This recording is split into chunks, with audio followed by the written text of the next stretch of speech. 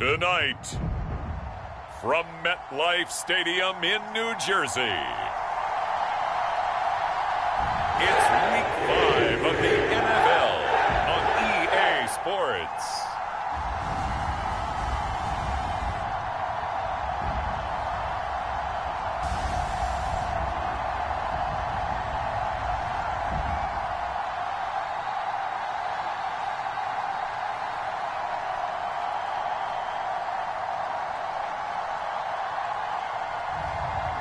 It's the New York Jets taking on the Buffalo Bills. From the stadium that hosted Super Bowl 48 back in 2014, there's a look at MetLife Stadium here in East Rutherford. Tonight, we've got a great Sunday night matchup on tap, as it'll be the Buffalo Bills taking on the New York Jets.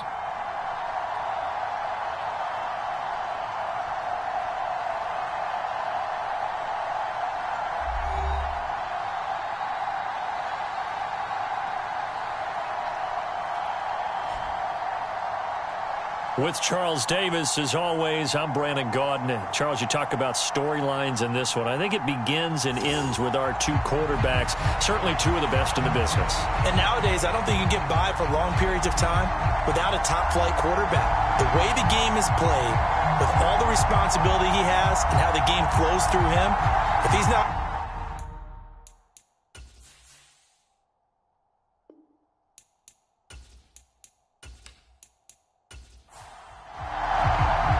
Seems like we were just starting training camp, but here we are in October, and off we go on EA Sports.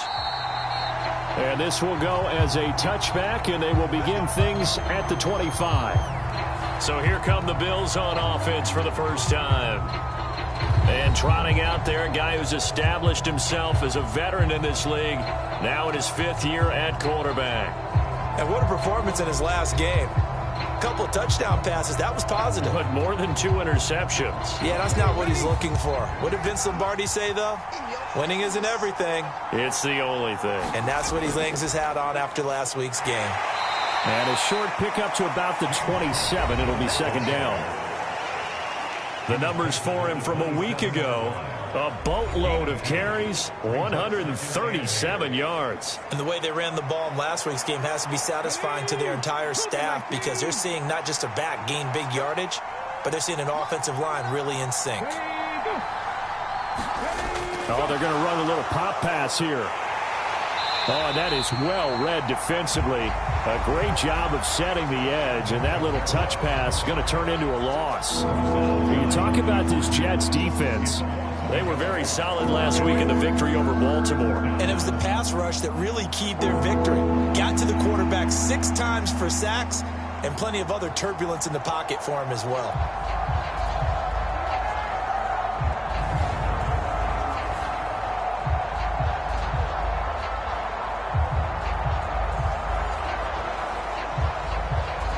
So trouble already here on their opening drive. This is 3rd and 9.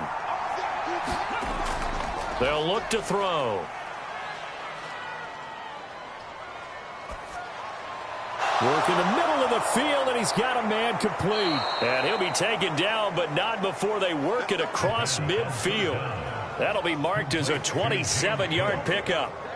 Well, I think when they look at their offense, they think to themselves, weapons, weapons everywhere, and they want to move the ball around. They want to spread it to different people, but you absolutely know they want to get this man involved as well, and that's what they just did on that play. So in Jet territory now. Here's 1st and 10 at the 47. They run the counter with Cook. And good space to operate there as he takes this down inside the 35-yard line.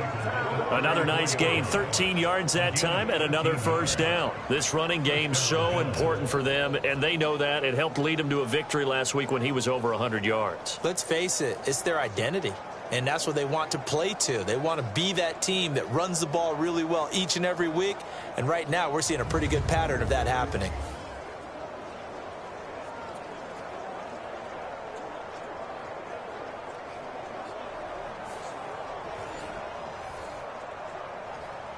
From the 34 now, here's 1st and 10.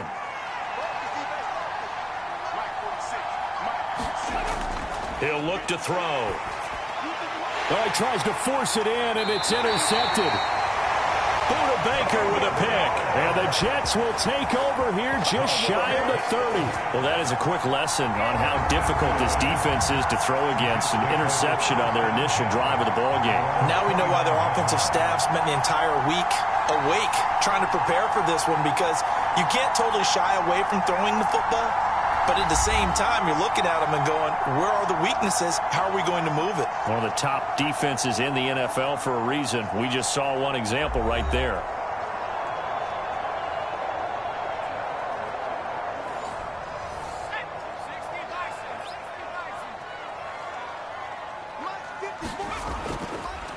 They'll start on the ground. Hall. And he can only manage to get a couple.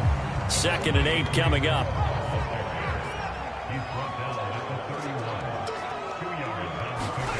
Now Eason. Oh, his first throw of the game going to be intercepted. And his crew will take over with a football at the 35-yard line. So consecutive interceptions here early on in this one, and maybe setting the tone, Charles, for a game where the defense really takes center stage. And don't you think that both offenses are really catching a bit from their coaching staff about avoiding these turnovers that we've seen early? I think both teams are trying to find an advantage. We know that. Can one of them break away and take control of this game? Trying to shake off the interception from the last drive. He'll look to throw. Looking for Diggs, and it's intercepted. Sauce Gardner picks it off. And the Jets are going to take over once again with a football at their own 20-yard line. Well, it doesn't take a whole lot of investigation to figure out why they're still sitting at 0 on the scoreboard, because their quarterback's got to wake up and start reading defense a heck of a lot better after throwing his 2nd interception. Back onto the field come the New York Jets for their 2nd drive. Well, partner, fast forward with me for a second. Remember, next week they have the open week, so they're going to get some extended rest. Does that change how they manage the rest of this one? I think it does a little bit, but not by too much, because you're right. You get the extra rest, you get a chance to heal up and kind of, do a little bit of a reset for this team. But it's also 7 extra days to think back to the last time you were on the field. So now, a little more importance on what they're getting done, because they carry it. Eason gets hit, and the ball pops free. And it's out. He put it on the carpet. Now this is picked up by the Bills. And his guys are going to take over at the 31-yard line. And they put it on the ground here on the 2nd drive. And, of course, Charles, that follows drive number 1 where they had the INT. Makes you wonder what's going on with this team, because a lot of times we can attribute it to nerves, but maybe it's a lack of focus. Maybe it is the preparation for the game. Maybe they just came into a little lackadaisical, because that's just not looking good at all. That's just not the football that we came here to see. Line of scrimmage, the 31 now on 1st and 10. They'll come out throwing here to start the drive. A short throw pulled in by Kincaid. The result, only 4 yards there on the play, and that'll make it 2nd down.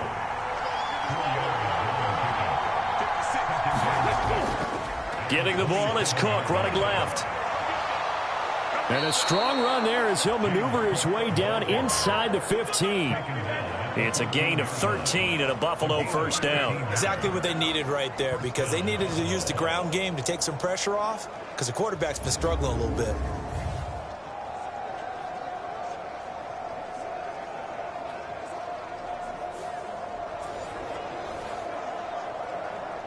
Here's a 1st and 10 at the 14-yard line. Looking to throw. Looking left sideline, but it's incomplete. Here's 2nd and 10.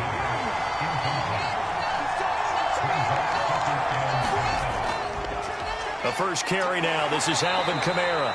And effective running here. He'll take it down inside the 10. In search of 4 yards here to pick up the 1st down. Out of the gun now on 3rd down. And for the 3rd time here in this half, it's intercepted. Sauce Gardner picks it off. And the Jets are going to take over once again, and they'll have it at their own 8-yard line. And that felt like a little extra pressure on that third down attempt, and their mistake cost them points because they're inside the red zone. So you know you've got at least a field goal waiting for you. And in this case, they end up with nothing. And New York set to take the field.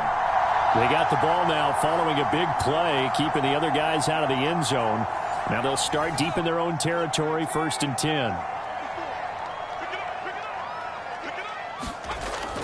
Now Hall to start the drive. And able to get it across the 20 before they get to him.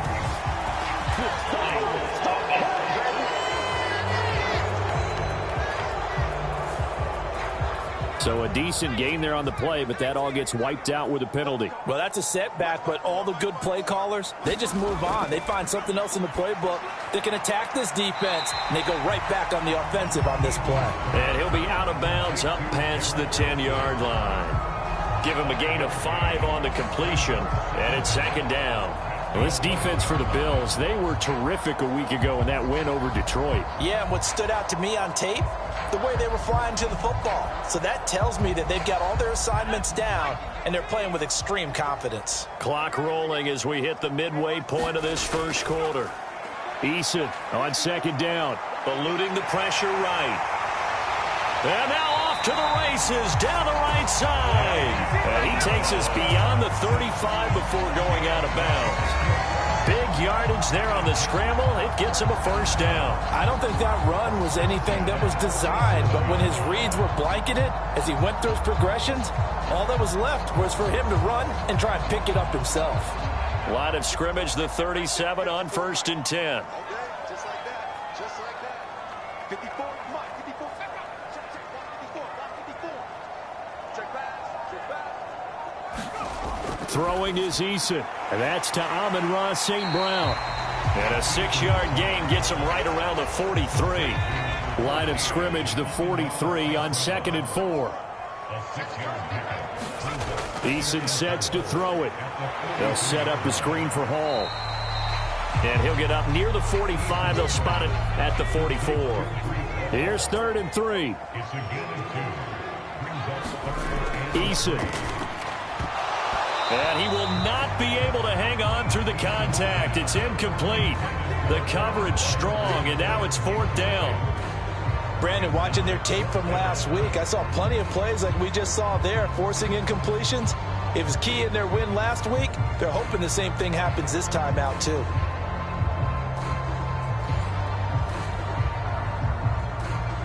On 4th down, A.J. Cole comes on to punt. He was only asked to punt once in the victory last week as he sends this one away. 39 yards on the punt, give him just 1 yard on the return. And the Bills will be backed up to start the drive. They'll have it 1st and 10. Well, James Cook and the Buffalo offense returning to work now. Whatever he was doing in September, they're hoping that that carries over now to October because he was sensational last month. He absolutely was, and we all know where it started at the end of last season. Right? All the offseason preparation, the weight workouts, the sprints, right? The vision that he had, what he was going to do this season. And, of course, it all came together with the rest of the team. Those big fellas up front, leverage, and, boy, are they getting downfield and creating extra blocks for them. They really are. Everyone's been doing their job so far to create those holes. It'll go as a loss of a yard, so now they deal with 3rd and 11. This defense is a difficult one to prepare for, one of the best in the league. They'll come at you from all angles, and they did a nice job there stopping him for a loss.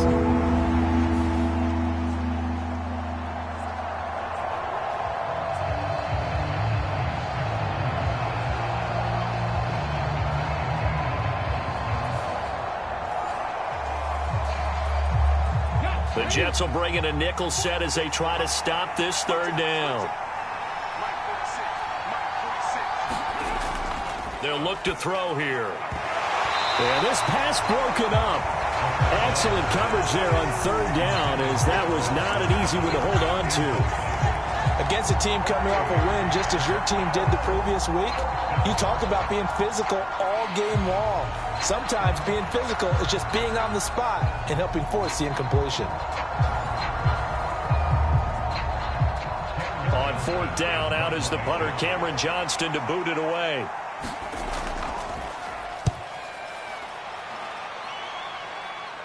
Now a fair catch taken, maybe a yard or two shy of midfield. They'll call that a 33-yard punt with no return. And the Jets will have a short field to work with as they take over 1st and 10. Back on offense, New York gets set to take over. And they have the game here followed by the open date on their calendar next weekend. And Charles, this is a crew that you have to think really is relishing the opportunity to be on the couch for a few days. Yeah, they certainly are, but let's face it, partner, they can't get caught looking ahead to that couch time while they're playing this one. They've got to take care of business first. Nothing open downfield. He keeps it himself for 11 and a 1st down. Partner, the good ones have a clock running in their head, okay, because it says something like this: I've got this many seconds to find a target. After that, I have to tuck it and try and get some yardage on this 1st down snap. He doesn't just get some yards, though. He gets a big gain, and they'll come right back with another 1st and 10. They'll throw on 1st down with Eason. He gets it underneath to Hall. And he's going to get a solid gain of 9 before being brought down. 2nd and right at a yard.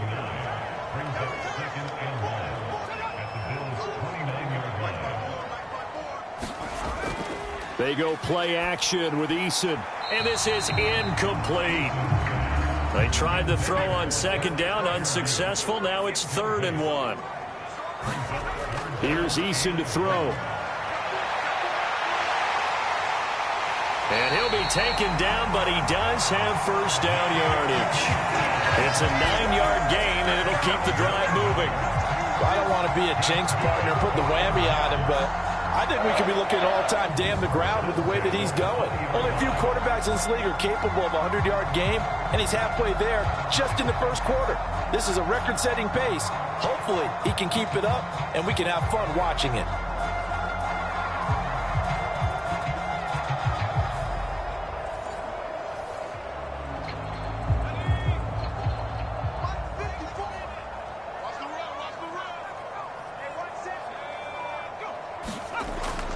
On 1st and 10, it's Hall. And the result here, a pickup of 8. Leaves him with 2 to go on 2nd down.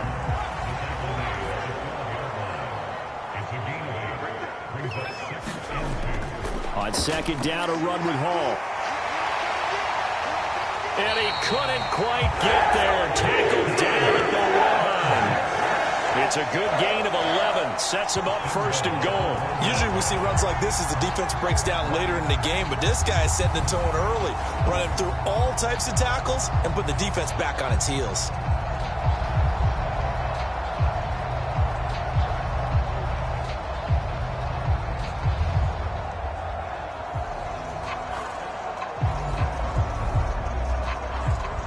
First and goal at the 1.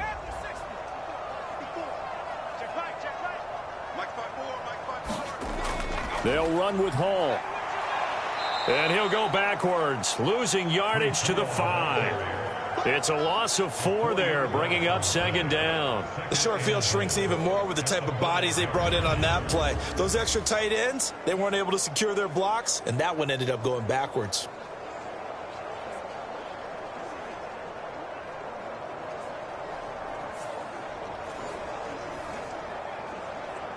Back at the 5-yard line now, 2nd and goal. Here's Hall again. And he's going to press this one forward as they stop him right around the 1. They've gotten it to the 1. Can they get that final yard here on 3rd and goal? And he's going to take it in for a Jets touchdown. Jacob Eason with touchdown number 12 on the year. And the Jets will claim the early lead as they're on the board first here tonight. They were looking to pass the ball there, but they forgot to account for the man with the football. Yeah, I can hear people right now saying, well, why don't you have a spy in your defense, someone who will dance with him and go where he goes? Well, oftentimes if you utilize a spy, you've taken away someone in coverage as well. And oftentimes, the spy, not as athletic as the guy he's trying to keep up with, so he gets defeated anyway. And he turns 3rd and goal into a touchdown. Footing always a concern, but the extra point's up and good. And that makes the score 7-0.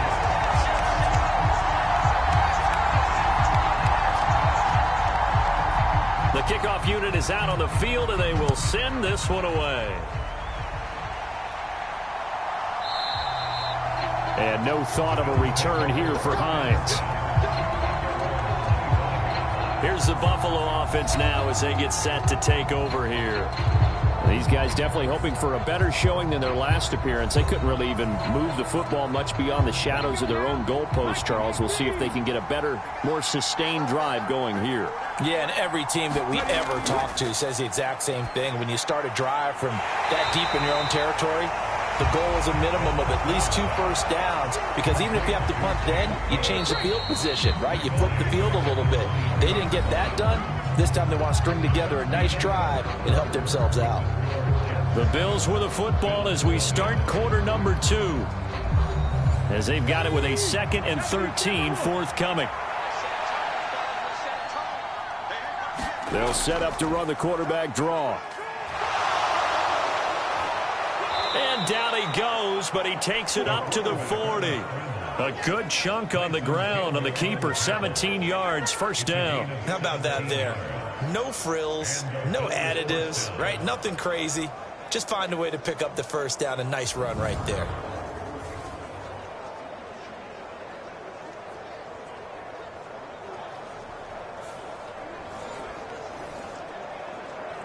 Let's go. 60 Vikings, 60 Vikings. Watch your slap, watch your slap, watch your slap. Tighten up. First down, here's the run with Cook. And they'll get to him after a gain of 7 to the 47. Ball on the 47-yard line. Here's 2nd and 3. They'll drop to throw. That's caught by his tight end, Dawson Knox. And Knox is going to have a Bills first down as he's going to get this down to the 45-yard line. Left side, Cook. 41 yards rushing for him now to this point. This 2nd and 4. And the slot man goes in motion left. And they'll fake the jet sweep there and instead hand it Kamara. And that one blown up quickly as he's going to be stopped before he could even get started. They'll wind up losing 3. And now it's 3rd down. Sometimes you just sit back and marvel at what he can do defensively. Speed, strength, quickness, he's the whole package. And that package just wrapped up the runner for a loss.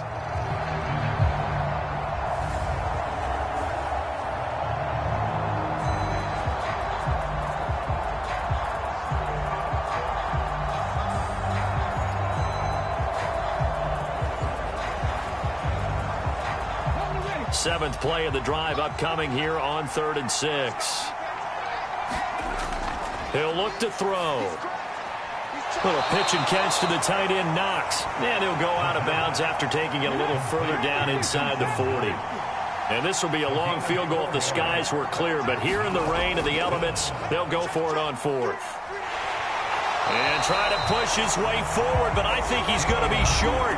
And he is short.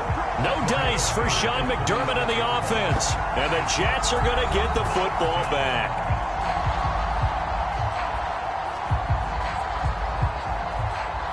Partner, when you see a running play stop short like that, you just know that the defensive front, they won the battle of leverage and created the push back into the opposing backfield. And for the offensive coordinator, whether you had 1 yard to go or 20 yards to go on 4th down, now you're probably saying, oh, maybe I should have passed it, right? Yeah, hindsight is always 20/20. Give him 13 yards on the opening play of the drive and also give him a first down. Although his reputation as a speedy runner precedes him, it's always fun to watch him work. It is eye-opening, isn't it? Because when you see him get the ball and just go, in addition to that speed, it helps out his blockers. They don't have to hold blocks for long because he's just going to speed right past them.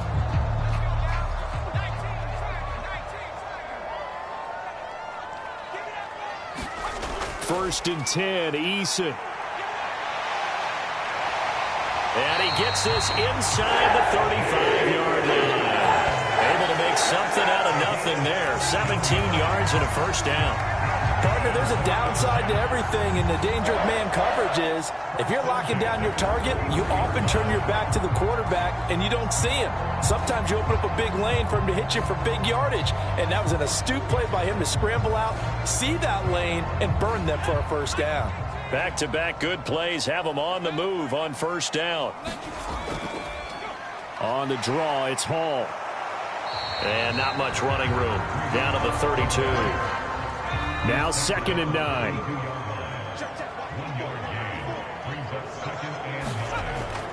Play action. It's Eason. Oh, nice move. And able to break one tackle, but then quickly brought down. But a nice little gain. The Jets on 3rd down. They've been okay. 2 for 3 thus far. They need just a yard here. It's 3rd and 1.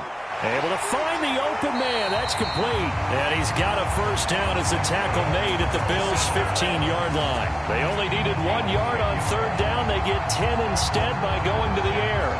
Got to say, I was a little surprised to see him, Charles, come out in the shotgun on 3rd and less than a yard. Yeah, but the way the NFL is nowadays, we hardly ever see anyone really run for it on short yardage. So they're going to throw the football more times than not. That was a nice, easy rhythm throw right there, and they pick up the first down. Line of scrimmage, the 15. It's 1st and 10. Straight ahead is Hall. They stopped after only a yard, taking it down to the 14. They work now on 2nd and 9. Back to throw. Eason. And check down, complete to Hall. And he'll work free from one tackle, but that's about all as he's taken down. So give him 2 yards there on the completion. 3rd and 7 now. And we see another pitch and catch there to the running back. This position just continues to evolve. They become just as critical to the passing attack as a lot of receivers, tight ends, because their ability to make people miss in the open field can really generate big. And he's going to have to eat this one as down he goes. That's Gregory Rousseau getting in there to bring him down. And that's their first sack of this game, but how about last week? 6 sacks, great coverage downfield, which helped that pass rush. They are really working in sync right now.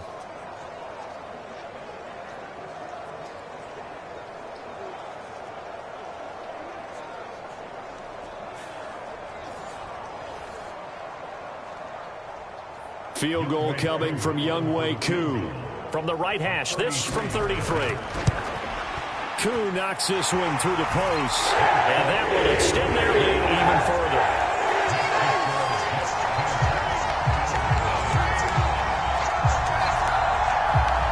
So he's been automatic to this point of the season, and he connects on the field goal there. And what a luxury it is to have a kicker you can depend upon, partner, because he hasn't missed all year long. Converts on that one as well. And kudos to you. You didn't jinx him.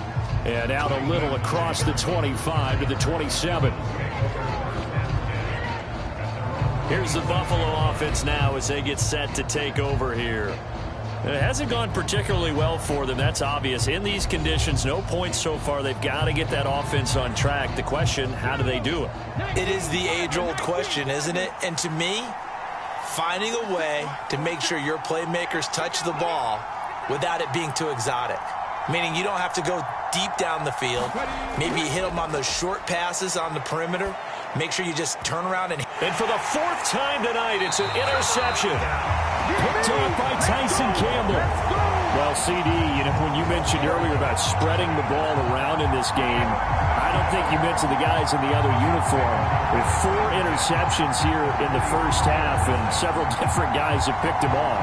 Yeah, instead of analyzing what's going wrong with him, throwing the football, while we look at the defense, they came in prepared. An excellent game plan, well scouted, and they're taking it away at almost every turn. On first down, Jacob Eason. Now throw right side here, going to be incomplete. 2nd and 10.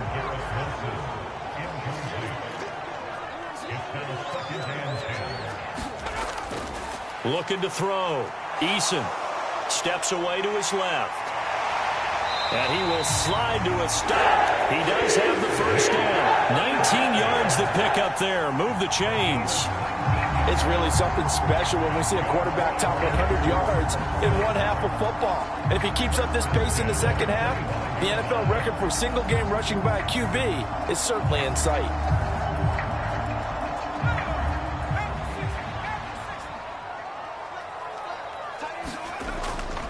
Hall on a give up the middle. Evades him at the 20. And he gets it all the way down inside the 10 and mark him at the 5.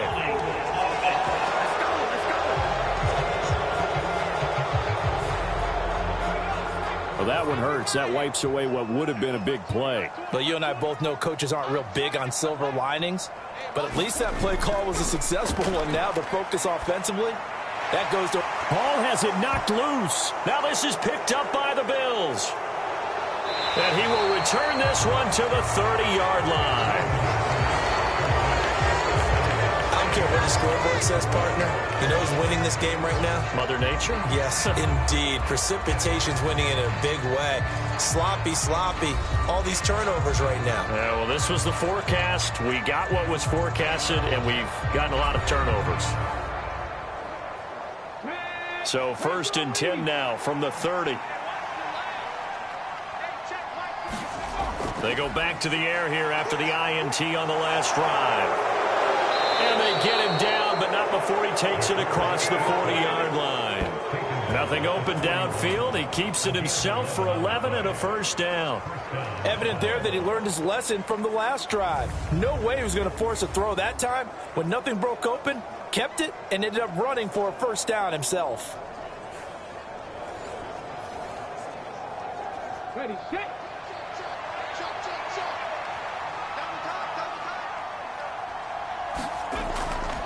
Cook up the gut. And he finds a little bit of room, enough for 4 yards. It'll be second down.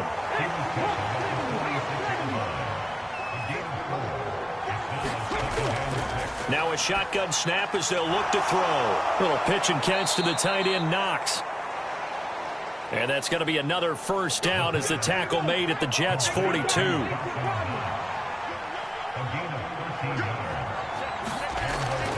They'll try the wide side with Cook. And he got blown up. Losing yardage on the play back at the 44. After the loss, they'll come up 2nd and 13.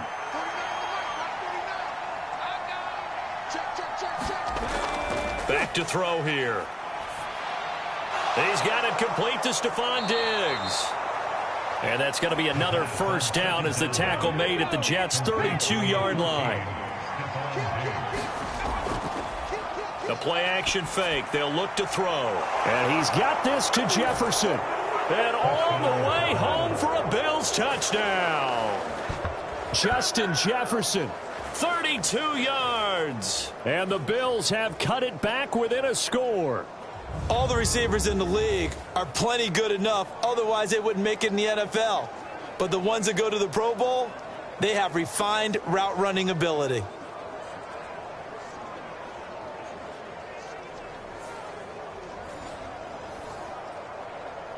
And Tyler Bass on for the extra point attempt.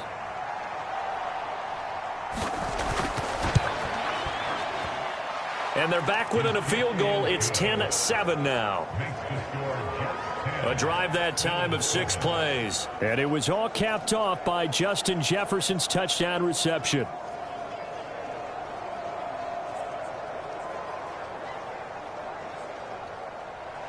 After the touchdown, Bass to kick it away.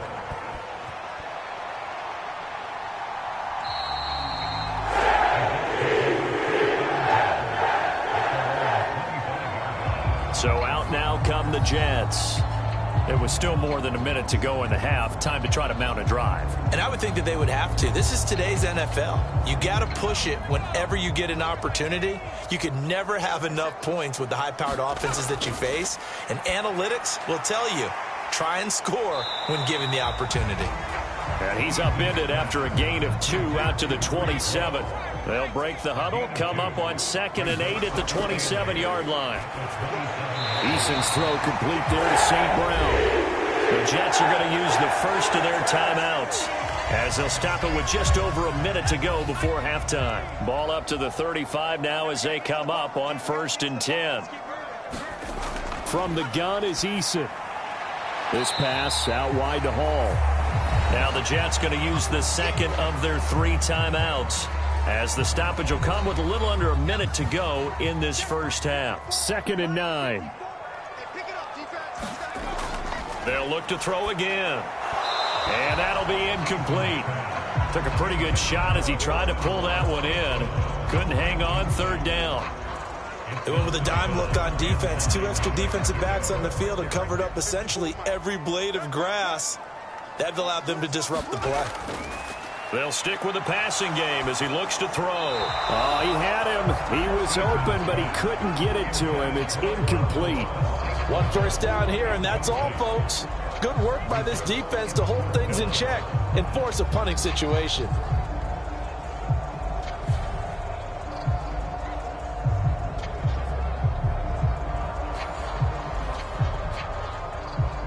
Here's A.J. Cole now to punt this one away.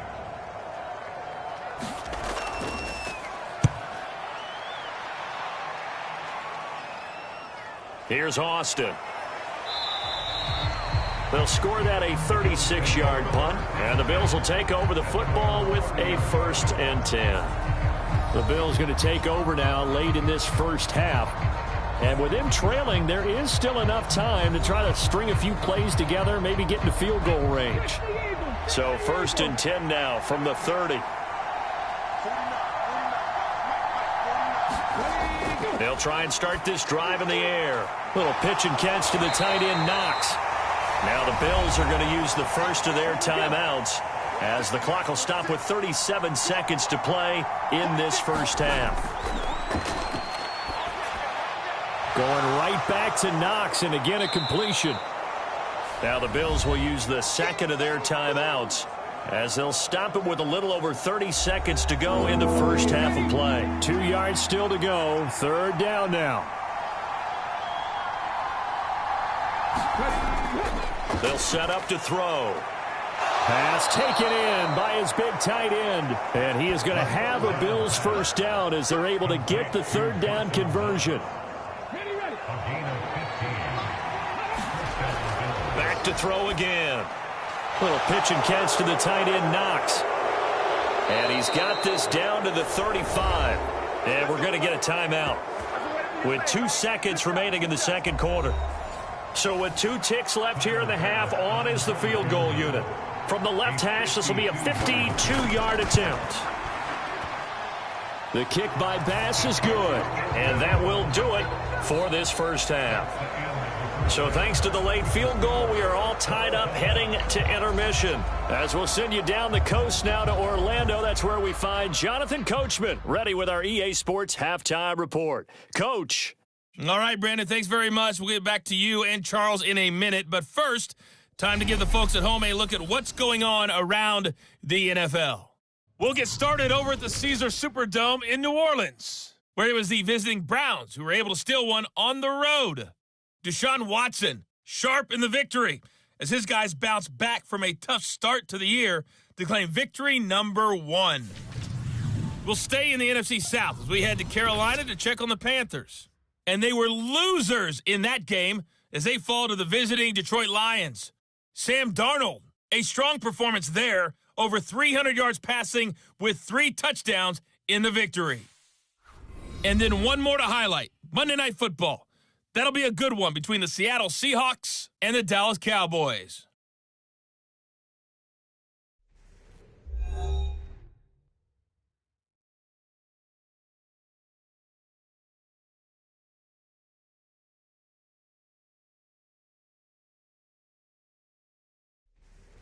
Okay, Coach, thanks as always. This one's still anyone's game as we welcome you back for quarter number 3.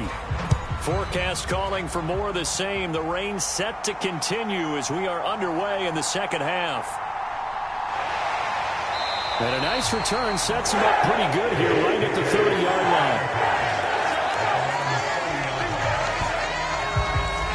line. And the Jets going to take over on offense to begin this third quarter.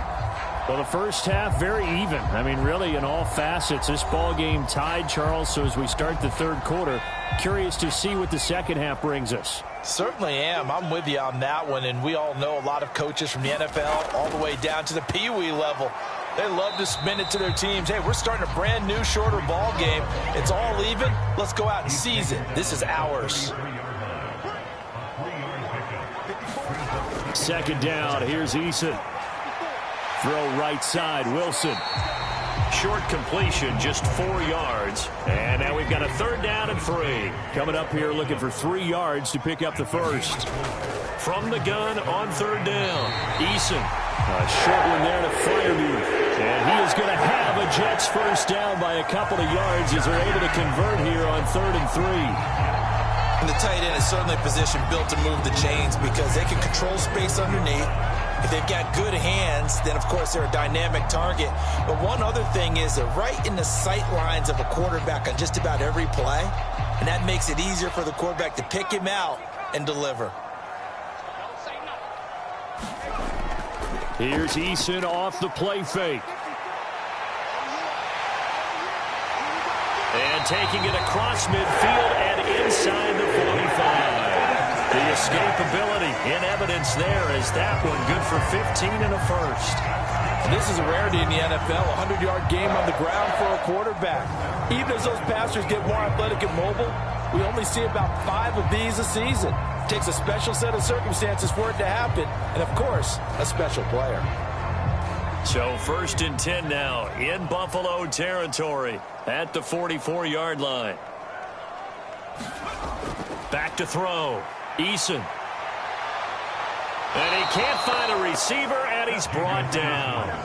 Brian Burns flying in there and dropping him for the sack. But defensively on the previous play, they gave up a pretty good chunk of yardage, but right there, they got a good portion of it right back. And if we just flip it around from the offensive perspective, took a nice step forward, and how about a couple of leaps backwards after that play? They've got to figure out a big call coming up here to try and gain that yardage back.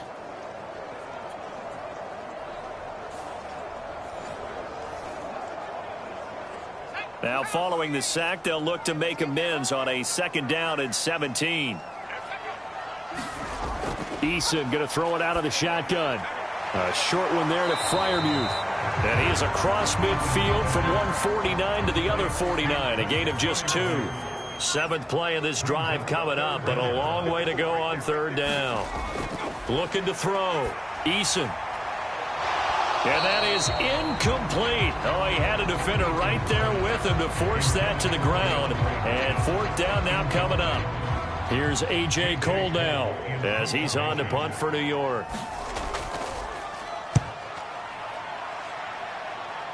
And this punt sails over the sideline. And the spot, it looks to be right at the 25-yard line. So here's the Bills offense now. They get ready for their first possession of the second half. Their defense has done the job. Now it's the offense's turn as they've got it 1st and 10.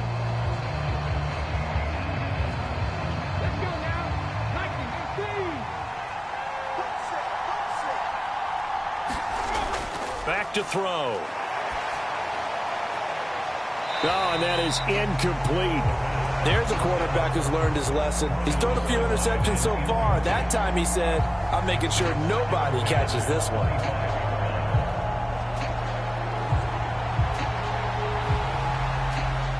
Following the incomplete pass, here they go again. 2nd and 10 from the 25.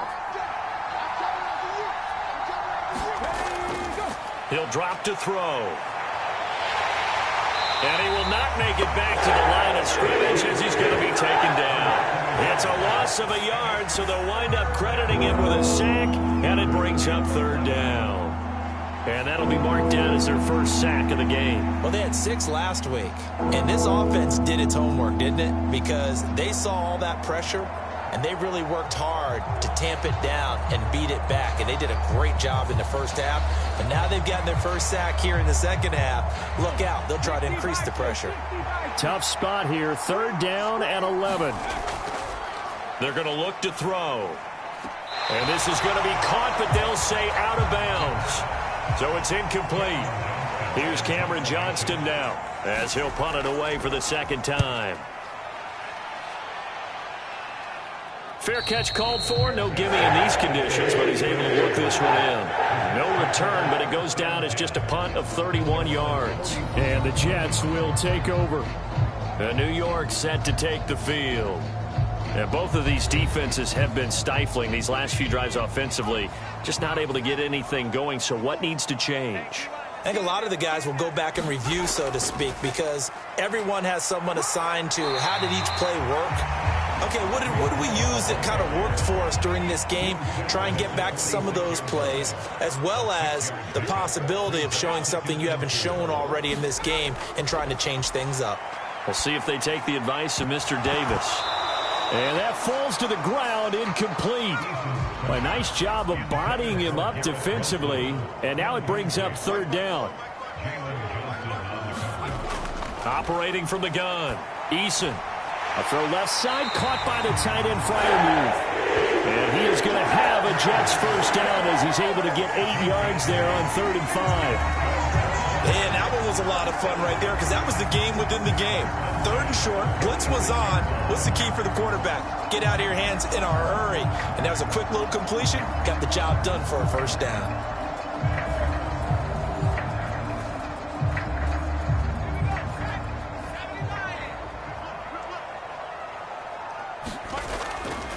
They go play action here on first down. He finds Wilson. And he'll go down, but not before getting this inside the 30. An excellent pickup of 20 yards. But one of the ways the quarterbacks keep all the receivers alive in a play, never lock in on any one guy. Make sure you keep your eyes moving, scan the field. And here he finds the open guy for a nice pickup.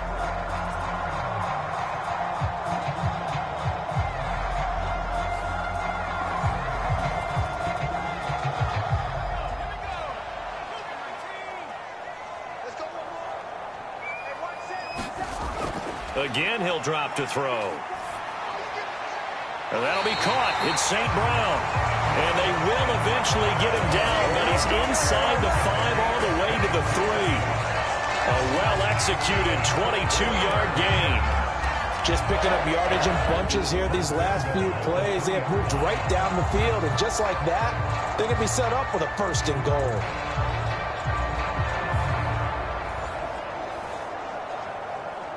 Two big plays in succession. Not sure this D knows what hit him, but now they got to get ready. It's 1st and goal. Now Eason. And he's got it. Touchdown. Pat Freiermuth from 3 yards out. And the Jets have taken the lead. Well, that's just how they drew it up, CD. His first read was there, got it to him quickly, and into the end zone. Absolutely excellent execution by all involved. And the coordinator, gotta give him credit, found the perfect play call. Quarterback let it fly as soon as the target came free, and his guy made a nice catch. Just how you draw it up in practice and then execute it in the game. Extra point by Koo, up and good. And that makes it a 17-10 score. The Jets kick team out now to boot this one away. Hines opting not to risk it, and this will come out to the 25. And now out come the Bills. They find themselves down 17-10 as they come up on a 1st and 10.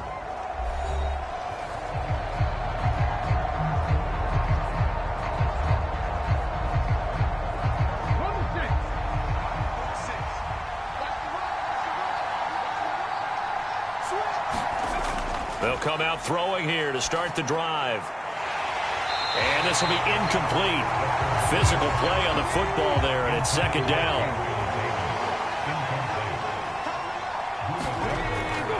He'll look to throw.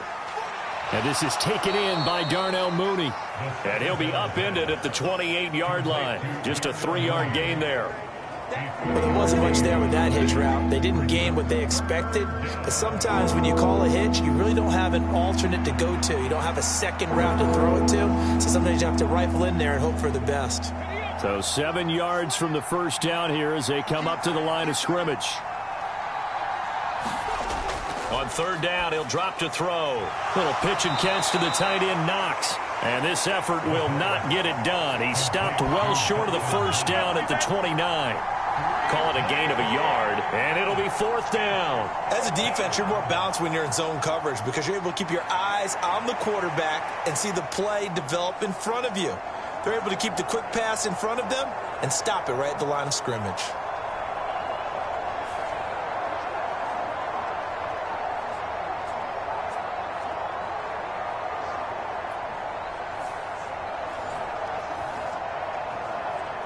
Here's Cameron Johnston now as he's on to punt for Buffalo.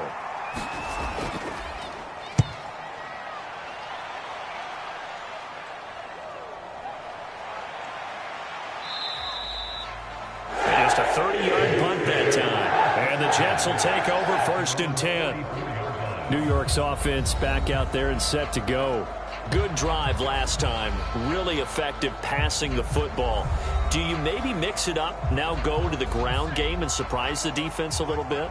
I would anticipate the defense making some changes, but I wouldn't necessarily just absolutely go in the opposite direction. They're doing so well throwing the ball. Yeah, I wouldn't change it up until they showed me a reason to do so. Solid way to start the drive. 13 yards, picking up the first. As they began this drive, I was wondering how they were going to attack since they're playing with the lead. Would they continue to try and push the ball downfield? Well, after one play, it appears that the answer is yes.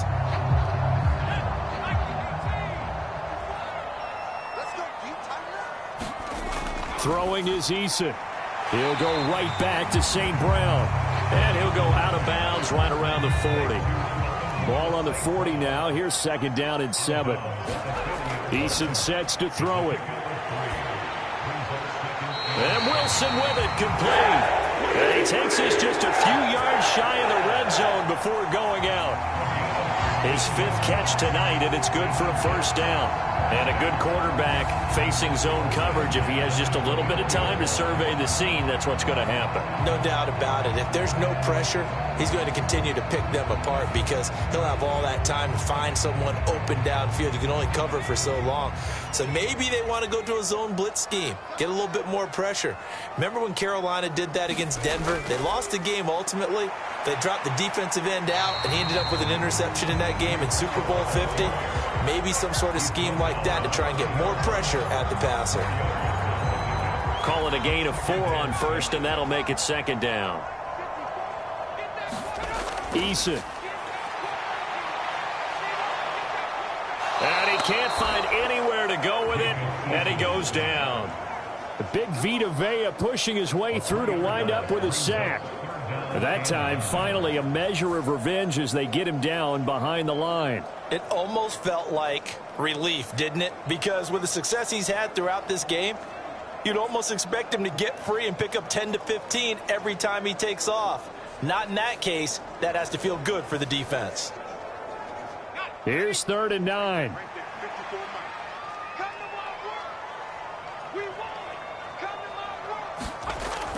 Operating from the gun, Eason. And he'll be stopped short of the first down right around the 18-yard line. Decent gain on the scramble of 6, but now it's 4th. These are running back numbers that he's accumulating right now. Received double-digit carries and has rewarded them by breaking the century mark in rushing, in addition to what he's done through the air. Definitely MVP caliber football we're witnessing.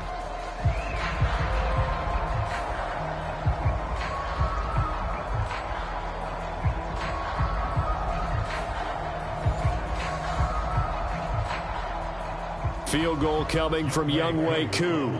From the right hash, it's a 35-yard attempt. Koo knocks this one through the post. And they double him up here. That makes our score 20-10.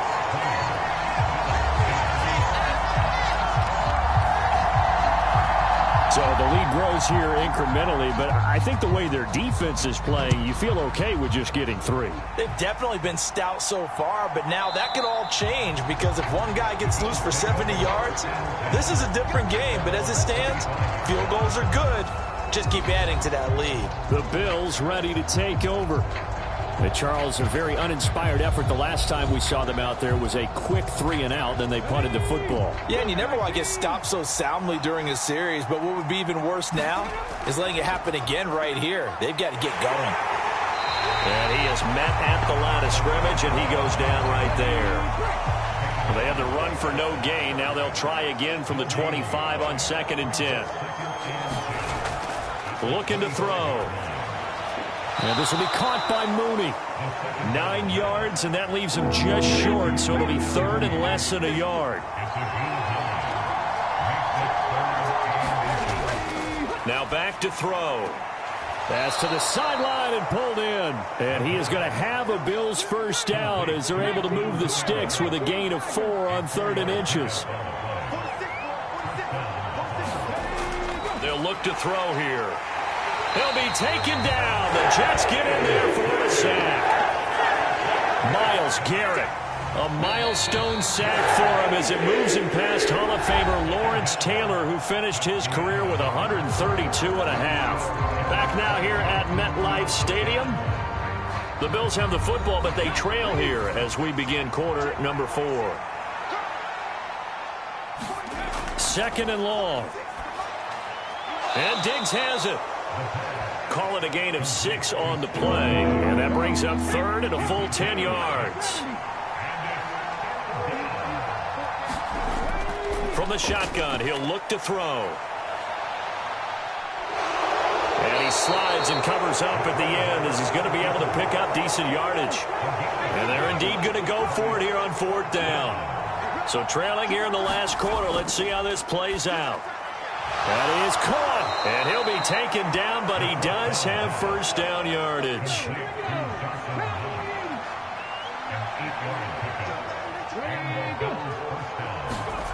Now here's a little touch pass as they tap it quickly to their receiver.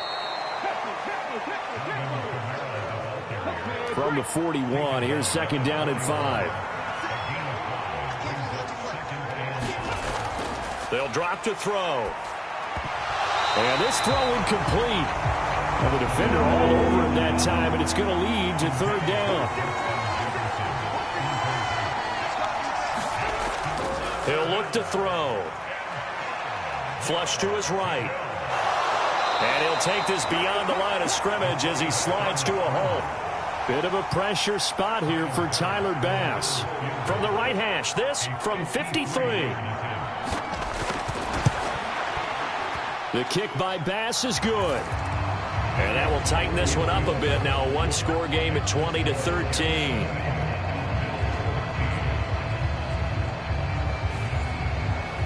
All right, so they needed 2 scores to get back in the game. The field goal there, maybe not exactly what they wanted, but the necessary first step. There's still time remaining, and there's enough time to get it done. They've got to get at least a 3-and-out here to get the ball back, preferably a takeaway. The Jets ready to get going again here on offense. Their lead back down to 1 score after the field goal a moment ago, so they'll be looking to string together a few first downs, likely on the ground as they begin 1st and 10. They'll start this drive out on the ground. And this will be a gain of 5 as he gets it to the 30. Ball on the 30. They'll come up with a 2nd and 5. Here's Eason to throw.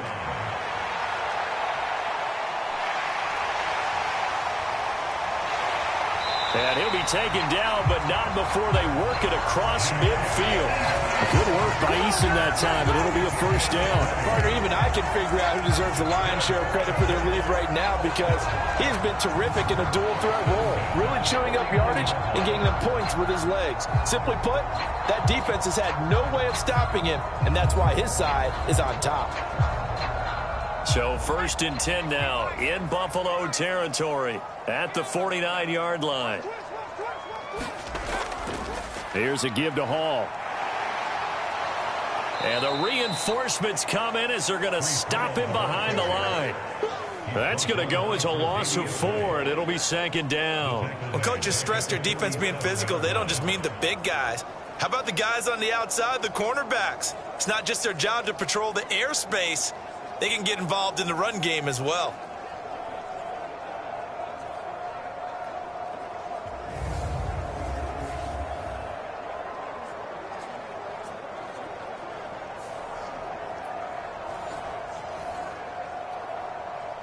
They'll have to deal with a 2nd and 14 now after the loss.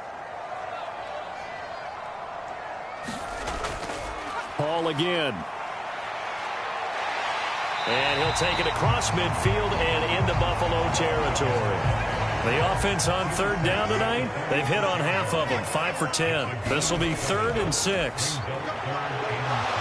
Oh, no, he lost the football. Oh, and one of the linebackers has got it. And they will set up shop in enemy territory at the 42-yard line. Well, partner, here's where team football gets tested a little bit, because I know the defensive guys were over there chilling on the sidelines, and all of a sudden, they heard the sudden change call because that fumble puts them right back on the field, and they've got to go out and finish the game now themselves. Absolutely. Nursing that slim lead here in the 4th, a costly turnover. They'll come out throwing here on 1st down. Working the middle here. That's complete to Knox, the tight end. 14 yards, and the Bills will get a new set of downs. I like the design that we're seeing right there. This is what they need. Down by a touchdown here in the 4th. They just need to keep working their way downfield. And when they see openings, take their shots. The throw over the middle, taken in. And inside the 20 before he's brought down. Another catch for him there. This one good for 11. 1st down. That's tough to play zone defense when they can just curl up right there in front of you. Yeah, absolutely. Well, we talk about finding the soft spot. Defensively, how do you make sure they don't? Touchdown, Bills! Justin Jefferson with his 2nd touchdown of the game, 4th of the year. And the Bills are an extra point away from tying this game here in the 4th.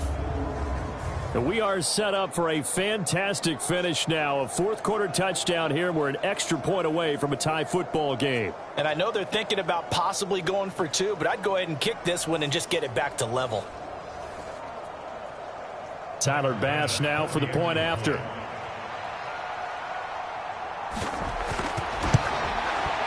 And we are tied here in the 4th quarter. Scoring summary, 3-play drive. And it was all capped off by Justin Jefferson's touchdown reception. If you've been waiting all day for Sunday night, it's been worth the wait. All tied here in the 4th as the kick is away. From a couple yards deep, he'll bring it out of the end zone. And able to get this across the 20, but not much further as he's dropped it to 23-yard line. Another go-around now for the Jets offense. Well, they just gave up the score to tie it. That's the bad news. The good news, plenty of time in this 4th quarter to try to grab that lead back. I'll tell you, far from ideal conditions to play in, but neither offense has had much trouble. Plenty of points to go around. 1st and 10. And they'll get him down after a pickup of 8. 2nd and 2.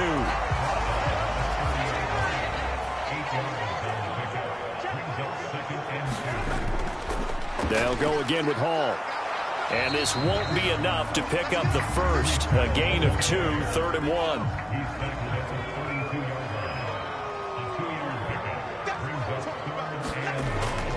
Now they'll throw here out of the gun.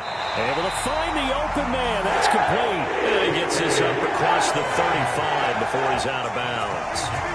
That his 1st catch so far. They've held him under wraps, but he's got a 1st down there. A little football 101 there. You just see the receiver try to run down the defender, meaning he goes right at him and really trying to move him a little bit towards the center of the field so he can put his foot in the ground and break to the out, to the sideline, and make a catch. Line of scrimmage, the 37 on 1st and 10. A handoff for Hall. And he will lose yardage back to the 34-yard line. Call it a full 3 yards in the wrong direction there. Brings up 2nd down. When a draw works, it can be a thing of beauty. But when it doesn't, oh, it can be ugly. And in this case, loss of yardage ugly.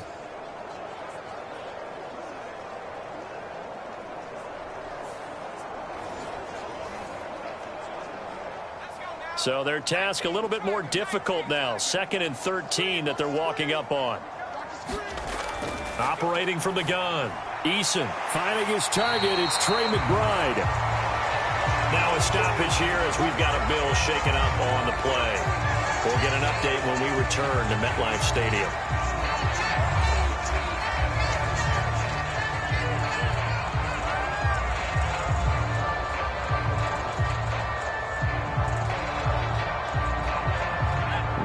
need of 6 yards here if they hope to move the chains. I'm going back to you.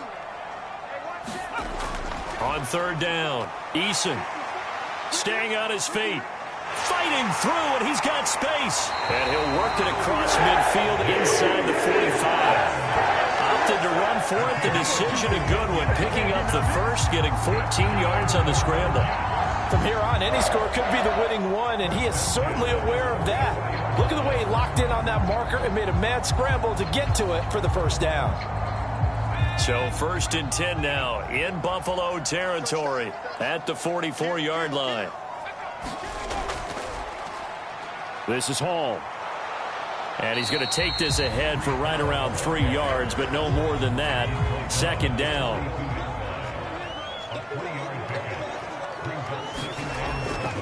They'll give to Hall. And the lane closes up quickly as he'll get about 3 down to the 38. They know that old expression, it's not my night. It hasn't been his so far. I don't know if the legs are a little bit heavy. Sometimes having to hang out all day and play doesn't exactly play to your advantage, but it's been a tough go for him. And every time he looks up, somebody's there defensively. That was the same case on that play. A short one here, caught by McBride. And he's got a first down as a tackle made at the Bills' 27-yard line. The third down conversion successful, a gain of 11. Well, a lot of times when you get a manageable third down situation like this, you have to think about your tight end, and he comes through for him, picking up the first down.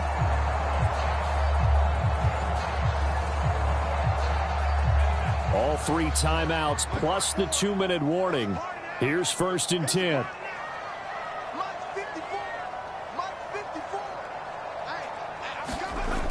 Now a shotgun snap as they'll look to throw. And this is going to be intercepted. Taylor Rapp with a pick. And he is going to score. It's a pick 6 and a Bills touchdown.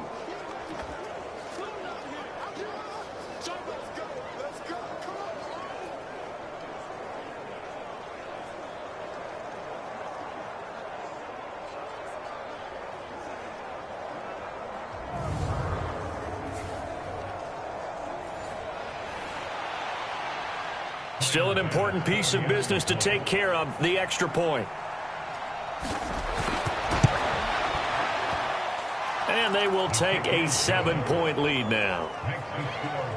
So the defense creating some points, not only getting the interception, but then returning it to the end zone for the pick 6.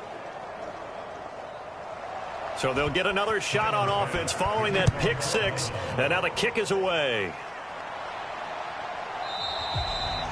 And he'll just sit on this one as their drive will start at the 25. So the Jets now down by 7, just under 2 minutes to go. They've surrendered a double-digit lead, but can rescue themselves late as they come up on first down.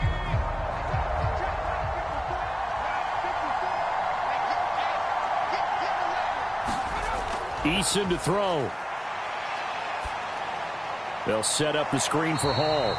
And not much to speak of. Call it a 1-yard gain up to the 26.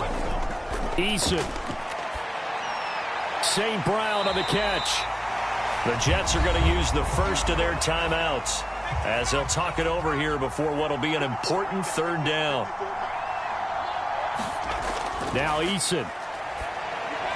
He's got McBride. And he slips up past the 45 before being tackled. Plenty of time and 2 timeouts still at their disposal. 1st and 10 here. Now he dumps this off over the middle, and he is down at the 48. A pickup of 4 that started at one 48-yard line and ended at the other.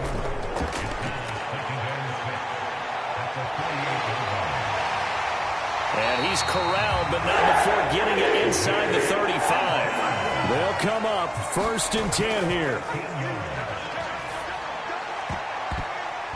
And oh, that one nearly intercepted. That would have sealed it.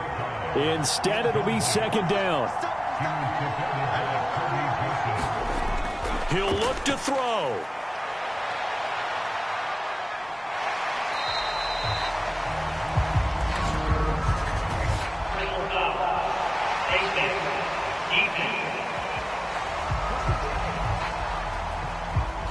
Charles, they're trying to protect this lead late. Those are the types of mistakes they could afford to go without. But the last thing you want to give them is help in completing a comeback, which is exactly what that penalty does. Here's first down.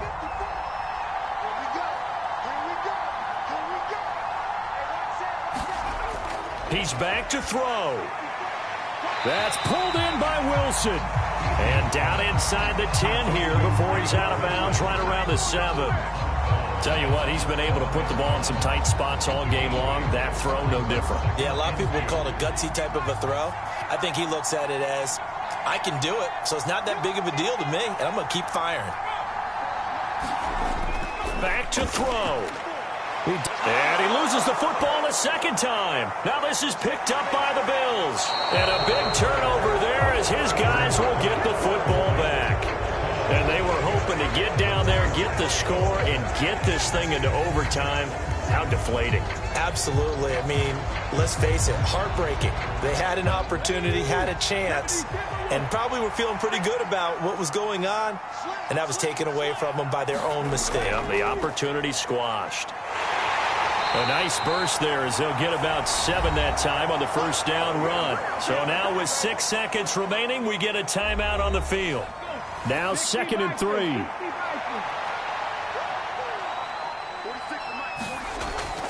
Back to the ground, this time Cook.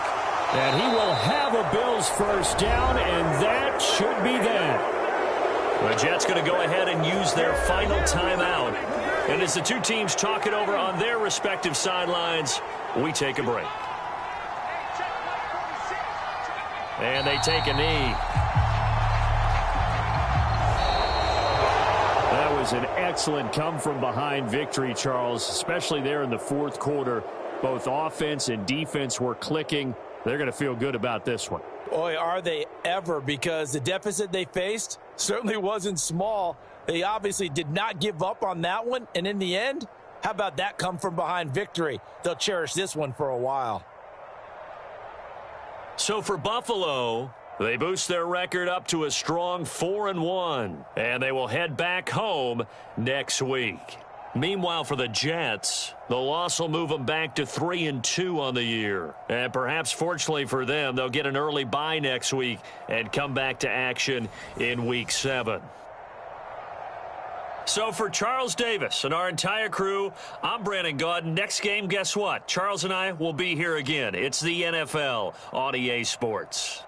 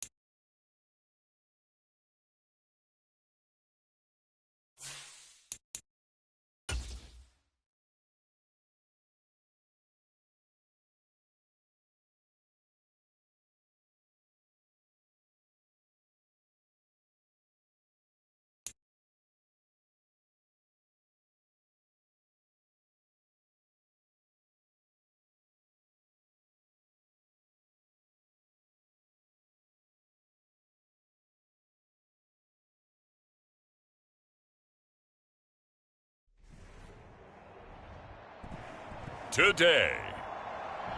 From Lambeau Field in Green Bay, Wisconsin,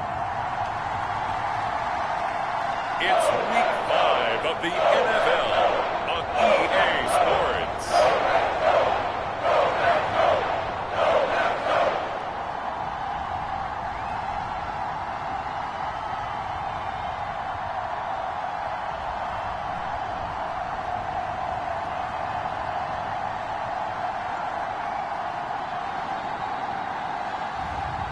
It's the Green Bay Packers taking on the Miami Dolphins. There's a look at one of the most iconic sports venues in the lower 48, built back in 1957 under the title of City Stadium. We are at Lambeau Field in Green Bay, Wisconsin. Today we've got a Week 5 matchup in store here, as it'll be the Miami Dolphins taking on the Green Bay Packers. Along with Charles Davis, I'm Brandon Gaudin. And, Charles, we look at this Packer team as we enter play here. They come in losers of 2 straight, so they're trying to right the ship here a little bit. They're teetering a little bit, aren't they? And now things could really go south if they lose this game, so they understand the importance of playing.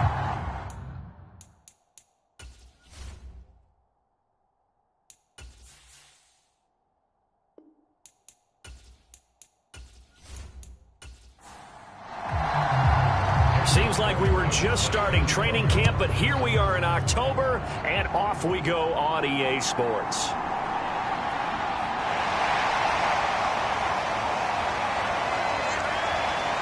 And he'll be stopped up at the 25. So here comes the Packers offense now onto the field.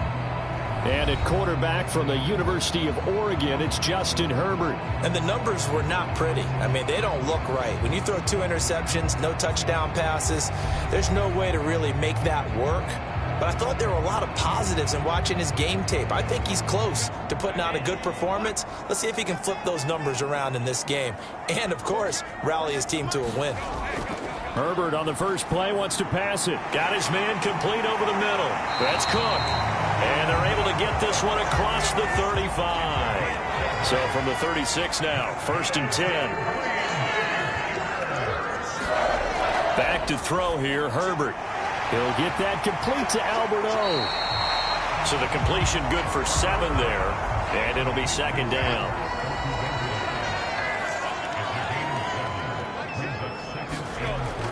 Play action this time for Justin Herbert. That's complete. He finds Jaden Reed. And he's got another 1st down as he's brought down at the Dolphins' 41-yard line. That one good for 16, and the drive will continue. An ex-teammate used to tell me all the time, I hate experienced quarterbacks because no matter what, you really can't hide what you're doing. And I think that right there, he knew right away where the blitz was coming from, where his primary guy was going to be, and he ended up going to a secondary target for a nice game. I was just going to ask you, that wasn't the primary target. He's so good at that, isn't he? I think he knew right away that he wasn't going to get to his primary guy. I think he read that as soon as he got to the line of scrimmage, knew where the pressure was going to come from, and said, I know how to beat that, and that's what he did. That's going to wind up a loss of a full 3 yards on 1st down. Part of their struggles last week was getting these negative plays on 1st and 2nd down. That's something they have to be wary of as this game continues.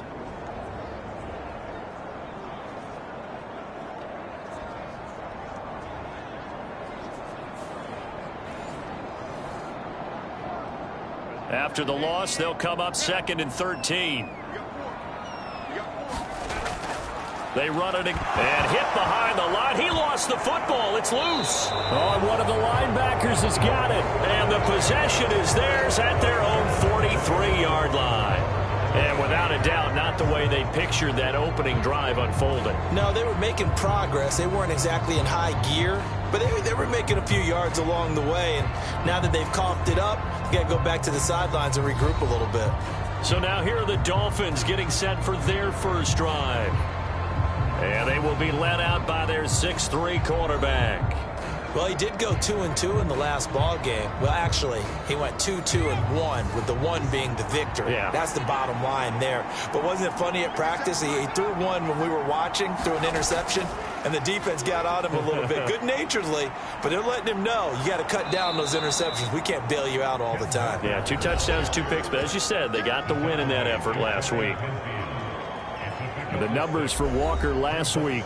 There isn't a coach alive who wouldn't like those numbers. Well over 100 yards and a touchdown, too. Partner, I think all the coaches who are in that great coaching box in the sky would take those numbers. So dead or alive? Either way, they would take that kind of production. Now here's a throw that's complete. 6 yards the pickup, and that's a first down.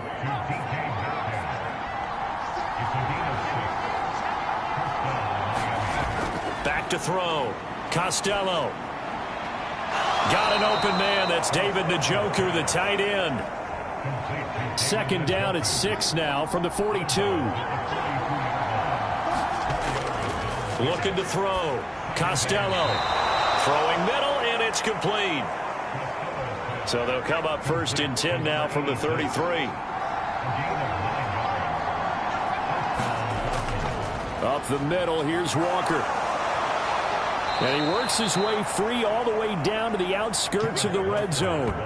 That one good for 13 at a Dolphin first down. Well, there's plenty of real estate for him to maneuver on that run, and let's face it, it shouldn't be a surprise. He's one of the better backs in the league. Had to come into this game with the idea, slow him down, otherwise it's going to be a long afternoon.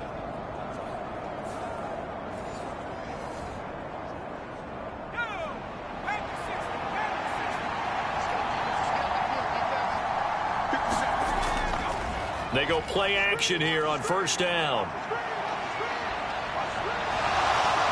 And this turns into a nice gain with a slide at the end. Nothing open downfield. He keeps it himself for 11 and a first down. This early in the game, it's all about making steady progress downfield, hoping to lead to early points. And you can do it with your actual play calls or sometimes something a little more improvised, as we just saw there.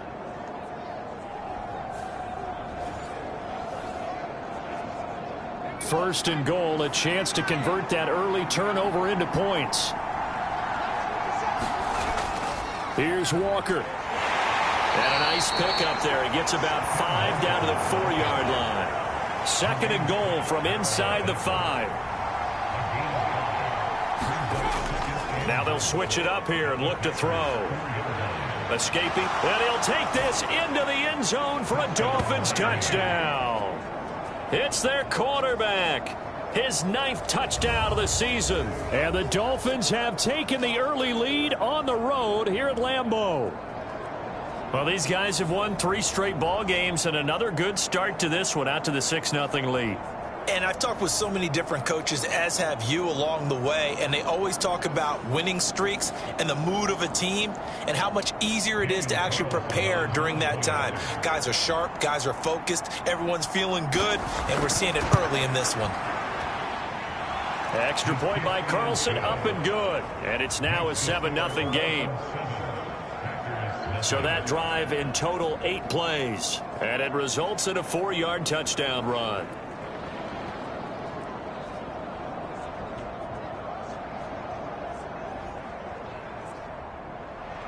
Following the touchdown, ready to kick it away is Carlson.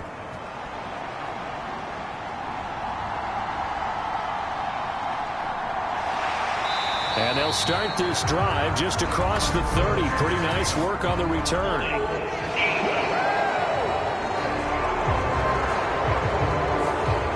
So holding will scratch off some of that return. And I know fans get frustrated when they see penalties of this sort on kick returns, but it is difficult to do it right against these moving targets at full speed. Hard to do. 2 yards the loss, 2nd and 12. This defense for the Dolphins, they were strong last week, CD, and that went over New England. And how'd you like to be the quarterback reviewing the game tape from last week and seeing this defense on the spot on almost every snap? If the ball was in the air, they took it away. If the ball was popped free, they picked it up. 5 takeaways in last week's game. So the opening play of the drive goes backwards. Now they'll come up on 2nd and 12. Again, it's Cook. And not a whole lot to speak of there as they'll bring him down shy of the 20. The second down play, not much better than the first, just a gain of 1 there. Early down stuff to put this offense in a precarious position. We know that securing the point of attack, especially against the big-bodied guys in the middle of this D, has got to be priority 1. Going to throw on third down with Herbert. Oh, that's into a sea of bodies, and it's intercepted. It's Deonte Banks with it. And he will bring it back. It's a pick 6 and a Dolphins touchdown. Well, we went from scoreless to 13-0 in a hurry. First, their offense had the touchdown, and now the defense comes through with 1. You can't get a better 1-2 punch than that. Follow up a touchdown offense by getting 1 on defense. If they keep that effort up, you'll take the other sideline out of this one very quickly.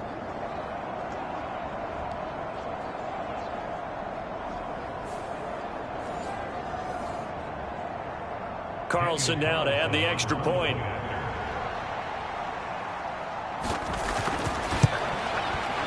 And it's good, and they have jumped out here to a quick 14-0 first quarter lead. A heck of a play there defensively, getting the interception, navigating his way into the end zone for the touchdown. So they throw the pick 6. They'll get another shot at it now as this one's in the air. This taken in right around the goal line.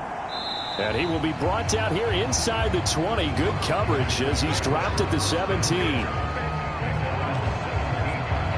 The Green Bay offense now about ready to take possession here. And job 1 here, Charles, just keep possession of the football. 2 drives, 2 turnovers to this point. You're exactly right, Doctor. Hippocratic oath. First, do no harm. And right now, they're harming themselves on offense. I like that. No one is mistaking me for a doctor, though. But thank you, Dr. Davis. And, boy, this defense, again, really making things tough on him as they stop him for no gain. Here's 2nd and 10. A shotgun snap for Herbert. He gets this one complete to Bowden. They get 7 out of that, so they're left with a 3rd and 3. Justin Herbert looking to pass. And that's going to be incomplete. The coverage too good there. The contact popped the ball free, and it's 4th down. Well, based on what we've seen so far, I don't think you can even call this an off day anymore, partner, because this group we're watching, they are totally out of rhythm, trying to get their game plan up and running. That 0 on the scoreboard is glaring down at them with every incompletion. On 4th down, here's Jamie Gillen on to punt.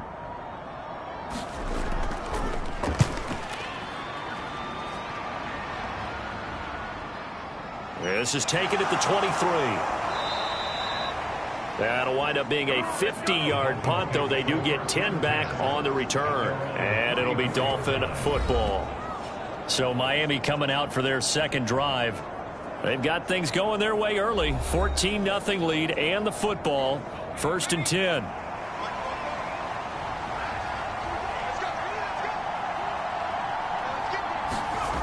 Throwing to start the drive. Costello. Catch is made by Marquise Brown. And they'll get it up just short of the 45 at the 44. The drive starting with a 1st down, 11 yards on that pickup.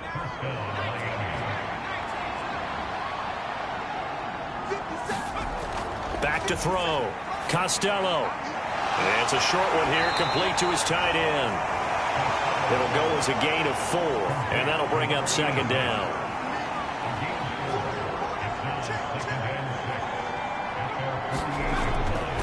A gear for Walker running right. And he'll be brought down at the 45-yard line.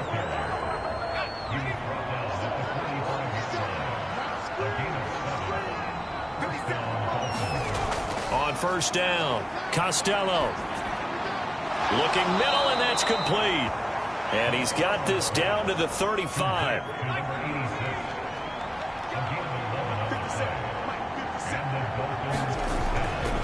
Now a play fake here on 1st down.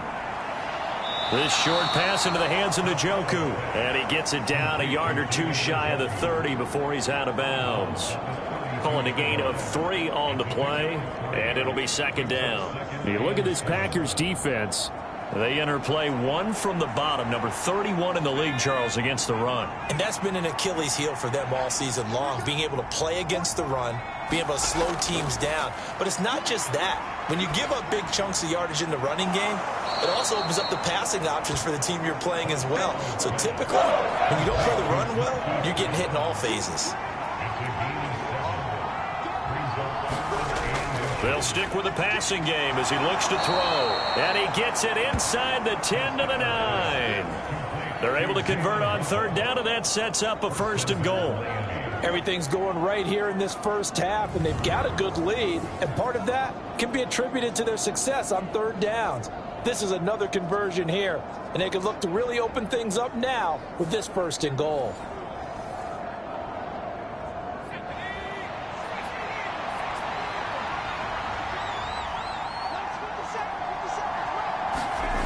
They'll look to throw again. That would almost intercepted, but it's incomplete. Not a good throw there, and it'll be 2nd down.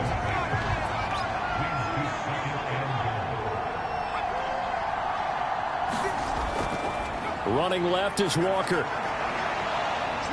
A good display of power, but it will only get him just inside the 5 to the 4. 14-0 the score. This is the NFL on EA Sports. It's Dolphins football here as we begin the 2nd quarter. Big play coming here. It's 3rd and goal as they've got it as we resume action.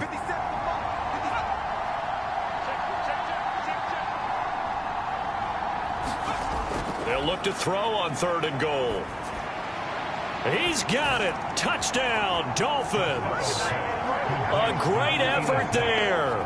His first touchdown on the year. And the Dolphins have moved out in front by 3 touchdowns. No surprise there. 3rd and goal down here. That's where they're going to look for their tight end. Yeah, you want that big guy running his routes because it doesn't matter who they cover him with. If it's another big guy, he might use his bulk against him. If it's a shorter defender, might go over the top. Either way, you tend to find a little bit of a mismatch in that area. Extra point by Carlson, up and good. And that makes the score 21-0. So that one a pretty time-consuming 10-play drive. And it ends with a touchdown for the Dolphins.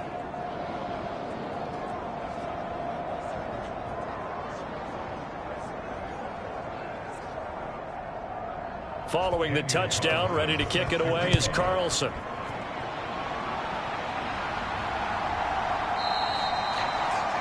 And no thought to bring this one out. He'll just go down to a knee, and they'll take over at the 25. And Green Bay getting ready to go as they take the field. Well, CD, you kind of feel like they're in a bit of a danger zone right here because now you're down 3 scores, and I know we're in the first half, but the way this offense hasn't been able to generate anything, you feel like they probably need to get something going on this drive, right? Yeah, and sometimes I overuse that this is an important possession. But I think this has to be the possession where they come up with an answer because only a few teams in league history have ever come back from a 4-score deficit. If they don't score here, that's what they could be facing the next time they get the ball. Well, a fake on the jet sweep as they run with Cook up the middle. Here is 3rd down and 4. Now Herbert with it, looking to pass. He had a man open, but he missed him, and it's incomplete. I know this offense was expecting to do big things, but it certainly hasn't turned out that way, at least not through the first 3 drives. They're definitely going to have to put their heads together and start concocting some offense that'll move the ball downfield. And here's Gillen on now to punt as he gets this one away. Yeah, call it 38 yards on the punt, no return. And it will be 1st and 10 as they take over. So now the Dolphins set to take over on offense. They're on a 3-game winning streak, and right now looking good in this one as well.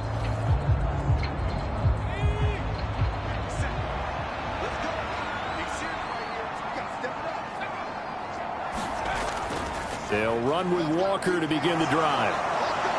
And they get him down, but not before he takes it across the 40-yard line. 52 yards rushing for him now on just 6 carries to this point. I'm not sure how much more evidence they need, partner, than to understand that if they don't start to slow him down, it's going to be a long afternoon here at the stadium because He is just shredding them at this point.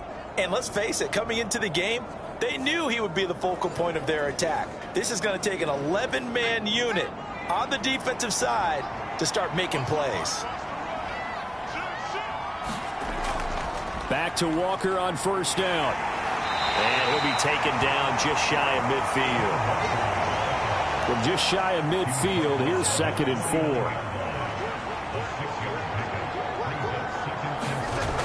Operating from the gun, Costello. He'll find Metcalf. And he's got this down to the 35. Now it looks like we'll get a timeout, and we will. We've got an injured Packer on the field. While they come out and take a look at him, we will step aside for just a moment.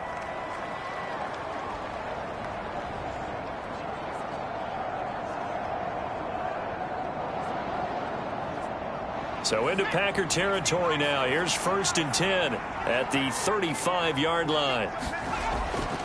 Up the middle they run. It's Walker. He'll work his way up the middle for a gain of about 4. 2nd down.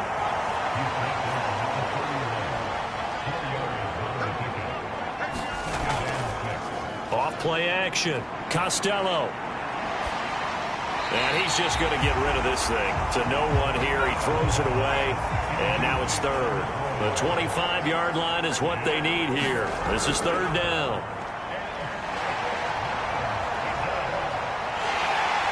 And he's going to be taken down. Pressure gets there back at the 39-yard line. It'll be a loss of 8 on the sack, and it's going to lead him to 4th down. I think this defense, Charles, realizing the deficit they're facing, they're going to have to step up and make more plays like we just saw there. Yeah, those are the type of plays that can focus a defense because, as we know, they've had their trouble so far in this one. But they just proved to themselves that they can get to him, and I expect them to continue to bring that type of pressure in order to try and turn around their fortunes.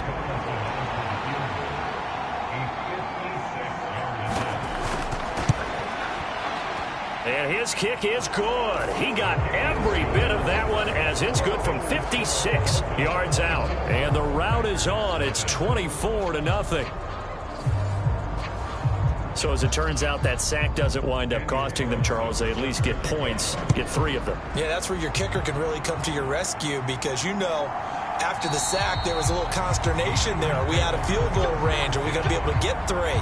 In this case, he stepped right up and gave them exactly what they needed. The Packers offense now, they get ready to head back onto the field. And we don't want to call this desperation time, especially in the 2nd quarter, but you're you don't down. Want to. Well, no, but let me finish. Okay, my bad. You're down 3 scores already. You've done nothing offensively, nothing on the scoreboard. That's not a good combination.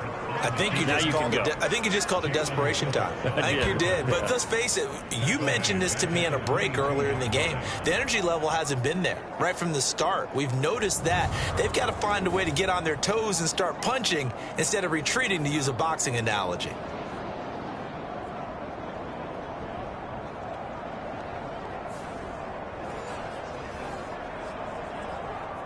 So now they have to contend with 2nd and 13 after the first down run goes backwards. They run with Bowden.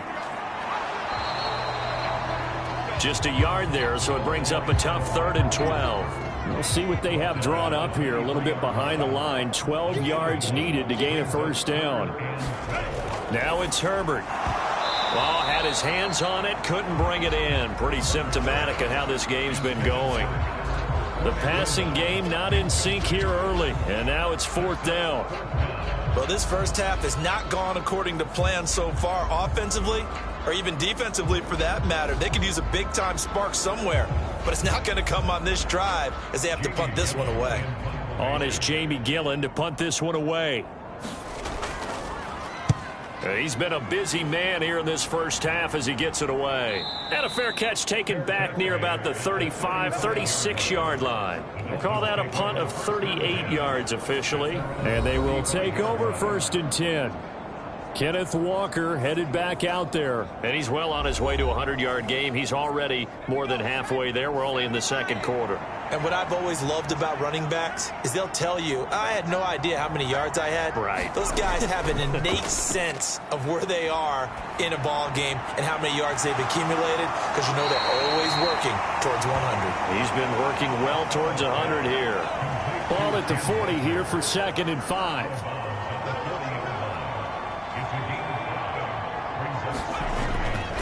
They'll fake the jet sweep and go instead with Walker. And he'll be taken down at the 46-yard line. 68 yards rushing for him, as he has been tough to stop here this first half. That's a nice run right there, able to get to the outside. And so many times defenses say, okay, we've got you hemmed in. But if you're running the football, at least you know where everyone is coming from. You don't have to worry about the backside at all. That allows you to run with a little bit more confidence as you traverse down the field.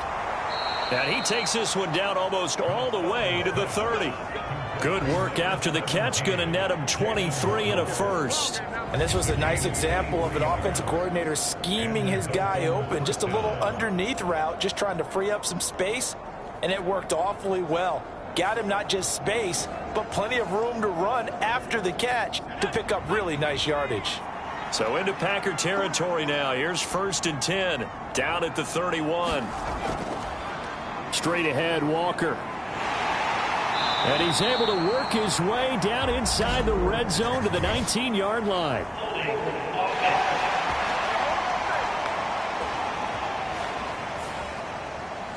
An unfortunate time for the penalty there. That cancels out a positive play from this offense. Well, not to sound too trite or too accepting, but you and I both know it happens. You got to accept it and move on. Yardage, you got to get back. Under pressure, and down he goes. They sack him back at the 36. That's Drake Jackson burying him and finishing the play. Okay, was it a breakdown in protection? Did the running back not pick him up? What does it really matter? Sometimes it's just a great play made by the defense. Big-time sack.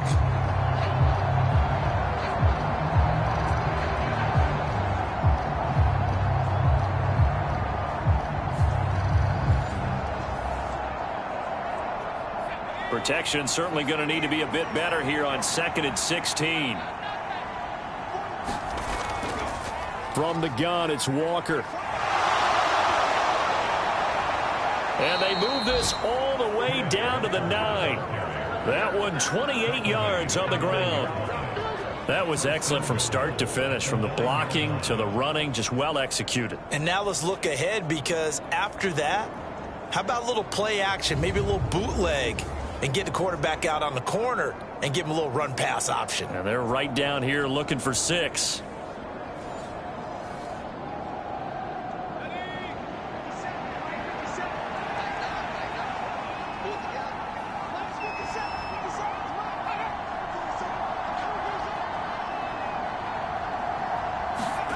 Looking to throw. Costello. And that is caught. Touchdown, Miami. DK Metcalf. A 9-yard touchdown grab. And the Dolphins are able to add on to their first half lead. That's why you've got your star out there. Throw the ball to him. They did. That's simply saying we don't care what coverage you put out there. He's so good, we're going there with the football anyway, and there's not a thing you can do about it. Inside the red zone, they go to him. He gets it done. And we remember, of course, all scoring plays need to be verified upstairs, and I think they're going to at least take a look at this. They're taking a peek at whether or not those feet were in bounds, and obviously a big call here in the end zone. And not just the feet. How about the hands? How's the ball possessed while the feet are hopefully getting down in bounds? That's what they're trying to look at to see if it all comes together. So they called it a touchdown originally, and this will stay a touchdown after the video review, so they had it right. Extra point by Carlson, up and good. And the route is on here in this first half.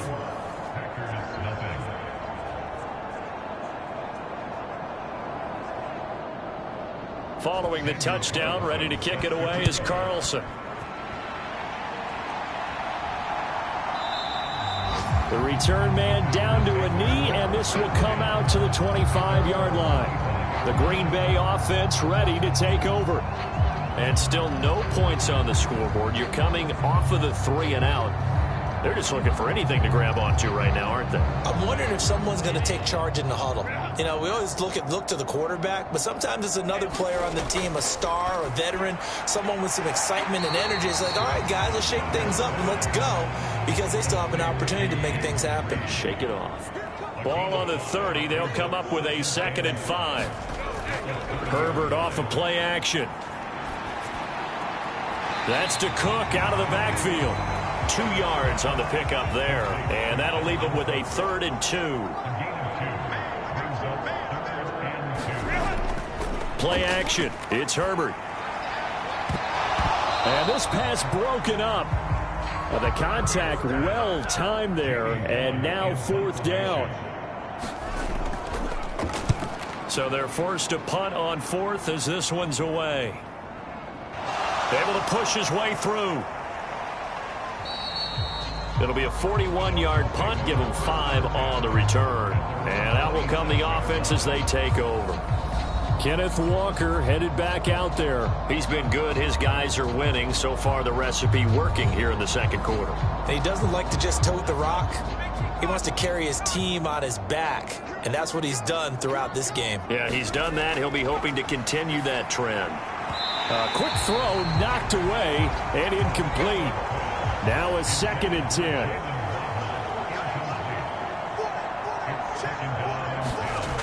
To throw again. Costello. Over the middle. That's caught by Metcalf. They get 7 out of that, so they're left with a 3rd and 3. It's a game of matchups, and that's why you take your receivers and move them around a bunch, especially your best guys. And when they work out of the slot, you often hear the coaches talk about how great it is because it gives you a two-way go. You can break out or you can break in. That makes it hard to defend. They'll try for the first with Walker. 106 yards rushing for him so far as his terrific season continues here. This guy's well on his way now to a big game on the ground. It's another good run there. Puts him over the century mark in yardage, and we're still in the 2nd quarter.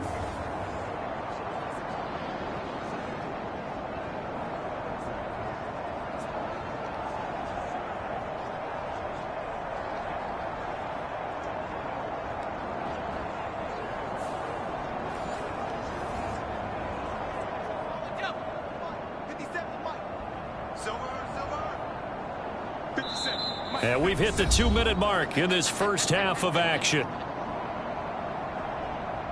Let's go. Mike 57. Hey, let's get off the field, man. Let's get it. Throwing on 1st down. Costello. And he can't get rid of it. He's taken down. Dorrance Armstrong. Credit him with a sack, and it goes as a loss of 6. Are you seeing what I'm seeing?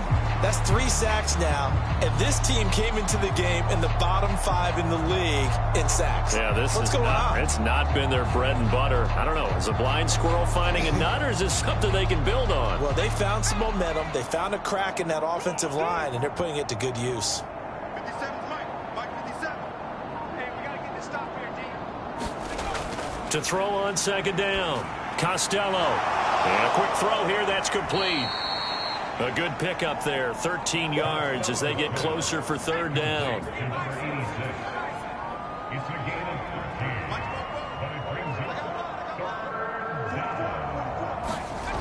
On 3rd and short, they'll try and pick it up through the air. And the Packers give him nowhere to go, and they bring him down.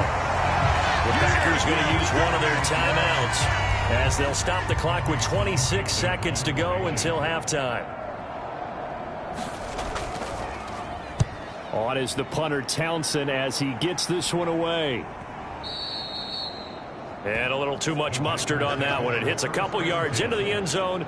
A missed opportunity there maybe to pin them back. The Packer offense heading back for one final first half drive. And the ball backed way up. So thinking with this amount of time on the clock, probably just sit on it. And we'll see these two teams go to the lockers. Yeah, I don't think you want to overthink it in this situation. Either side of the ball. Just go ahead and finish up the half and get on out and talk about it. Throw out wide is incomplete. After the incompletion, here's 2nd and 10 from the 20. Not wanting to take a chance this time, they'll keep it on the ground. And he'll push forward here for a good little run as the clock continues to run. So we've reached halftime here, and it's the visiting Dolphins taking a lead to the locker room. As we'll head down to Orlando, that's where we find our man Jonathan Coachman at our EA Sports Halftime Report. Coach.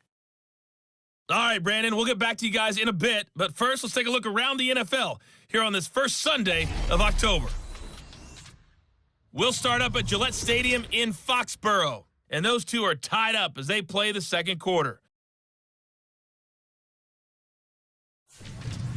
From there, we'll head down to the Big Easy. Check on the Saints at home at the Superdome. And for the moment, they trail the visiting Browns in that one. Deshaun Watson has thrown a touchdown pass. Lastly, let's get you to Charlotte, North Carolina. Check on the Panthers at home at Bank of America Stadium. And they have the lead in that one over the visiting Lions. Bryce Young with a touchdown pass.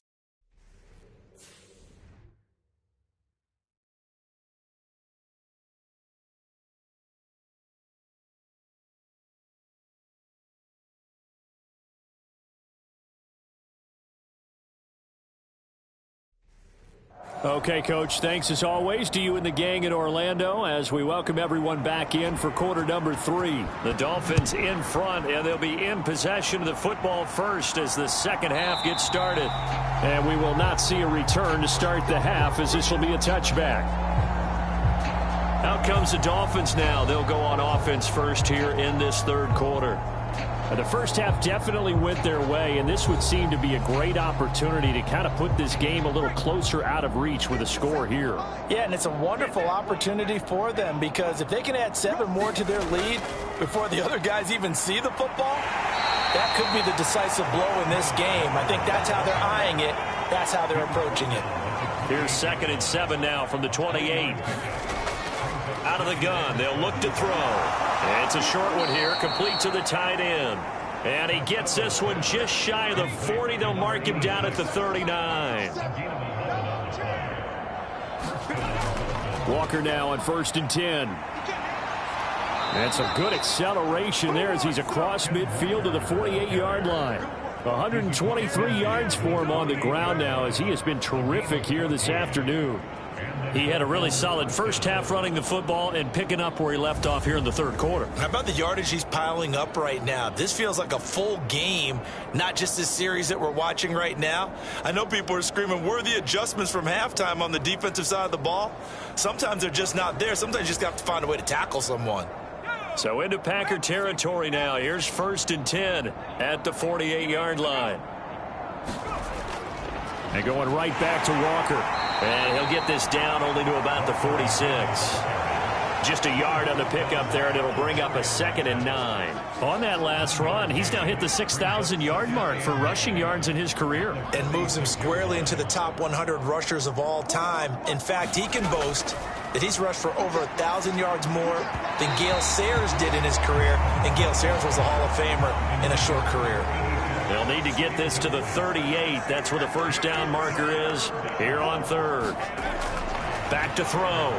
Costello. And this is going to result in another first down as the tackle's made at the Packers 30. A sizable 16-yard chunk there. The drive continues.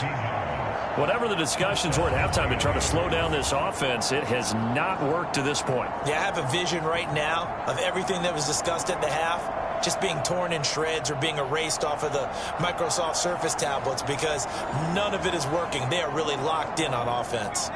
So 1st and 10 now from the 30. Now to the ground. Here's Walker. And he's able to motor his way down to the 16-yard line. Another nice gain. That's now 30 yards between those last 2 plays. A lot to praise on this drive, obviously. I know you're seeing what I'm seeing. Those guys up front, they're getting it done. Doesn't matter what play is called. They are handling their business at the line of scrimmage and dominating right now on this drive.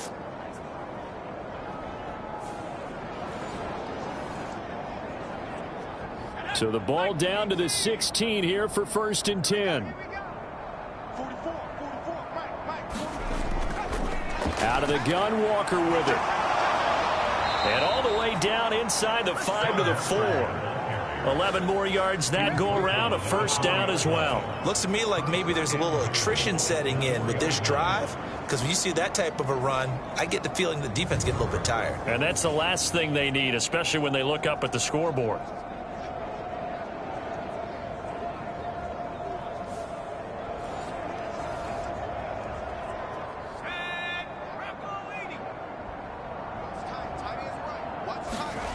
From the shotgun, he'll look to throw. To the end zone, but it's incomplete. Line of scrimmage, again the 4-yard line. Second and goal. Off the play fake. Costello.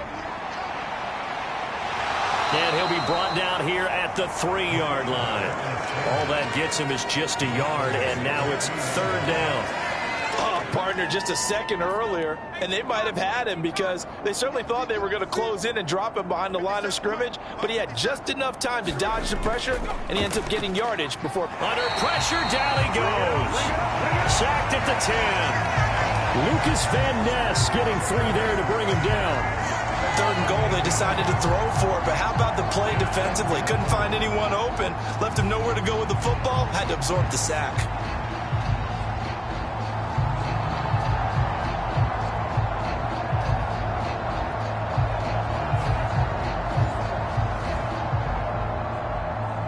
Out is Carlson now for the Raider field goal. This a 27-yard attempt here.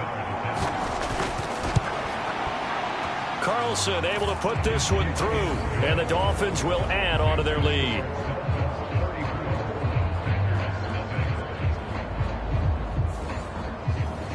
Well, I don't know if they would have gone for it on 4th and goal anyway, but the sack on 3rd down pretty much made their mind up for them. You're exactly right about that, and this is a tough place on the field to take a sack because, as you just noted, it took the decision-making away from them. Now they have to go for a field goal instead of potentially going for it.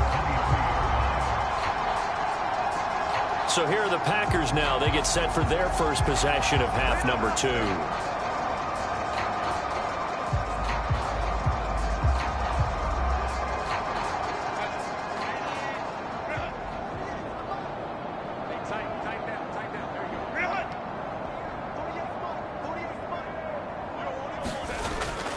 Trying to fire up that running game with Dalvin Cook. And this will go as a gain of 7 as he gets it to the 30-yard line. Running lanes were at a premium in the first half, but he's able to find some room there, and he's hoping that that's a precursor of a big second half.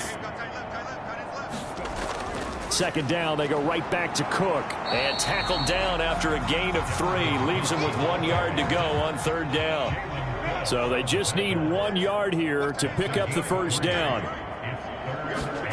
Herbert wants to throw it on 3rd and 1. Now a loose football. The ball comes out, and this is picked up by the Dolphins.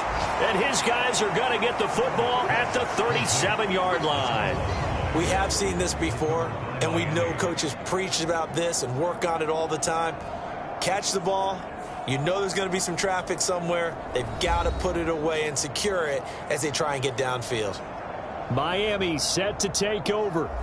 Their drive last time, it stalled out. They were forced to take the short field goal. And the key phrase, you nailed it, forced to, because you know coaches look at these short field goals as a last resort, right? To them, that's not how drives are supposed to end. You're supposed to put 6 on the board. That's a consolation prize. Like going to the county fair, you don't get the big stuffed animal on that one, do you? No, you don't go top shelf. That's bottom shelf material. Now this one to his tight end out on the right side. That'll give him 60 yards receiving now as he's got a first down. Looking to throw. Costello. Flushed out right. And he'll protect himself at the end here as he winds up getting pretty decent yardage. From the 21, here's a 2nd and 4. To the right side, this is Walker. And on this one, he'll get to the 15, right at the 15-yard line. Line of scrimmage, the 15. It's 1st and 10. Back to throw. Costello. Throwing into traffic there, and that's complete. And the Dolphins are going to be looking at 1st and goal as they move this down to the 4-yard line. Check nickel, nickel, nickel. Walker will take this in for the Dolphin touchdown. Well, this offensive line has really stepped up to the challenge here because those Mastodons, they've been sensational clearing holes all game long. And this is great work down here near the goal line to give their back the space he needs to work his way into the end zone.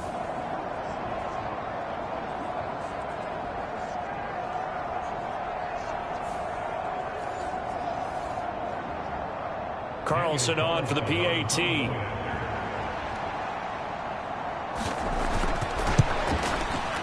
And he's been a busy man, 5 for 5 now as he knocks another one through to extend the lead. That time a 6-play drive. And it was Kenneth Walker finishing things off with a touchdown run. And just shutting him off there. And he won't quite make it to the 25.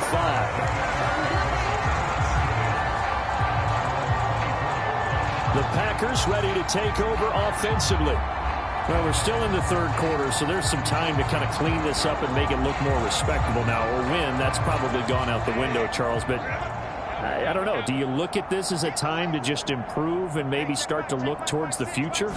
I think you have to find something to play for, something to grasp onto until the clock runs out. But, Brandon, we've been around this game a long time. This is an outlier. You don't get many blowouts like this no matter how the game looks on paper going in.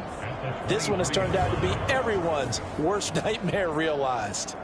We think, Brandon, I like the intensity this defense is showing right here in these first few drives. They're not just holding the line because they're doing their job, but they're doing more than that, aren't they? They're getting a nice push into the offensive backfield. And a great example right there for the loss on the tackle. A loss of a yard there to start out. That leads to a 2nd and 11. Herbert running left off the option.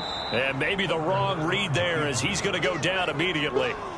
That's a big loss of 3, and it brings up 3rd down. Well, we saw a lot of negative plays that resulted in plenty of lost yardage in the first half, and that trend is continuing here.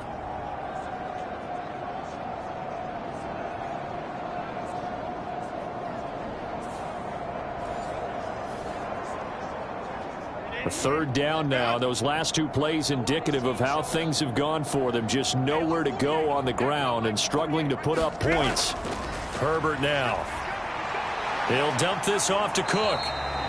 And he'll be brought down at the 28, and that is well short of the first. That'll bring up 4th down. They wind up getting 8 yards, but they needed more than that. We can make this one pretty simple. Locked up all of his progressions downfield, forced to get it to his running back. But how about the way they ran to the football and knocked him down to force a 4th down? Here's Jamie Gillen now as he's on for the 5th time here today.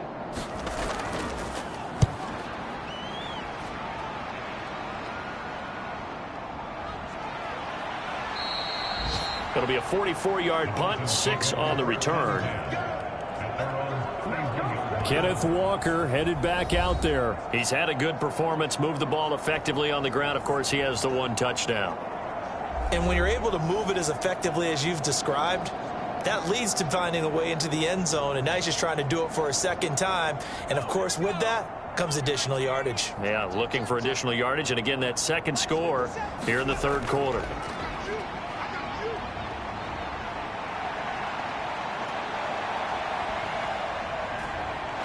And able to break 1 tackle, but then quickly brought down. But a nice little gain. A good position to be in here, 2nd and inches. Off play action. Costello. And that one too wide and incomplete. An incomplete pass on 2nd down leads us to 3rd and inches. Off the bootleg. Costello. Oh, they would have gotten a conversion if he could hold on. Instead, the drop means it'll be 4th down. The Dolphins will send out the punter now as he'll kick it away for the 2nd time.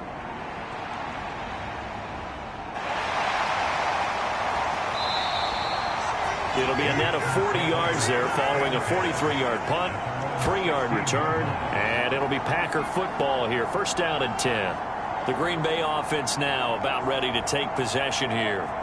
But the disparity in this game, it just seems to grow with each possession here, Charles. They are really struggling. They have not put up a single point, and on the other side, the points keep piling up and up and up. So you know the frustration level has to be rising, right? So they've got to find a way to quell that, because otherwise they certainly won't get anything done in this one.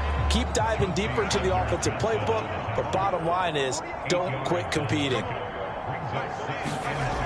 Again, it's Cook. And he's able to get up here to the 26. 2 yards, good enough for a first. And as they come to the line, they will not be able to get off another play as time has run out on this third quarter. You are watching the NFL on EA Sports.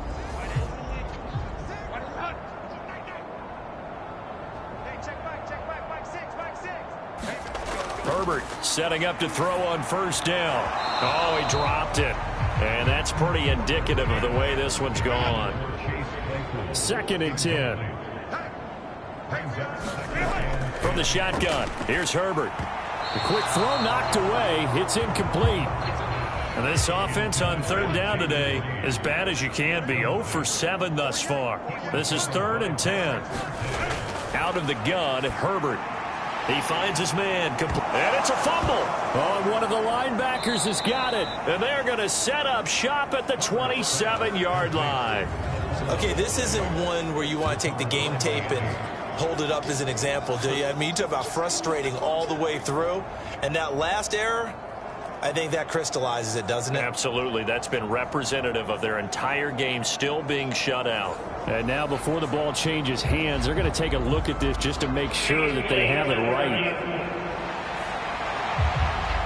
And the question, was the knee in fact down before this ball comes loose? And is the video convincing enough to overturn it? A lot of factors here. Remember, you also need clear possession of the football afterwards. This is a tough one to overturn.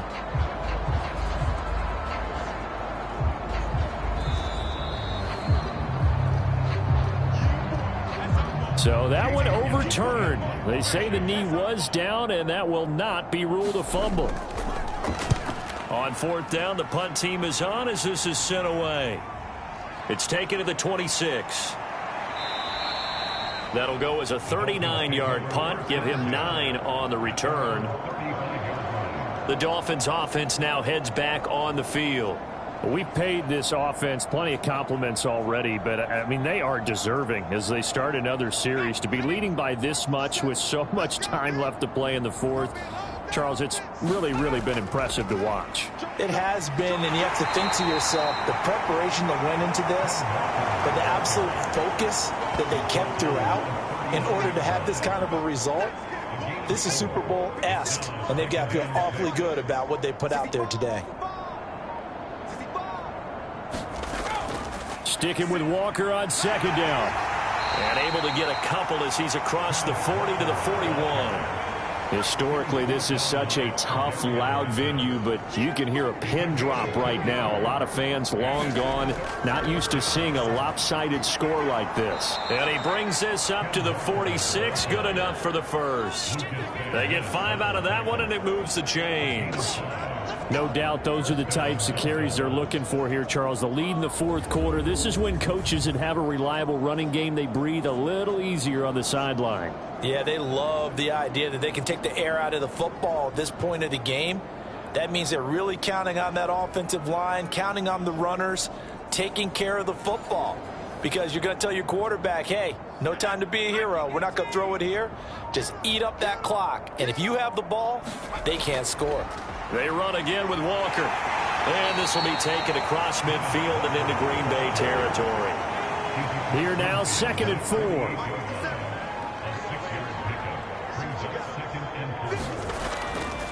A give for Walker running right. And they'll get this just to the 47. 1-yard gain. 3rd and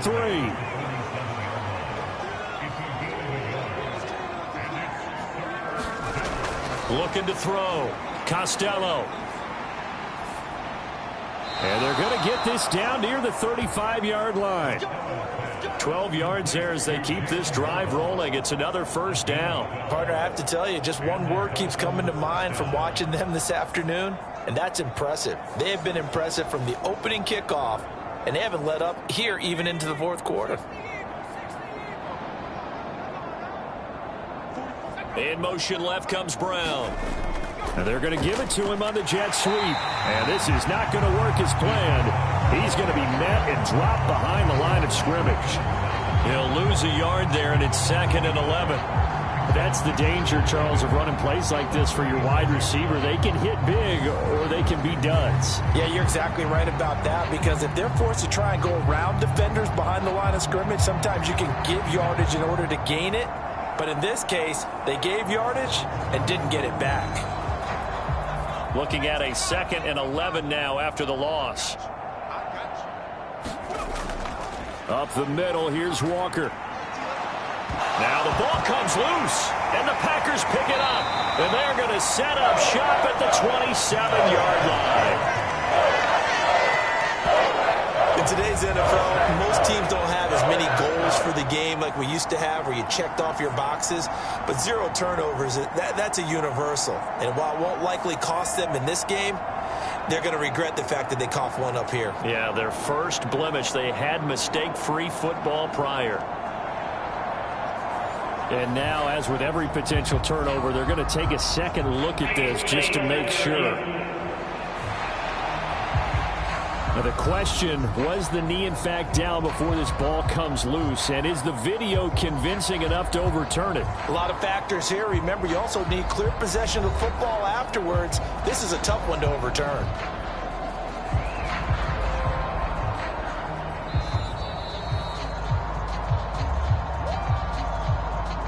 So they recover their own fumble. Now they face 3rd and short.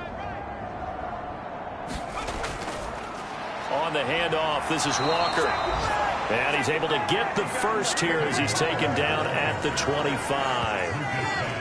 Brandon, when a defense just simply can't get off the field on 3rd down, and we all know how important that down is for both sides of the ball, you often feel like you're just a step behind whatever they're doing offensively. And one of the differences in this game, no doubt, 3rd down conversion, and that is going to be a story they'll talk about after this one.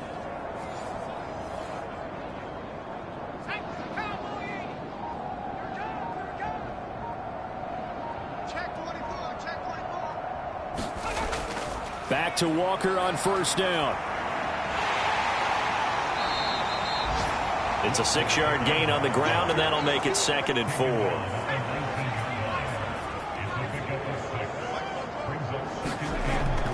Back to throw. Costello firing quickly here, and that's complete. These two have hooked up 9 times now this afternoon as they pick up the first.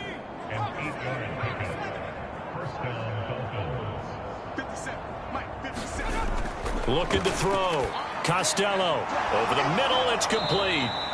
Down to the 6-yard line on a pickup of 6 as he gets halfway to the goal line. 2nd and 4. They could still get a first down without scoring. Back to throw. Costello. Oh, now a strip. He loses the football. Oh, and one of the linemen on the other side has got it. And a big turnover there as his guys will get the football back. You and I have been around teams, and they all have goals for games, don't they? And every team we've ever talked to says what? No turnovers. Don't turn the ball over. 0. And they were that close to getting it done. Won't cost them today, but they'll hate that when they're watching the game tape. Now the Packers get set to go. And they unfortunately are staring at a mini losing streak developing, trailing here in the 4th quarter. This would be their 3rd straight defeat. A pass there over the middle to start things out. And he works it across the 25 before being tackled. On 1st down, it's Herbert. That's complete. It's Okuwebunam. And this will leave him a yard short. Nice pickup of 9 yards on 1st down. Brandon, perfect defense in this situation would have meant that there was an incompletion. They would have picked it off. Okay, so they gave up the completion. But I really enjoyed watching how the defense stayed in sync, stayed in great communication. And as he dragged across each zone, you see him pointing, communicating. There he is, and they passed him off to each defender. Ended up making a nice play, even though it was complete. On first down, Justin Herbert. Over the middle, complete. It's Cook. And he'll go down right around the 47 this time. From the 47 now, they work with a 2nd and 7. Here's Herbert. Oh, he still makes a catch, even though it was tapped by the linebacker. And he's got another first down as he's brought down at the Dolphins' 38-yard line. Second catch for him today, and it'll wind up a first down. So it's Packer football here as we welcome you back. They've got a 1st and 10 as they search for a late score.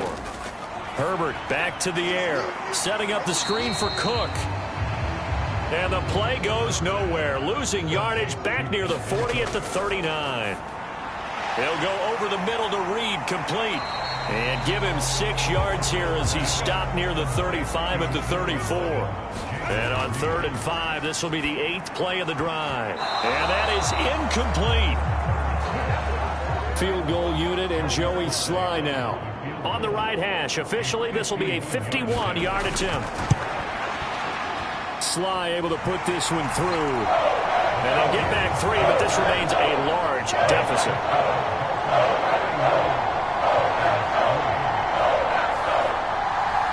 So they hadn't called on him at all until this point, but he comes through here and buries one from long range. Yeah, that's awfully impressive because usually kickers like to get that first one out of their system in the first quarter, sort of get them into the flow of the game, but to come in this late and knock it down from long distance, give him a lot of credit. Out comes the Miami offensive unit now. They get set to take over. And it would seem as if their 3-game winning streak is about to go to 4, but still a little work to do as they start 1st and 10.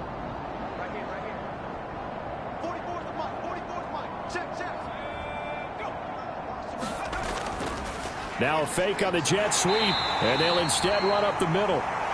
Knifes his way forward here, but just 3 yards on the play, 2nd down. Now a timeout here, an injured player, and that's Jalen Waddle, who seems to be in some discomfort. So as the medical staff takes a look, we'll step aside.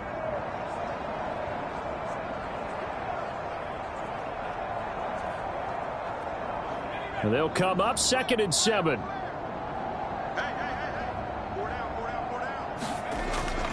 Sticking with Walker on 2nd down. 7 yards there and a first down.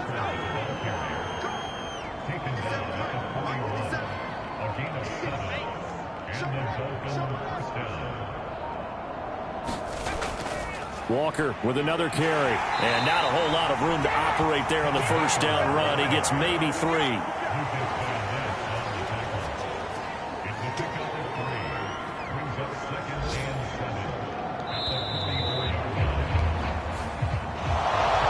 Charles, a lot of happy faces heading into the tunnel as this one ends, and understandably so. Not only did they get the win, but boy, their offense was on fire in this ball game.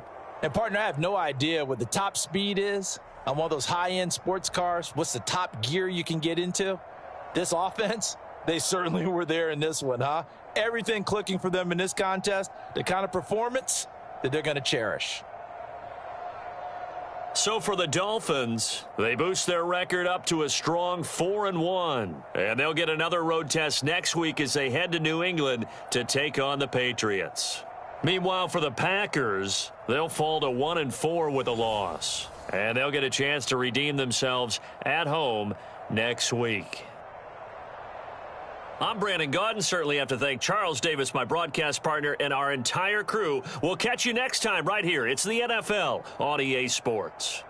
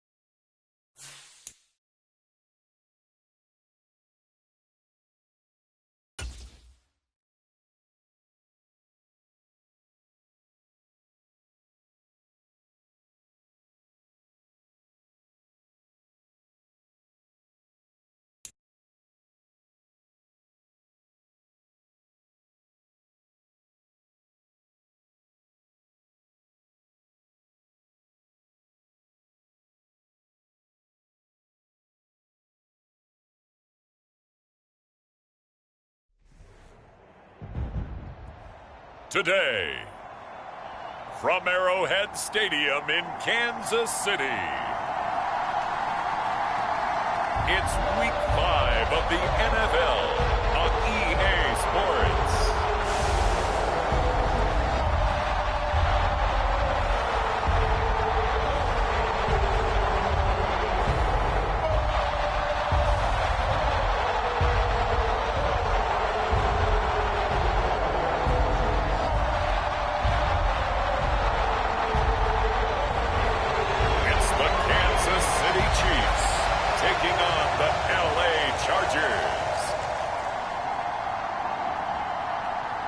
It is perhaps the best home field advantage in all of football, and certainly the loudest, as we welcome you to GEHA Field at Arrowhead Stadium in Kansas City.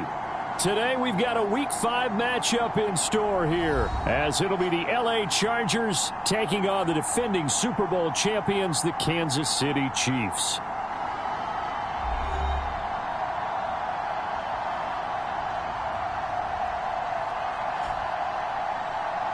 With Charles Davis, as always, I'm Brandon Gaudin. Charles, you talk about storylines in this one. I think it begins and ends with our two quarterbacks, certainly two of the best in the business. And nowadays, I don't think you get by for long periods of time without a top-flight quarterback. The way the game is played, with all the responsibility he has and how the game flows through him, if he's not on the top of his game, your team's not going to benefit at all.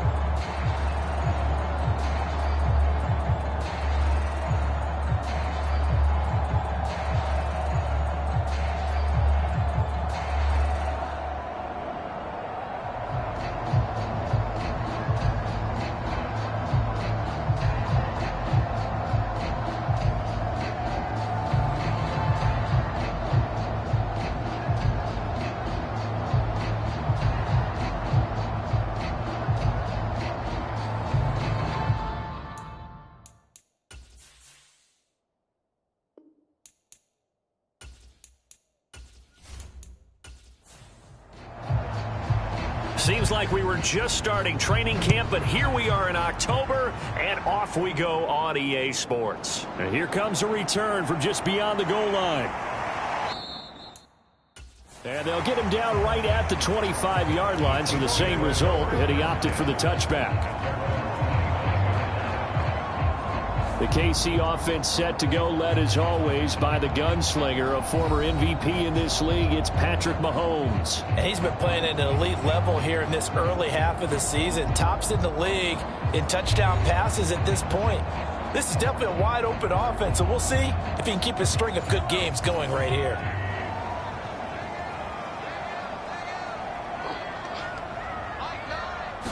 First play, Mahomes looking to throw it. And his first pass here is going to fall incomplete. An incomplete pass leads to 2nd and 10 from the 25.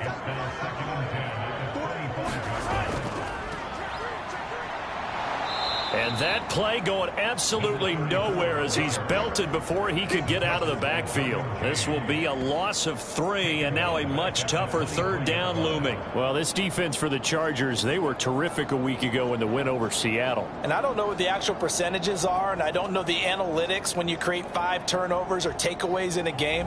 But coaches always say, when you create a number that high, your chances of winning probably up over 98%. I haven't seen that number quantified, but I believe them.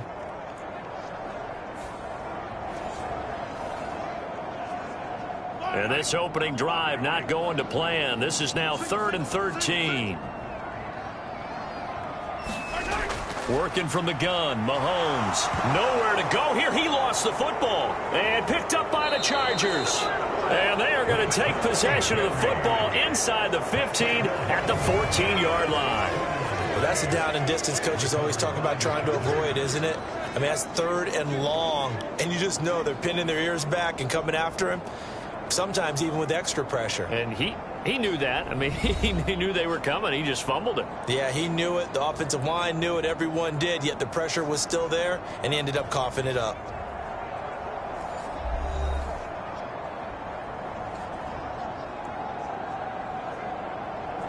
There's a 1st and 10 at the 14-yard line.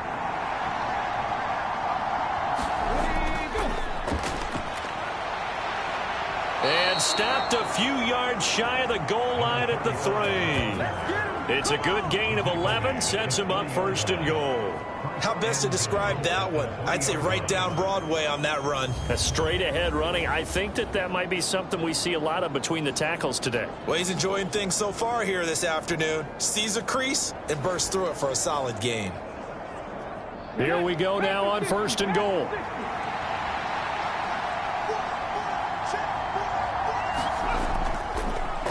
They'll try to run this one in. He fights his way in for a Charger touchdown. A great play there with his 6th rushing touchdown on the year. And the Chargers are on the board first here on the road in Kansas City. Some good running there at the end of the drive. He had the burst that set up the 1st and goal, and then one play later, he's in the end zone. Brandon, what I liked about that sequence is I'm not sure who made the play call, but they understood the situation, understood the momentum. A nice hard-charging run, give it right back to him, and let him cap things off. Kaimi Fairbairn on for the extra point. And the Chargers grab the 7-0 lead. Well, that drive started with not a whole lot of real estate in front of them. In plus territory, excellent field position. 2 plays later, pay dirt.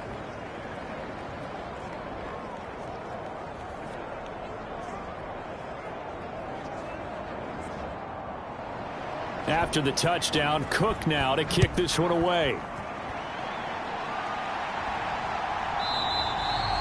And they'll put up the stop sign there as his guys will get it at the 25. Kansas City taking the field for their 2nd drive. They had the fumble on the last drive, wound up leading to the opening touchdown. Now they'll try again here, 1st and 10.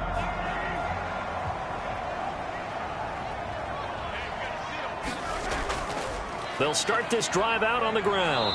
And nothing doing. He's immediately taken down at the line of scrimmage. Calling no gain on the play, and it'll be 2nd down. When you talk about the defense for these Chargers, they were terrific a week ago in the win over Seattle. Yeah, they pitched a shutout in that game, didn't they? And those don't come around all that often in the NFL. The ability to keep someone out of the end zone and also from kicking one through the post. Well done. Mahomes' throw complete there to Rice. And they get him down, but not before he takes it across the 40-yard line. 1st down for the Chiefs. Solid chunk of yardage, 17 on the play. I don't care who you put on him. He's going to be a handful in one-on-one throws. Yeah, right now you're right. They're in man-to-man. Maybe needs some safety help. I would say that'd be a good idea. Double team him somehow. I'm going to have to make someone else beat me rather than let him shred my defense.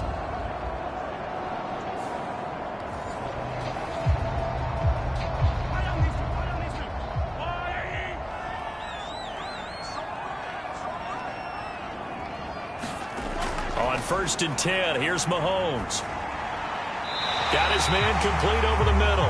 It's Stevenson. A good gain again. That's now 31 yards combined on those last 2 plays. So from Charger territory now, here's a 1st and 10 at the 43. From the gun, it's Mahomes. And that is knocked away in the middle of the field and incomplete. So now 2nd and 10 after the incompletion on 1st down. Again, they'll throw with Mahomes. Short throw hauled in by Kelsey. 5 yards. Now it's 3rd and 5. That's a staple of this offense. Drag route to the tight end. Yeah, he's unable to use his size to break off much more yardage after the catch, but still an effective gain nonetheless.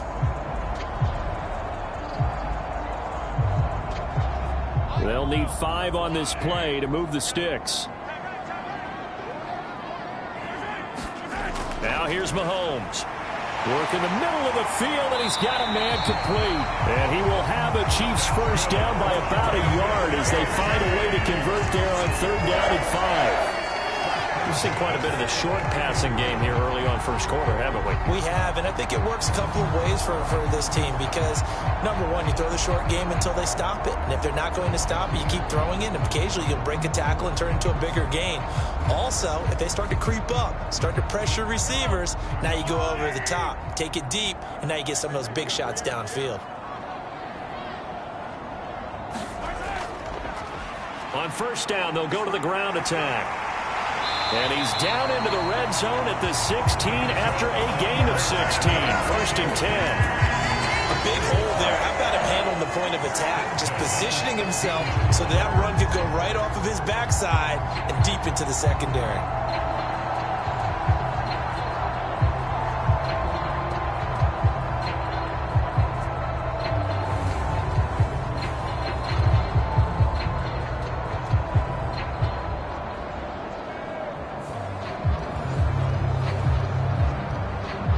So the ball down to the 16 here for 1st and 10.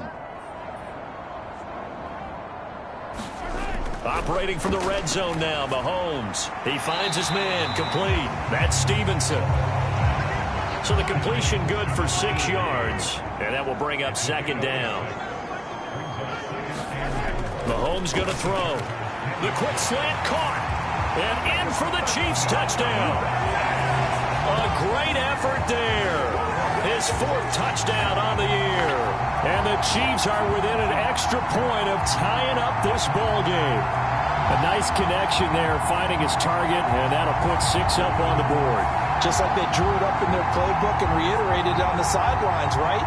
Perfect route, a good throw, and the defense, they had no answer for that right there.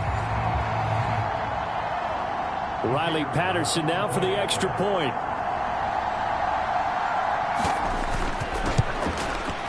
It's up and good. So these teams match touchdowns here in the first quarter, and we're tied 7-7. That time, a 9-play drive. And it winds up with the Chiefs hitting pay dirt. So all even at 7 now as they kick it away. And he'll take it up past the 25 to the 26-yard line.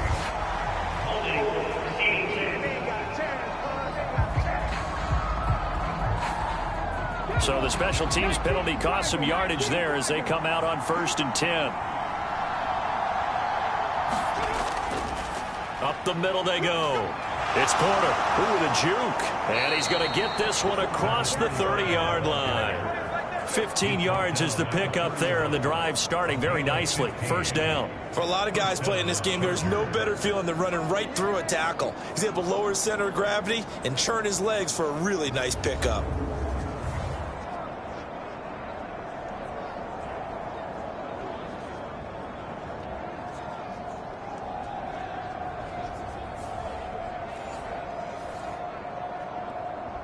Line of scrimmage, the 31 now on 1st and 10. They'll keep it on the ground. Porter. A 10-yard pickup, and it's enough for a Charger 1st down. The Chargers at a perfect 4-0 to start the campaign. They've been playing their best football of the year, winners of 4 in a row. And I thought that they played pretty well last week. Their execution, their discipline, their resilience, all on display in that victory.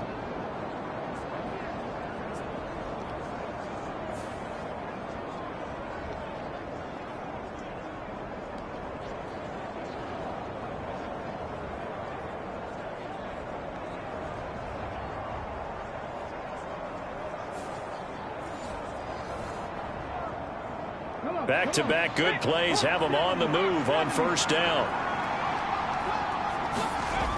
Now back to throw. He's going to loft one deep left side here. And it is incomplete. Good positioning there downfield to break that one up. He'll try again with the arm here on 2nd down. 9 yards, not quite enough, and they'll be left now with 3rd and 1.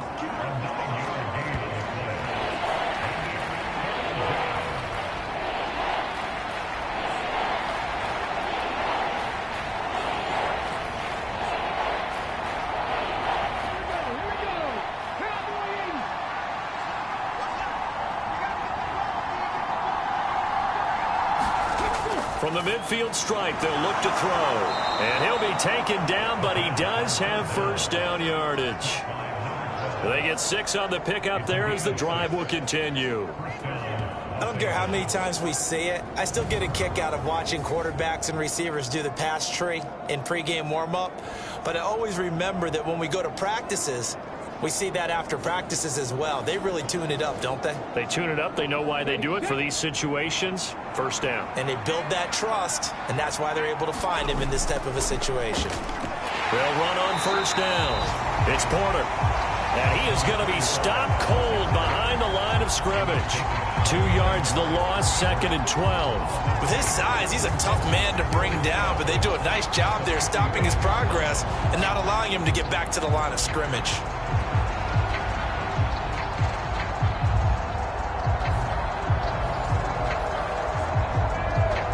Now they contend with a 2nd and 12 after the loss. They'll look to throw here. Completes this one to Pickens.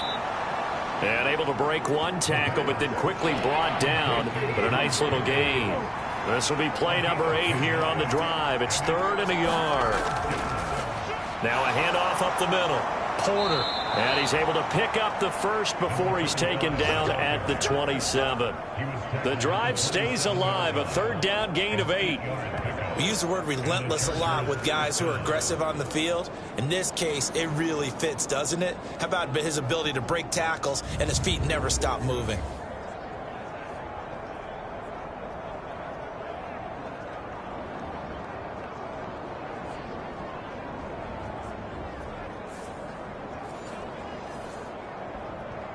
Let's go now. Like it, team.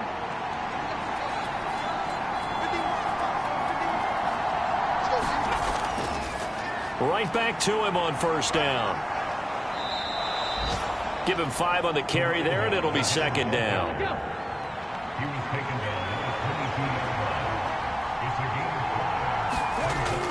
He'll look to throw. That's complete to Tony. A 5-yard pass on the heels of a 5-yard run. Good enough for the first. Good throw, good catch, but I really like the route. The drag and being able to run away from defenders, hard to stick with them for that long. Yeah, better against man than zone, or better against man, because now you're running away from someone and you're not running into a defensive player in another zone. And the officials here are going to pause the game for a second. Looks like there's an injured Chief on the field. We'll step aside and get an update when we return to Arrowhead.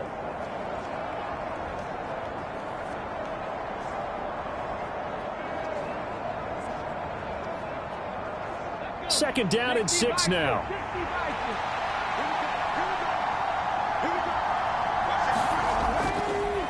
They'll keep it on the ground. It's Porter. And a pickup of about 4 down inside the 10 to the 8-yard line. They'll come to the line, needing only 2 yards to gain the first here. Out of the gun now on 3rd down. Pass taken in by his big tight end. Touchdown, Chargers. Noah Fant from 8 yards out, and the Chargers have taken the lead. Well, it was 3rd and 1. I was expecting run, so much for that. They pass it, they score it. That had the feel of the head coach telling the offensive coordinator, you've got 4 downs here. We're going to go for it on 4th down unless there's a disaster on 3rd. Go ahead and take a shot if you want to. And he gratefully accepted the opportunity and did exactly that. If they didn't get it there, that had the feel that they would come back and try it on 4th down. Fairbairn good with the extra point, and that makes the score 14-7.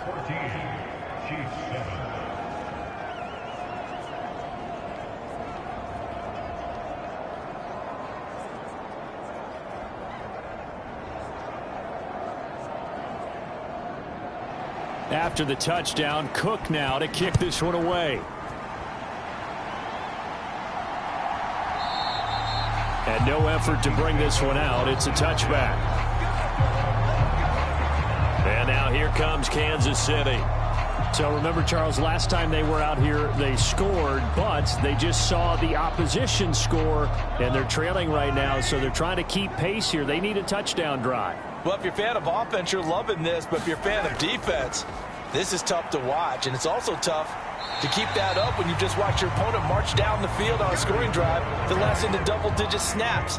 You need a score here, not just to follow the momentum from your last drive, but put the onus back on your opponent. And that's what they're doing right now, swapping that onus back and forth. Yeah, he'll fight for a couple as the tackle is made at about the 32. Here's 3rd and 3. From the gun, they'll try to run it. And he's got the first before he's brought down at the 39-yard line. Call it a gain of 7, and it gets him a new set of downs. Now, look, that wasn't a huge gain, but those are the types of carries I think they were missing in their loss last week. They couldn't get him going on the ground. Did you get the same feeling I did during our meetings, that they kind of regretted that he didn't touch the ball? Absolutely. You know, hey, he should have touched it more last week. They weren't going to make that same mistake, and they've taken care of that early. So from the 39 now, they'll come up on a 1st and 10. Hands it off out of the gun. And he sneaks his way forward only for a couple here. 2nd down. Give him a couple on the carry there. 2nd and 8.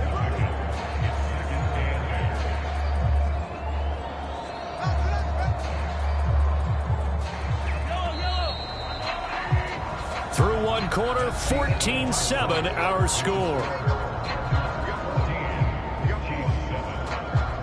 2nd quarter from Arrowhead. It's the Chiefs in possession.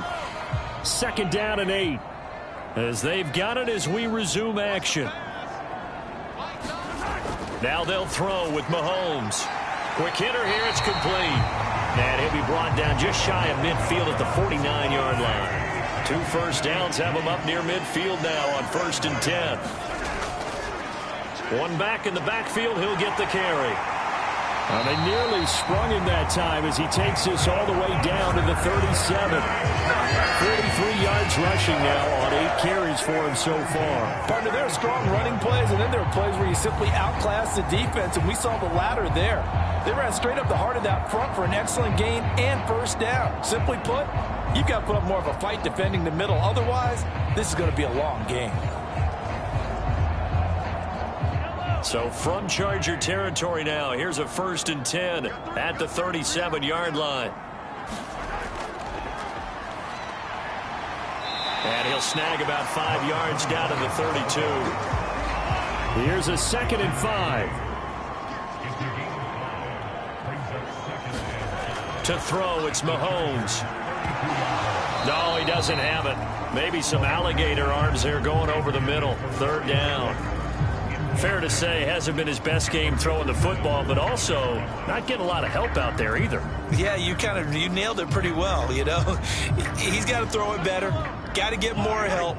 Obviously one that should have been caught. They got to find a way to bring those 2 elements together so they can make some progress in this one. And he's brought to the ground with another 1st down at the Chargers 21. 11 more yards there. This methodical drive continues.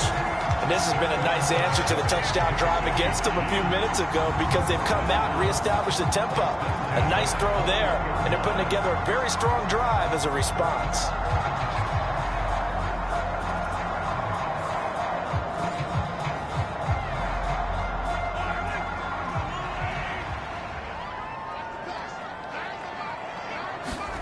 On 1st down, Mahomes. And that one drops down, incomplete. Good coverage there, forced the ball free, and it's 2nd down.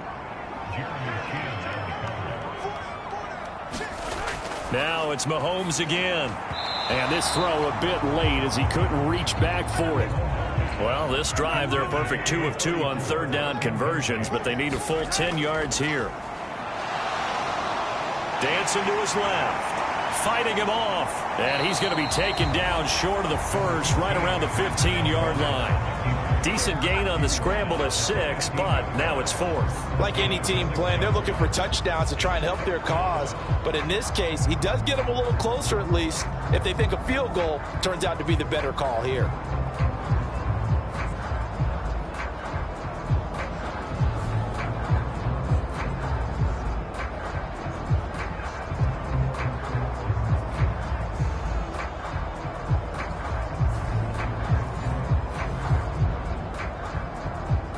Riley Patterson now on for the field goal. This from 32 yards away.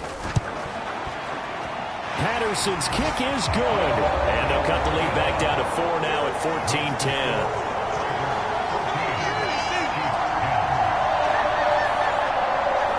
So they're able to end that drive with 3 points in this one-possession ball game. And ideally, you want to end every drive with points. Most quarterbacks would tell you, let's end it with a kick, right? A PAT, that's number one. Field goal you'll take. Punts, you really don't want to do that. In this case, they'll take the field goal and get prepared for the rest of the game.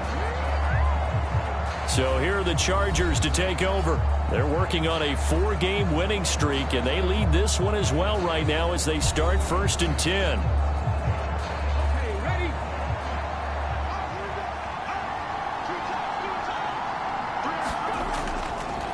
They'll start this drive out on the ground. And they'll get to him quickly here as he'll get a yard, just a yard to the 22. From the 22 now, here's the 2nd and 9. On play action, they'll throw. All that gets him is just a yard, and now it's 3rd down. They'll be in search of 8 yards here as they hope to convert the 1st down.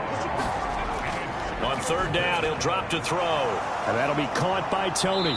And he's got it past the 30 before he's hit and dropped. 2nd catch for him today, and it'll wind up a 1st down. And defensively, they were in zone coverage there. Do you have to be a little careful? You're losing playing against a good quarterback like he is to not play too much zone? Yeah, you have to be careful about how much time you're giving up. I think it's a good point you just brought up. So maybe if you still want to play zone, you go to a zone blitz scheme. And you can drop anyone out of your defensive front. Defensive end, defensive tackle. It doesn't matter. You just exchange someone to bring more pressure towards the quarterback and still try and cover downfield. And he'll fight forward on the straight-ahead running for just a couple of yards. 2nd down. Well, sometimes as a running back, you've got to be able to improvise when the hole's not where you expect it to be. But in this case, there wasn't any improvisation that he could do that was going to work. Kind of like if you're trying to be a comedian on open mic night at the Improv and you run into a tough crowd. 9 yards to pick up there, and it's a 1st down. Well, they use him a lot out of the backfield. He had 5 catches a week ago, and he makes another catch here for good yardage. A pair of 1st downs gives him a 1st and 10 up at the 44. Up the middle they go. Porter. And he'll be taken down just shy of midfield. Now 2nd and 5.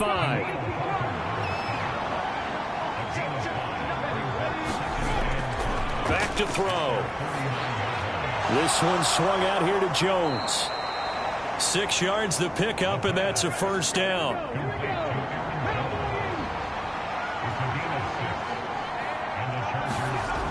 They'll set up to throw. This is Fant on the short completion. A minimal gain there on the 8th play of the drive. And let's face it, you can put any Halloween costume on him. You're not going to be able to disguise him because for a tight end of his size, difficult to sneak him anywhere, but that's what they tried to do. Lined up on his right, tried to work his way back to his left, but just a minimal gain as the defense was able to react quickly. This is 2nd and 8. They'll look to throw. And a quick throw here, that's complete. They'll give him 4 yards there, and it brings up 3rd and 5 now.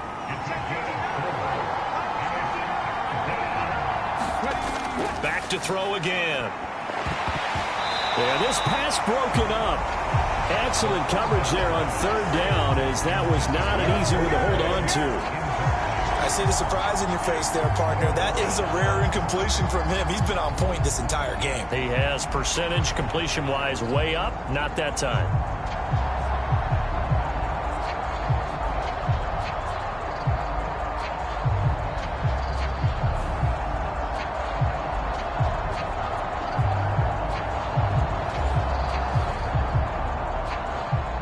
So now they're going to send out the field goal unit to, as they say, fire away from long distance. This will be from 56 yards out. And this won't get there, won't be on line either. It's no good, off to the right, and this will stay a 4-point game.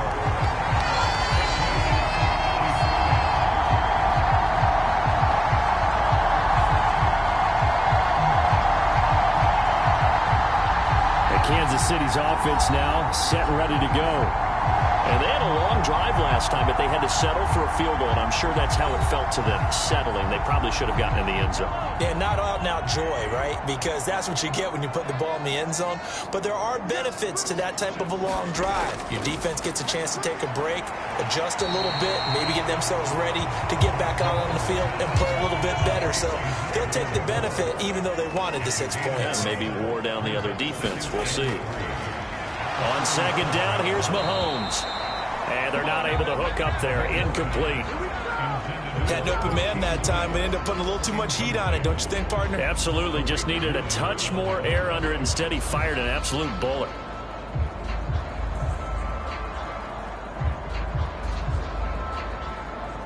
The Chiefs on third down. They've converted 3 out of 5 thus far. This time it's 3rd and 3. And they will touch him down, but not before he gets the first. They get 6 on the pickup there as the drive continues. Well, this might very well have been 4-down territory, but that's not going to matter now. They get a nice throw there on 3rd down, and they're able to keep the drive going.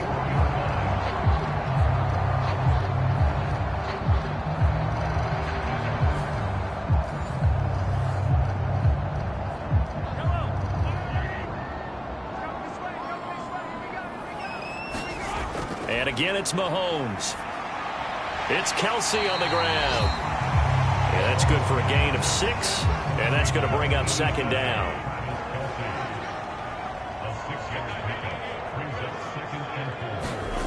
Shotgun snap to Mahomes. And that one's going to be off target and incomplete.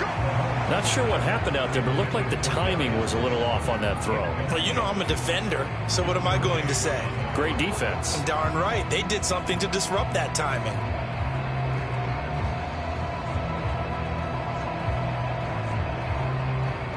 Now they face a 3rd down and 4 after that incompletion on 2nd down. Looking to throw is Mahomes. And that's going to be incomplete. The contact there enough to jar that ball free, and it brings up 4th down. As expected, he's gone to him several times in this game, but that's the first time one has slipped from his grasp. I'll bet he goes back to him, though. He's an excellent player.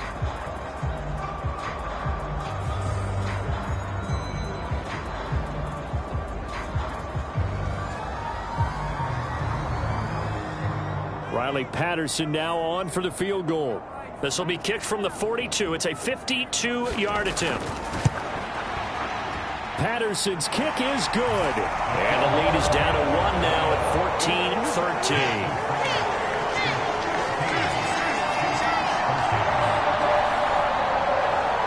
14-13. So the margin shrinks there as they get the field goal to draw them a bit closer here in this 2nd quarter.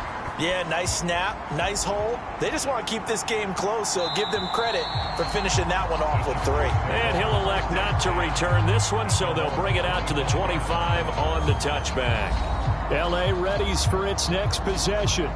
Last time out, they had that long 50-plus yard field goal that they missed. And I'm sure on their sideline they're thinking to themselves, okay, do we still want to try one if we're in that position again? And I would dare say that the answer would be yes. They're going to have a lot of confidence in their kicker. But just to be on the safe side, I'm sure they told their offensive guys, can we get a little bit closer this time? Closer. Yeah, you know, I'd rather get in the end zone first and foremost. But if all else fails, less of a field goal attempt for him. They'll keep it on the ground. It's Porter. It'll be a pickup of a couple, and it leaves them with a 3rd and 3. 2 minutes remaining in this first half of football. We remind you that coming up in 2 minutes' time, we'll hand you off to Orlando, where Jonathan Coachman will have highlights and analysis of this first half of action. He finds his man complete. That's Porter.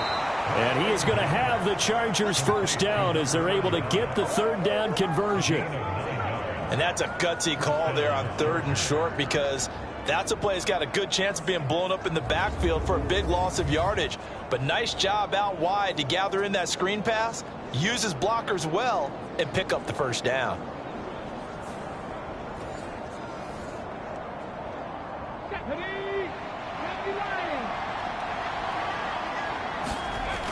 Out of the gun, they'll look to throw. Completes it to Fant on the right side. And he'll take this to the other side of midfield before going out of bounds.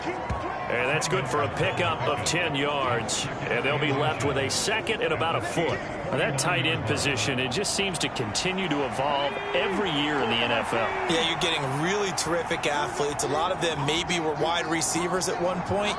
They continue to give you speed, great hands, and big bodies, which make them excellent targets for quarterbacks.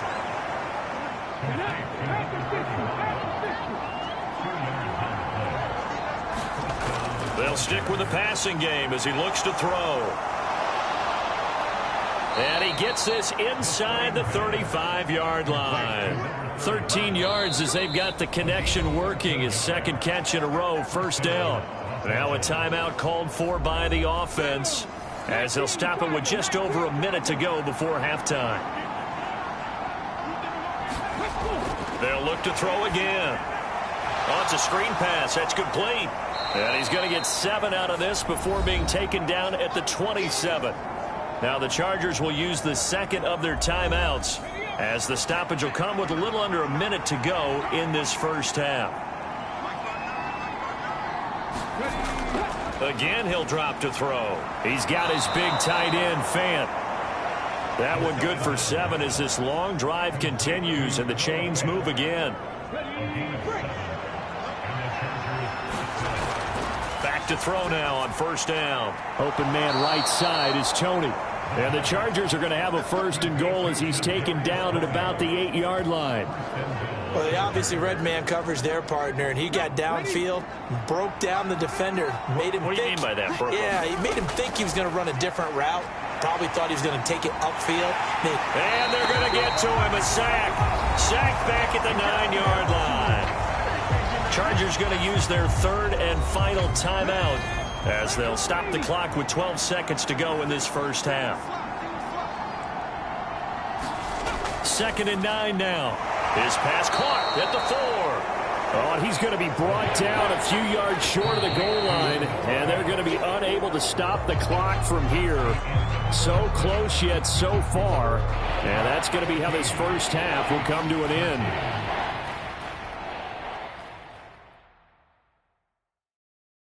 All right, Brandon, we'll get back to you guys in a bit, but first let's take a look around the NFL here on this first Sunday of October. We'll start up at Gillette Stadium in Foxborough, and those two are tied up as they play the second quarter. From there, we'll head down to the Big Easy. Check on the Saints at home at the Superdome. And for the moment, they trail the visiting Browns in that one. Deshaun Watson has thrown a touchdown pass. Lastly, let's get you to Charlotte, North Carolina. Check on the Panthers at home at Bank of America Stadium. And they have the lead in that one over the visiting Lions. Bryce Young with a touchdown pass.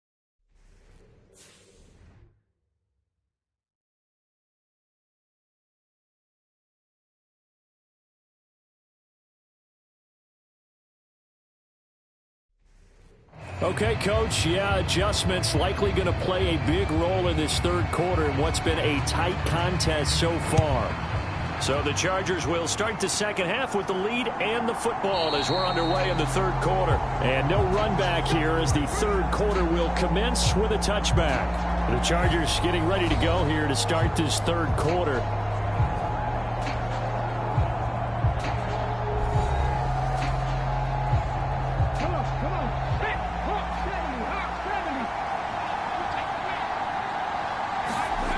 They'll try and start this drive in the air. This is Fant on the short completion. And he'll be out of bounds across the 30-yard line. Here's a 2nd and 2 now from the 33.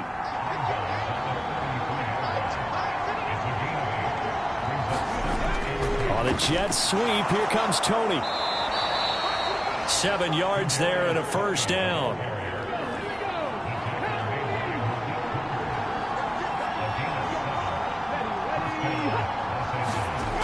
He'll look to throw.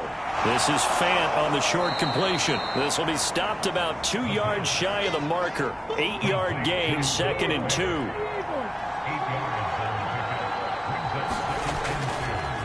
Now a give right side. Porter. And he's going to be met at the line of scrimmage and taken down. They need 2. Here's 3rd down. They're going to look to throw. That is caught. And they're well past midfield, just a yard or 2 shy of the 40. It's a 1st down, his 4th catch of the game after having 3 in the first half. I like the call on 3rd and 2. They were geared up to stop the run. I like the fact they just hit them quick. Little slant route. All about timing there, partner. Yeah, the timing, everything well executed.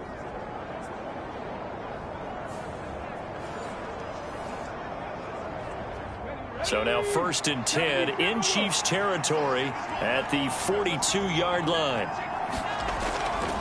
On 1st down, it's Porter, and he'll power ahead, but only for about 3 yards. 2nd down coming up. And the officials here going to pause the game for a second. Looks like there's an injured Chief on the field. We'll step aside and get an update when we return to KC.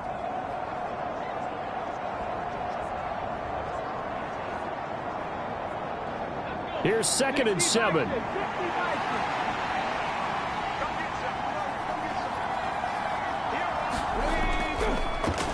They'll keep it on the ground. Porter. And he'll take this close to a 1st down at the Chiefs' 34.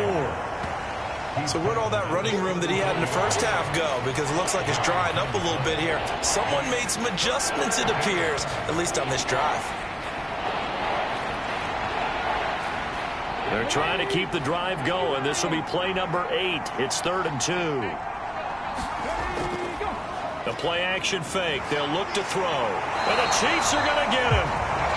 Daniil Hunter in there for the sack, and it's an important one from a personal standpoint, as that is sack number 100 in what has certainly been a terrific career to this point. Even keeping the back in for extra protection on 3rd down, they still couldn't prevent the sack. Now it's 4th and long thanks to a terrific individual effort on defense.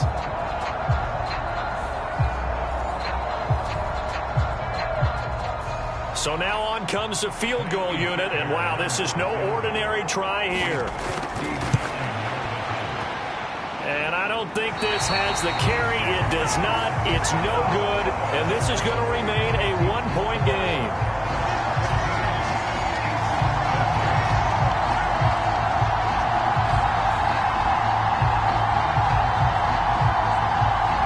So here's the Chiefs offense ready for their first reps in half number 2.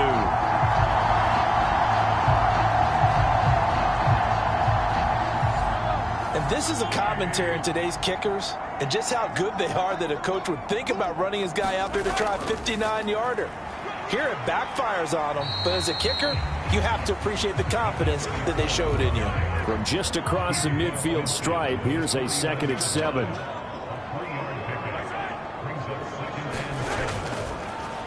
And they'll keep leaning on the running game. Back to the ground.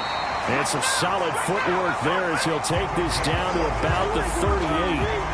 57 yards rushing for him now on what was his 10th carry of the ball game. Well, CD, a lot of times like to separate speed and quickness, and they've got a back that's both. We know that he's fast in the open field, but, man, his first step is so quick, too. It is something, isn't it? Because you think of that type of speed getting to the perimeter and turning upfield, but also when you run those inside runs, he can get into the secondary so fast, the linebackers don't have a chance to react. Forced out to his left. And he will slide down, but a penalty marker down as well. And it looks like this is going to be all for naught. So following the hold, they're in a bit of a hole here with a 1st and 20. Throwing now is Mahomes. And he's going to find his man out of the backfield. That's complete.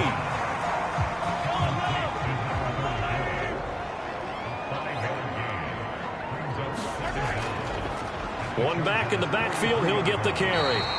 5 yards will get him back to the original line of scrimmage, but now they're looking at 3rd and 10. Right where this set of downs started, they need a full 10 here to pick up the 1st down and move the chains. He's got his target. That's complete. And he's brought to the ground with another 1st down at the Chargers' 24-yard line. A good gain of 14 there, and it moves the chains. We often hear the phrase sure-handed tight ends, and he certainly fits into that category. Plus, he's got a quarterback who knows to look his way when they need a big pickup. And on this play, he finds him for the first down.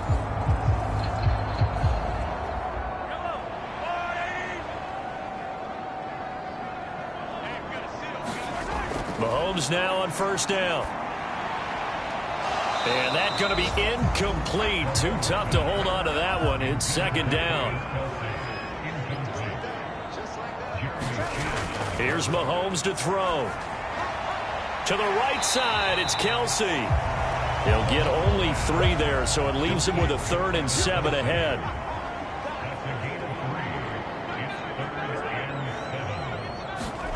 Mahomes to throw once more. And he will not be able to hang on through the contact. It's incomplete. The coverage strong, and now it's 4th down. That's a good job there creating the contact to force the incompletion. And now since it's 4th down, that should set up a field goal situation. And a nice sigh of relief defensively to be able to hold them to 3.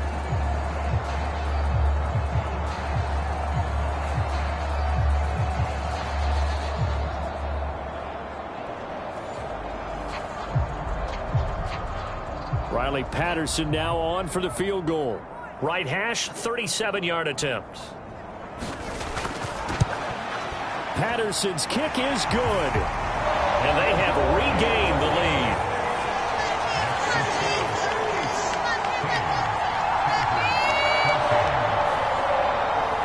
So it's his 3rd field goal now with the ball game, and they've needed his leg. This last one gives them the lead. It's been a back and forth kind of a game, hasn't it? Now you got to tell your defense, guys, need you to make this stand up because we got the momentum going in the right direction, but we need you to make sure we carry it home. Getting set to go again as we look at the back, heading onto the field again. We've seen him be good so far. He's hoping to continue that trend here in quarter number 3. And typically when you see guys running it this well, they see the game in slow motion, don't they? They see the cuts happen. They see the blocks happen. They feel really good about their vision, and then they use their legs to find that open space. And he's had some good help up front to boot. A throw left side to start the drive is complete. He'll be dropped after a gain of about 6 across the 30 to the 31. 2nd and 4. And he's going to have to eat this one as down he goes. Danielle Hunter able to record his 5th sack of the season. And on that one, the protection just broke down. You've got to have that leverage, don't you? We always talk about low man wins in the running game for an offensive lineman versus a defensive lineman. It's essentially the same thing in pass protection. Get lower than that defensive lineman so that you can keep your balance and keep him away from your guy trying to throw the football. 3rd and 8.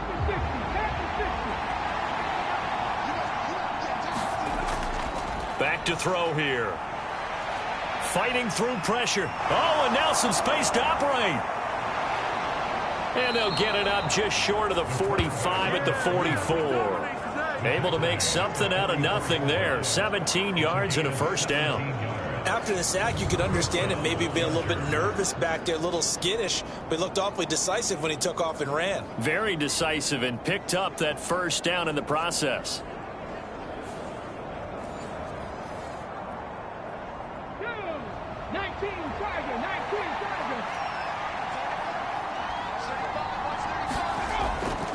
They'll run on 1st down. It's Porter. And he'll be taken down just shy of midfield. From just shy of midfield, here's 2nd and 4. Looking to throw. It fights him off. The 2nd down play results in a loss of 2 yards.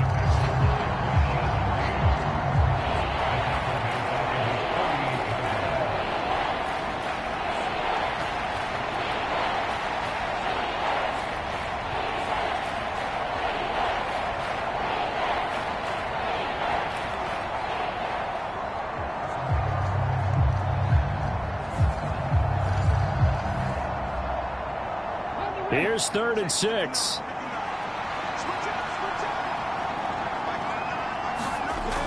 He'll drop to throw. And to the 49-yard line, but no further. And obviously he is well short of the first. Only able to get back a yard for his efforts, and that leads us to 4th down. I'm actually looking at this play with defensive eyes here, partner, because they were still laser focused on him after his earlier exploits on this drive. I think they went back to the well just a little bit too soon. He got across the line of scrimmage, but they certainly weren't giving up much more than that.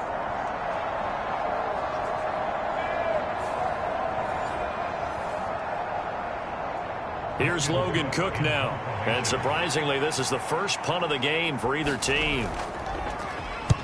And he'll get off a fairly short kick here as this is toward the sideline. And this punt sails over the sideline. And the spot, it looks to be right at the 25-yard line. So here are the Chiefs to take over. They lost 2 straight coming in, but good news for them right now. They've got the lead and the football. Mahomes will lead the Chiefs up 1st and 10 at their own 25-yard line. They'll start this drive out on the ground. And he will lose yardage and be backed up to the 24. Officially, it's a 1-yard loss. That's going to bring up 2nd and 11. And that's exactly what you're looking for, the inside linebacker spot. Versatility. He can drop into coverage, or as he did on that last play, use his speed to get to the perimeter and knock the ball carrier for a loss.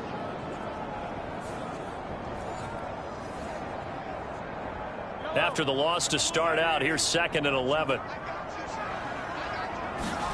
From the gun, it's Mahomes. That's complete to Slayton. So just 3 yards on the completion there. And 3rd and 8 now. He decided to run a hitch route. It really helps to have a guy who can turn it loose. And, boy, he rifled one in there on that one. Not much run after catch, but it worked really well. Here now a 3rd down and 8.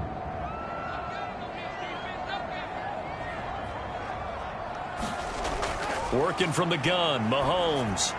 That one caught by Rice. And he will have a Chiefs first down as they're able to get the 3rd down conversion. This is a nice job of just taking what the defense is going to give you on 3rd down.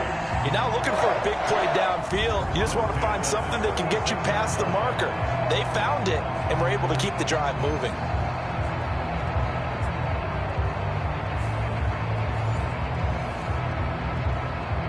So from the 36 now, 1st and 10.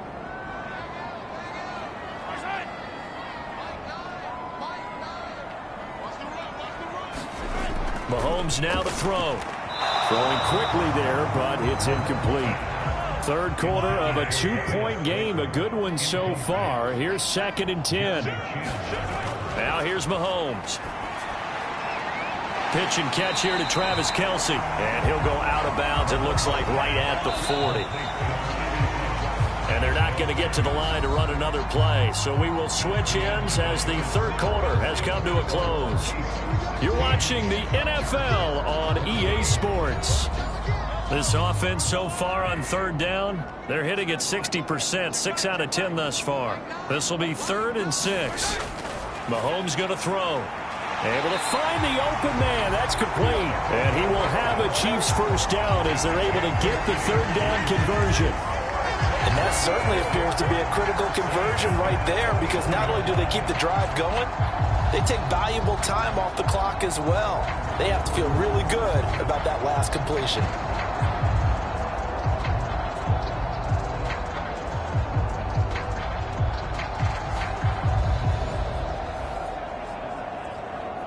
So from Charger territory now, here's a 1st and 10 at the 49-yard line. And now here's a carry heading left. And nothing much materializing there on the 1st down run. He'll get a couple, and that's it. Brandon, one thing about blitzes, they really confuse offensive linemen at times. And what you have to do is lock in on the guy right in front of you. If you don't, you saw the end result. Defensive tackle ended up making the play. Meanwhile, Mahomes' throw here complete to Kelce. The result, only 4 yards there on the play. And that'll make it 3rd down. Now Mahomes. Got him. Oh, no, he lost the football. And picked up by the Chargers. And the return here will go to the 31-yard line.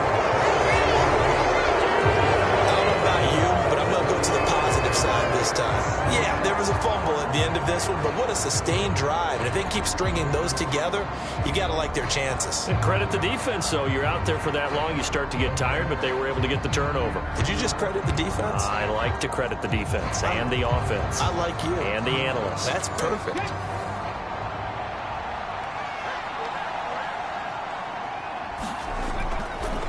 They'll start on the ground here on first down. And they get him down, but not before he takes it across the 40-yard line.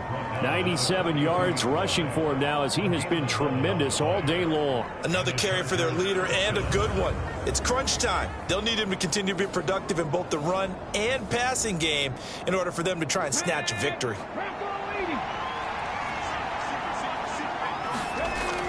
They'll look to throw now on first down. Oh, he tried to fit it in on the slant, and it's intercepted. Trent McDuffie with a pick. And he will take this one home. It's a touchdown. And on that one, with 6 defensive backs, did he need to be more careful throwing the football? I mean, I guess obviously in hindsight he did, but... Yeah, hindsight, but even in foresight, when you got 6 defensive backs on the field, you just know you're going to get multiple coverages. You're never sure what you're going to see. But the biggest one is you don't have much reaction time for your receivers to go get the football because those guys, they're the best cover guys on the field. They go get it. And on that play, they took it the other way for 6 points. Patterson now for the extra point.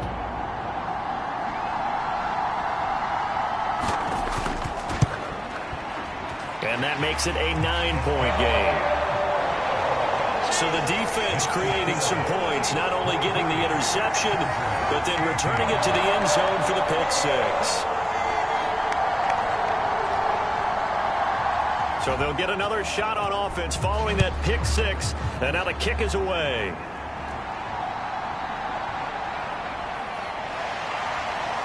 And able to get this out to the 25.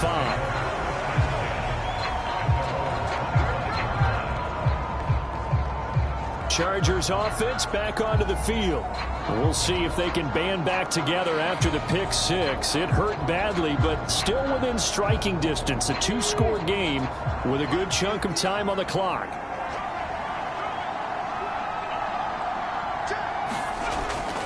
They'll start this drive out on the ground. And he'll fight forward on the straight-ahead running for just a couple of yards. Second down.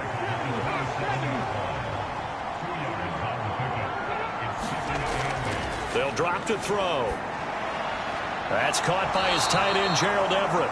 And he's taken down, but able to slip across the 35. So signs of life in what's been a dormant offense in this second half. Here's 1st and 10. They'll look to throw here. He finds his man, complete. That's Porter. And they bring him to the ground just shy of midfield.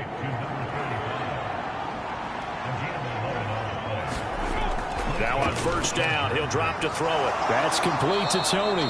And he's able to get this one down to the 40-yard line. So on the other side of the field now, it's 1st and 10 as they've got things rolling on this drive.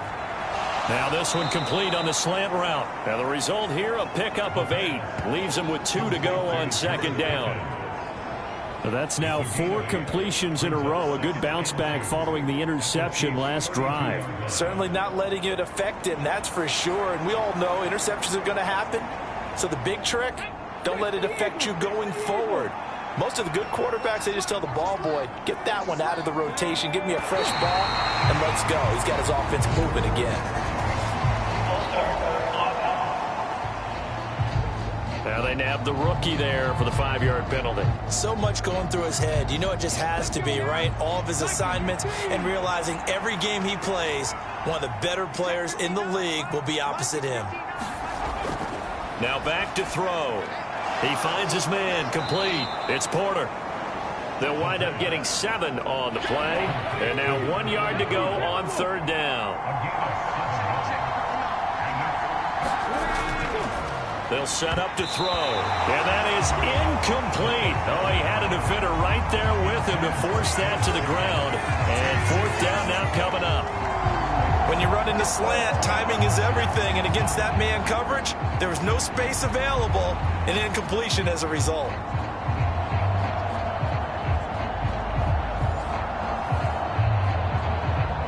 So a big one coming here for Kaimi Fairbairn. From the right hash, this from 48.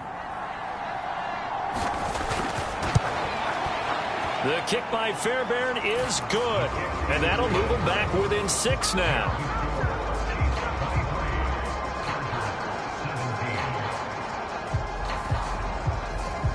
So they get the 3. It was 4th and 1, and I think you were doing what I was doing. I was looking down at the sideline. I'm not sure the offensive unit wanted the 3. They wanted to go for it. But when have we ever seen a unit that didn't want to go for it in that situation, right? Sometimes it's just way more important to have the points on the board than to worry about any type of a gamble. KC's offense ready to take over. They have the lead, obviously, late in the game. I guess the good news for them is if for some reason they would make a mistake, a field goal does the opposition no good. Everyone loves to have a little bit of a cushion, and that helps you immeasurably. But the bottom line is, do all the things that you're taught in order to close out the game. Don't even let that become an issue. Yeah, but still a one-possession game. This one not fully over yet. And they'll give him another shot here on the ground. And he slips up past the 45 before being tackled.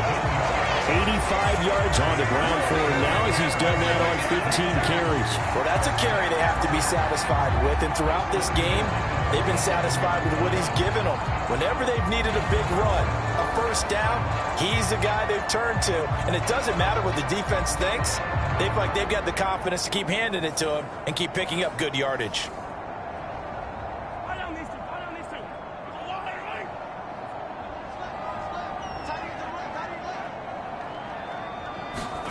Throwing on first down is Mahomes. Short throw hauled in by Kelsey. It'll be a gain of 5, and it'll be second down.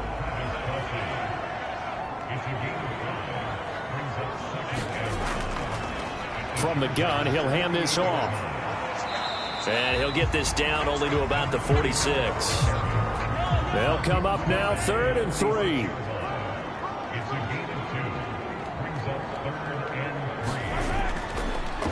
Now a give right side. Boyd.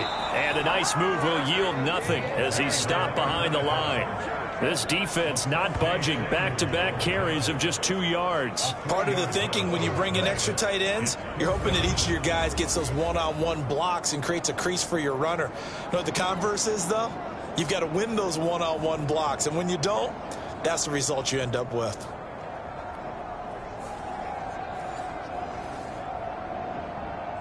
Here's the Chiefs punter now, as he should be able to pin him back deep here with his first punt.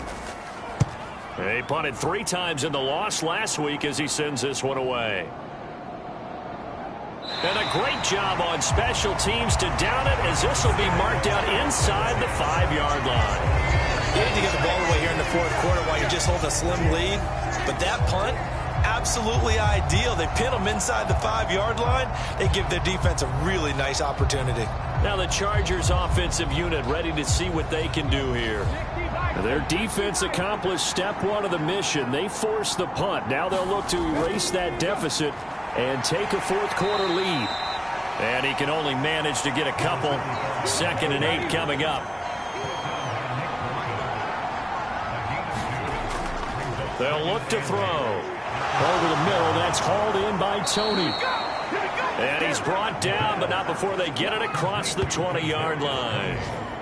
5th catch of the afternoon, and that gives him a first down. And here we are in the 4th quarter, partner, and watch them drive for what would be a go-ahead touchdown. And you and I both know this is where you need a quarterback who can keep his cool back there. Not just for himself, but to keep the rest of the team relaxed too.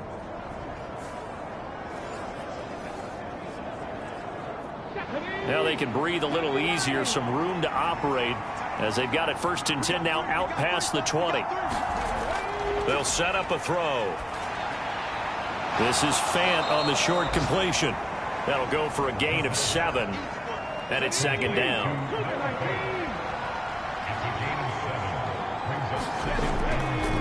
Now a handoff up the middle. Porter, and he's able to get out to the 32, brought down there. Well, that was a unit that understood exactly where the first down marker was, handed it to their guy who could run it, created some space, and he got there. Fourth quarter, down to the final 2 minutes, and we've got a one-score game. So it's Charger football as we welcome you back from the 2-minute warning. They come up on a 1st and 10, desperately needing a score here on what could be their final drive. The throw over the middle taken in, and they'll get it up just short of the 45 at the 44.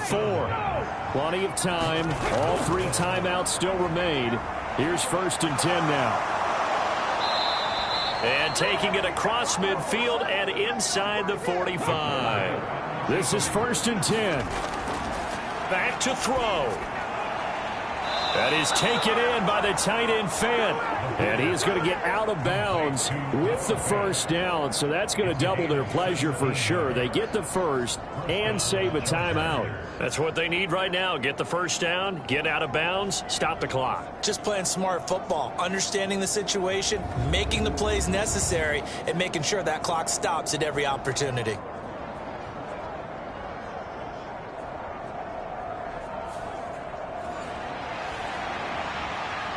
Here's 1st down.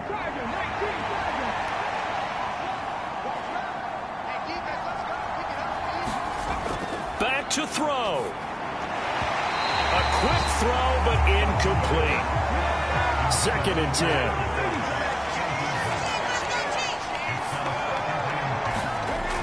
They'll look to throw. They shakes him off. And he will slide to a stop. He does have the first down. And we've reached the 1-minute mark in this game. He's back to throw. And oh, that one nearly intercepted. That would have sealed it. Instead, it'll be 2nd down. He'll look to throw. And he'll slide to a halt here, still a little shy of the first down marker. The Arrowhead crowd in full roar. Here's 3rd down. Work in the middle of the field, and he's got a man complete. And the Chargers are going to have 1st and goal coming up as they're able to convert there on 3rd and 2. Now a timeout called for by the offense as they'll stop the clock with 24 seconds to go in the game. He'll look to throw. And that is caught. Touchdown. And they're an extra point away from taking the lead here in the final minute. They got the dramatic score to tie the game here late 4th quarter. Now all eyes resting on the foot of one man. Yeah, no doubt about it. Your brother called me before the game. That's his guy in fantasy. He needs this one badly.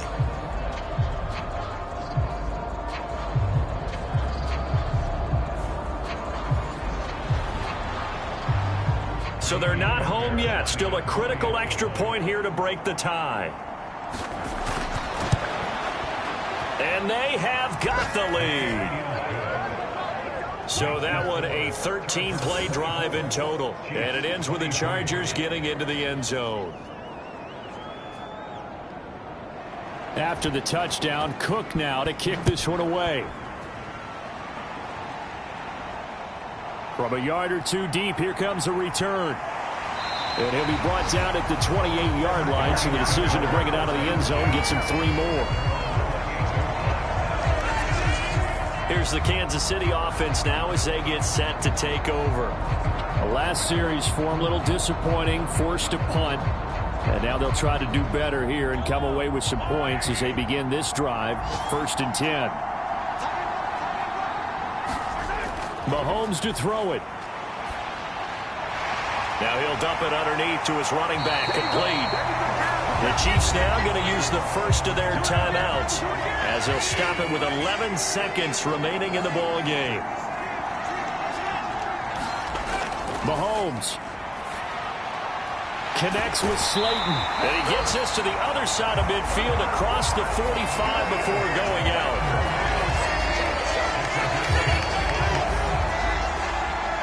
They'll come up 1st and 10 here.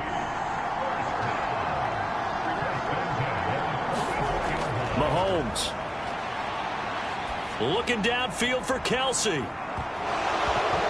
And it's incomplete. So their final drive comes up empty. And with that, the ball game is over.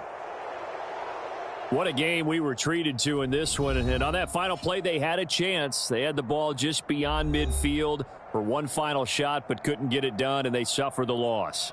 Yeah, and you mentioned how they had a chance on that final play, and getting it to midfield gave them that opportunity, hoping they could find their way to the end zone and make that miracle happen. A really good ending to an entertaining contest, though. So for Los Angeles, their strong September has carried over to October as they move to 5-0. And they'll get another road date next week. Meanwhile, for the Chiefs, they drop below 500 to 2-3 with a loss. And they will try to get back in the swing of things next week on the road.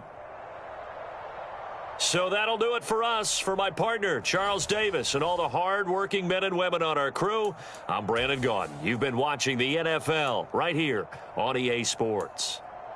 From Kansas City, so long, everybody.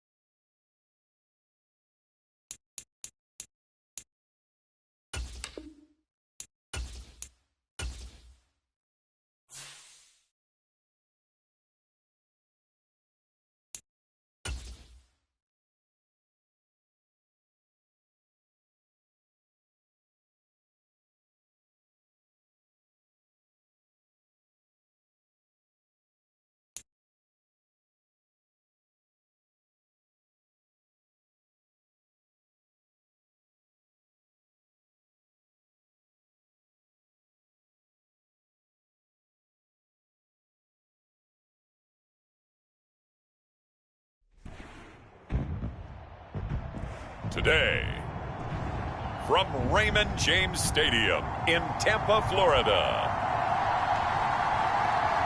it's Week 5 of the NFL on EA Sports.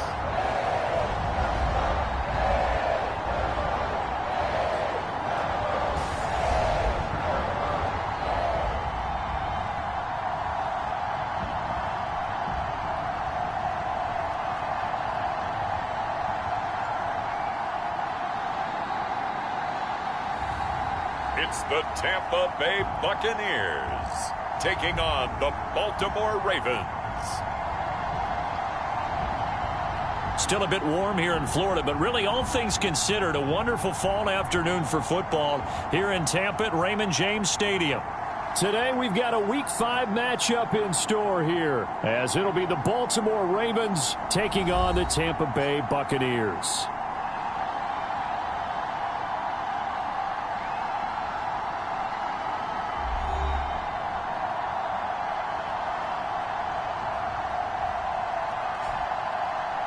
Hi again, everyone. Brandon Gaudin alongside Charles Davis. And, Charles, you take a look at this Buccaneer ball club. Now, they've lost 3 straight here, and it goes without saying, I guess, they could certainly use a win. And how do they get a win? Because they've lost 3 straight, I think it's paramount that they get a fast, clean start to this game. Meanwhile, for the visiting Ravens, they come off a disappointment last time out that put an end to their modest 3-game win streak.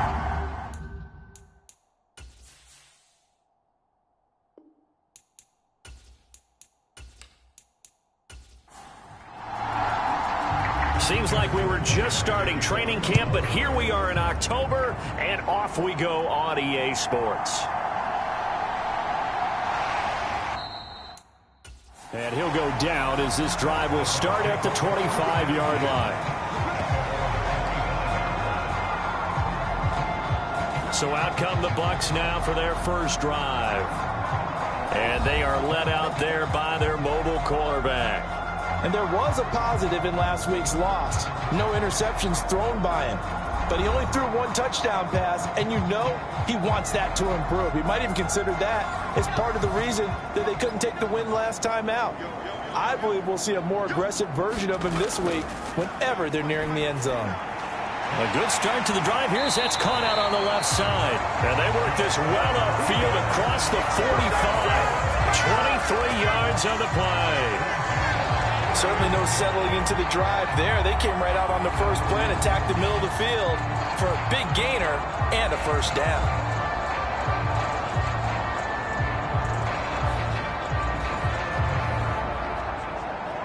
So 1 play, and they're already just shy of midfield. Looking to throw. Hughes. That's complete. It's Chris Godwin. And this will be stopped at the 44. That one good for 7 yards. These are his numbers from last week's contest. 9 catches, 131 yards, and also the score. And he's able to pull that last pass in, but this is usually a pretty tough unit to try and maneuver against. They're in the top 10 in the league against the pass, and you and I both know there's not much difference between 1 and 10. Now he dumps this off over the middle. That one a first down pickup of 8.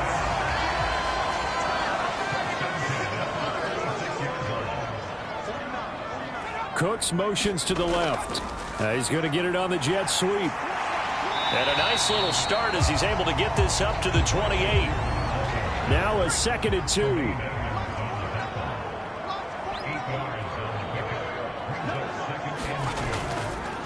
Here's the first carry of the game for Cam Akers. And he'll be a little shy of the 25 here at the 26-yard line.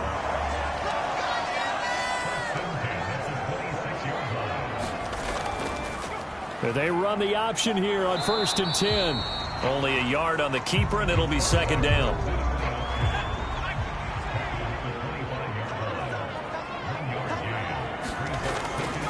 A give up the middle to Akers. Give him 6 yards on the carry. It's going to be 3rd and 3 now. A quick burst there, and he nicely bit off a pretty decent gain.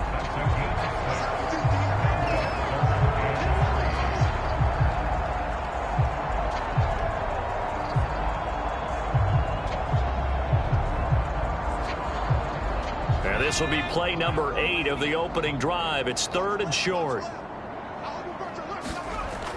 Back to throw. Hughes. And that's going to be incomplete.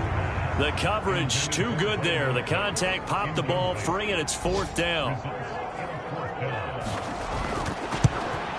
And this one is right through. And the Bucs take a 3-0 lead.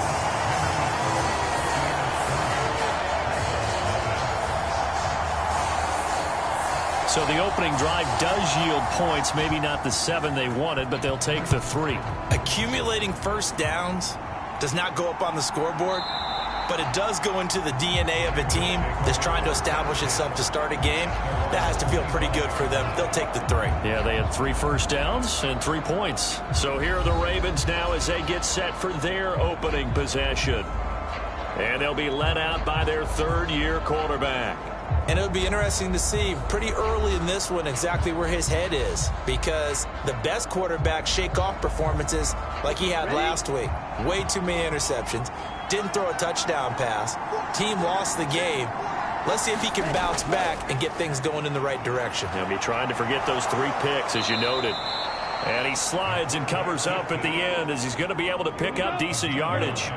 Maybe a good spot to take a shot. Here's 2nd and a yard from the 34. And that falls to the ground, incomplete. A nice job of bodying him up defensively. And now it brings up 3rd down. They're going to look to throw. And he'll be taken down, but he does have first down yardage. Certainly not a positive sign if you're the D coordinator and you see your guys give up that space so early in the game. 3rd down, that's when the clamps are supposed to come out, but his ability to create things with his legs makes things difficult.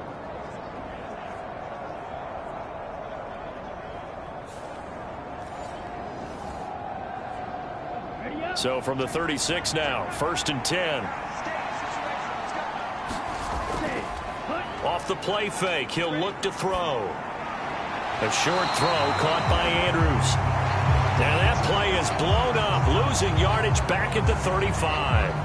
Now a pause, and there's an injured Raven in need of some assistance. Now the medical staff is going to come out here and take a look, and we will take a short break.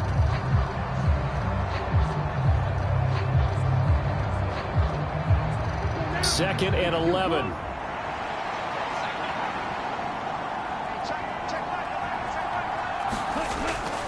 Now a shotgun snap as they'll look to throw. Looking left side, that's caught by Moore. And able to get this one across the 45 before he's brought down. So the penalty rightfully declined. They'll keep the yardage on the completion. Still some disagreement by the defense, though, because he thought that was just good, strong coverage, and the contact's going both ways, so why is there a flag? In the end, though, doesn't matter. Still a completed pass. The numbers for him from a week ago: 24 carries, 103 yards, and a touchdown. I think he's exactly where he wants to be coming into a game, partner, because he has to still be riding the momentum from last week when he broke the century mark in rushing and had one of his best individual efforts of the season. I would expect that there's more from him on the way after that type of a game, and I know his teammates and coaches, they feel exactly the same way. And on 3rd and 5, this will be the 8th play of the drive. Back to throw. Oh, the Buccaneer pressure too much. Down he goes. And now that brings up 4th down there, a loss of 6 yards on the sack. This offensive line has struggled. In fact, when we sat down with the coach, he said it's been in tatters lately. They allowed 6 sacks in their last game. Just gave up another one right there. In tatters, so it sounds a little bit like this right now. Exactly. It's like that paper being ripped. And right now, they've got to find a way to get it back together. 4th down, and out comes Jordan Stout here to punt. This is away, but boy, headed straight for the sidelines. And now where will the side judge stop his walk? That's the question. He says it crossed out of bounds at about the 17-yard line. Tampa Bay, they're getting ready to set up shop here for their 2nd drive. They've got a 3-0 lead and the football as they start 1st and 10.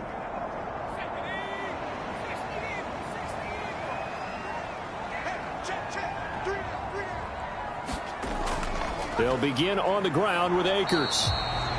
Just a yard on the first down carry, so it's 2nd and 9. Oh, there's plenty of traffic waiting for him up the middle. But give him credit, he tried barreling through anyway. They're fortunate to get a yard out of that one. Now 2nd and 9. Looking to throw. Hughes. Down the left sideline. And he'll take this to the other side of midfield before going out of bounds. Big yardage there on the scramble. It gets him a first down. As we both know, there was a lot that went into why they made him their first-round pick this year. Part of it was what they saw in college, his playmaking ability when things break down. As soon as he saw he wasn't getting a lane to throw, he pivoted and found an alternate way to the marker. So the line of scrimmage moves all the way across the 50 now as they come up 1st and 10. Back to throw. Hughes. And he fumbled it. It's on the ground. And it's picked up by the Ravens. There he goes, left side. And he'll get it all the way down inside the 35-yard line. Well, that's unfortunate because he had a nice run going, but give credit to the defense. They got a hand in the cookie jar there, CD. You have to think about vision, finding a place to get down after you know you've gotten all you can out of a run. And obviously, ball security is paramount. In today's football, everyone's coming after the rock. You've got to make sure you protect it and protect the yardage you just gained. So they'll come up 1st and 10 now from the 33. They'll come out throwing here to start the drive. That's complete. It's Zay Flowers with it. And he's got this down almost to the 20 before he's dropped. It's a pickup of 11 and a Baltimore first down.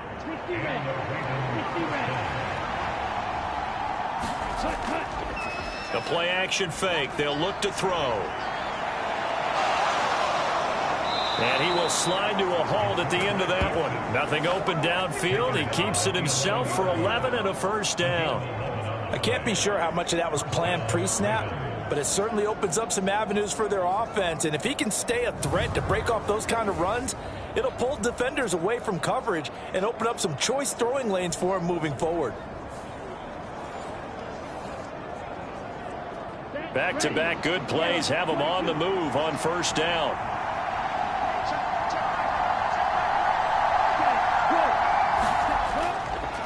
They'll run up the gut with Dobbins.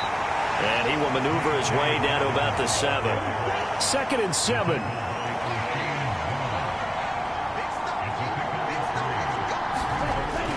He'll look to throw. Nowhere to go here. He lost the football.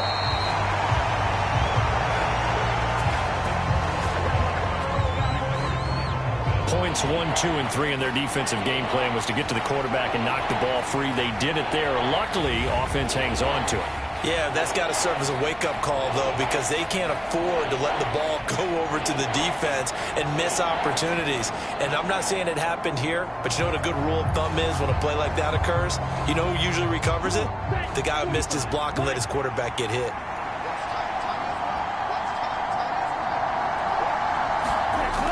On 3rd down, he'll drop to throw. A bullet throw, but incomplete. So on 4th down, here's the Ravens Pro Bowl kicker, Justin Tucker, out onto the field from 28 yards out. Tucker's kick is good, and that will tie us at 3-3.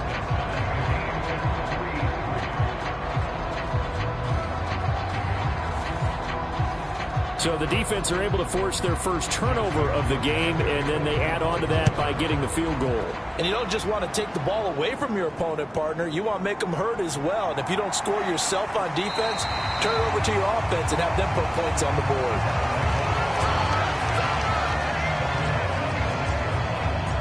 So out come the Bucs now. And last time they coughed it up, led to a field goal. They're fortunate that it only led to a field goal, but still, they're not happy about it. Could you sense the relief, though, when they only gave up the field goal and they were able to trot back out on the field and start this drive, a little more pep in their step because they didn't cost their team a touchdown, but they know they've got to do it a lot better than they did on the last possession. The coach will just be relieved, though, if they recoup with a score here, right? I think the coach will be ecstatic to see them pick themselves back up and now take it downfield, punch in the end zone without turning it over. And that went to the right side and incomplete. So the failure to connect on second down, that leaves them staring up here at a 3rd and 8. Looking to throw. Hughes. This one swung out to Montgomery. And I don't think he got there. No. He's short by maybe a foot. Maybe. Call it 4th and inches. How about that strategy there, Brandon? 3rd down. They just said, we've got faith in our tackles. We'll give you the short stuff, and just decided to protect the sticks. So every time I hear fans telling me tackling's not a part of the game anymore, plays like that, I can clip and save and show them you have to tackle well if you want to be a good defense. Here comes the Buccaneers punter now, as he's on to punt for the first time this afternoon. Only 2 punts for him last week in the loss as he gets this one away. Just a 2-yard return there following a punt of 48. And the Ravens will get it. 1st and 10 from deep in their own territory. Now the Baltimore offense heading back out onto the field. And last time they got 3 points, but it was a chip shot field goal. And when you go to the sideline after a chip shot field goal, maybe the offense not too happy. It's a balancing act, isn't it? Because you're exactly right. They're none too pleased that they didn't punch it in for 6 points. But they also have to remember they did put points on the board. 3 points is 3 points. And in this league, you take points when you can get them. Not easily done. It'll only be a loss of a couple, but the pressure gets home on 1st down. They'll come up after the sack on a 2nd and 12. These 2 teams all tied after 1. Raven football here as we begin quarter number 2, as they've got it 2nd down and 12.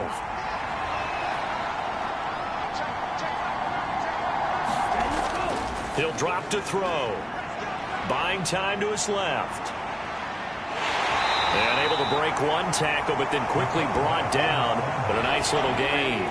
The Ravens on 3rd down. Just 1 for 3 thus far. This will be 3rd and 5. Meanwhile, this one knocked down in the backfield. It's incomplete. Hey, partner, anytime someone tells me the fundamentals are leaving the game, I'm going to show them this play because they couldn't get to the passer. So what do you have to do? Get your hands up in the passing lane, and they batted it away on a 3rd down attempt. And on 4th down, on is the punt team sending this one away. That's taken on the 25.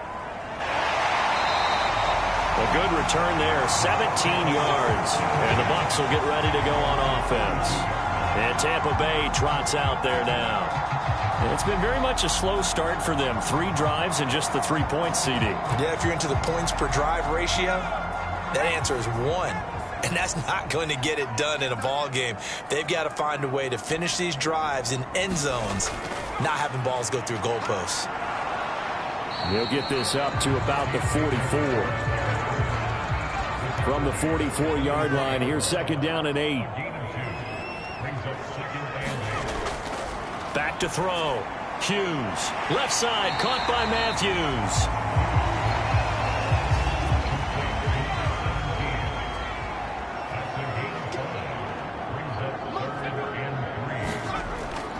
Here's Hughes. Off the play fake.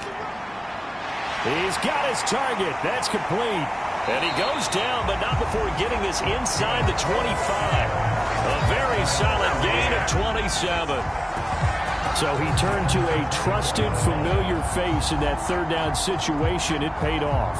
Yeah, you go to your veteran receiver in that spot, so you can't underestimate him when he's on the field defensively. Make sure you know where he is because he understands how to get open in key situations. This offense finding its legs now. Here's another 1st and 10. Out of the gun. They'll look to throw. He gets it to Cooks. Will go down as a gain of 6, and that'll make it 2nd down. Again, he'll drop to throw. Here's a quick pass. He's got Chris Godwin. A kicker fest so far, all points via field goals. They're hoping to change that right here. They'll look to throw again. He'll leave it for Montgomery, complete. And just shy of the goal line as he's out of bounds right at the 1. A gain of 7 that time, 2nd goal.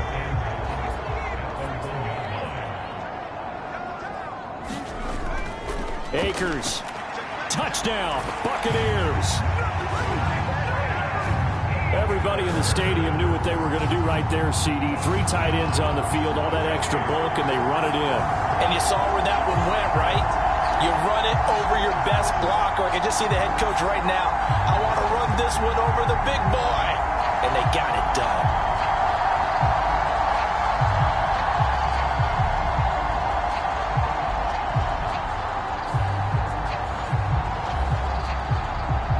The call is to go for 1 and kick the extra point.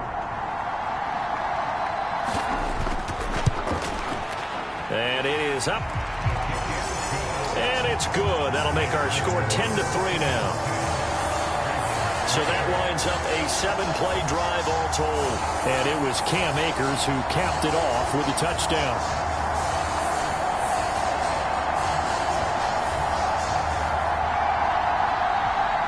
The Bucs ready for the kickoff. And here we go. It's in the air.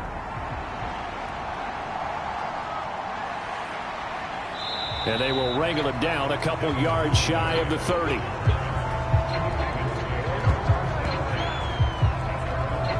Ravens offense getting set and ready for this next drive.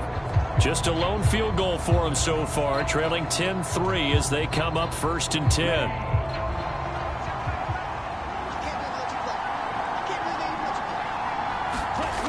They'll try and start this drive in the air. That's complete. It's Rashad Bateman. And they get him down, but not before he takes it across the 40-yard line. They may want to go back to that one. First play of the drive, good for 15 and a first down. And now at this point in the first half, you've got to realize as an offense, you're not going to get it all back in one fell swoop. This is going to be about sustained drives and making sure you finish with points. And that's a good throw there for a first down. One play has him up past the 40 already, and another 1st and 10. On play action, they'll throw. A short throw caught by Andrews. So 5 yards here, 5 on the play, and it's 2nd down. A give up the middle to Dobbins. And he'll be taken down at the 44-yard line. That one a first down pickup of 8.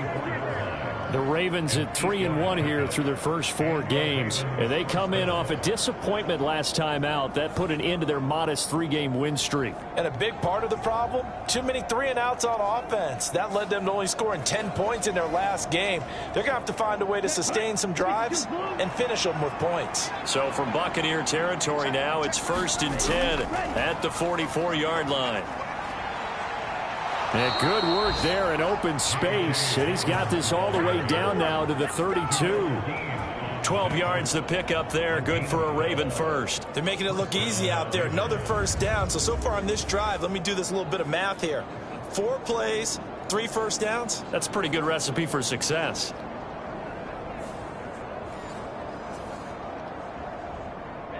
From the 32 now, here's 1st and 10. Now they'll throw here out of the gun. That's complete. It's Devin Duvernay. That's good. The completion there for 7 yards, and it'll be 2nd down. They kept the receiver in the short field, but that let his quarterback get the ball quickly to him before either guy in double coverage could react. From the 25, here's 2nd and 3. Back to throw here. He's got his man. It's Andrews.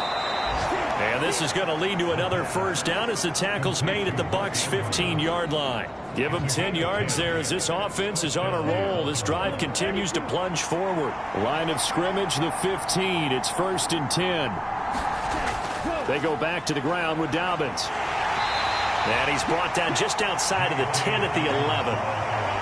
Give him 4 yards there. It'll be 2nd and 6. But that call makes sense because they've been throwing it well on this drive. And once again, they show passing formation, showing the shotgun.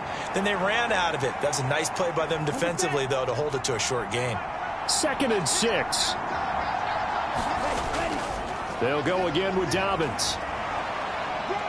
It showed some tough running, but they'll drop him at the 5-yard line. 9th play coming up here on this drive. This is 3rd and a yard. Looking to throw. 5 yards on the scramble, and that's enough to pick up the first. Brandon, that's a gamer move right there. Facing third down, steps up, calls his own number, and nearly makes the house call. And he'll get in. Touchdown, Baltimore. J.K. Dobbins with his 4th rushing touchdown on the year. And the Ravens are an extra point away from evening this one up. Well, he'd been the workhorse on this drive, and it would have been unfair to bring someone else in to finish the job. So they go back to him again, and he delivers with a touchdown run.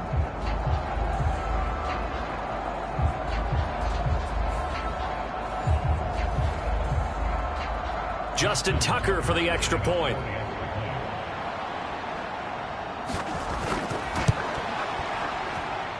And he'll put it through, and that evens us up at 10 apiece. A 10-play drive that time. And it's finished off by a touchdown run from J.K. Dobbins.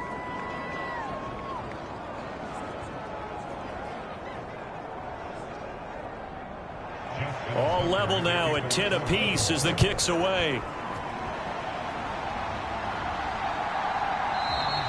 And he'll decide to not bring this one out as their drive will begin at the 25. Get a look at receiver Chris Godwin as this offense returns for their next drive. Well, September sure treated him kindly. Now we flip over to October. Any reason to think that those numbers drop, or can he keep the pace up?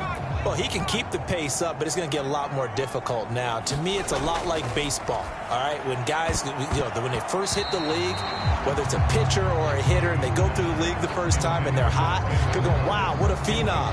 Then they get tape on them, they get scouting reports, they start to do different things. Let's see if he's going to adapt and expand his game in order to keep up that type of production. That's a good call because he's a known entity. See how they defend him going forward. After getting stuffed on first down, not much better there. 2-yard gain. To throw on third down. Hughes caught by Montgomery.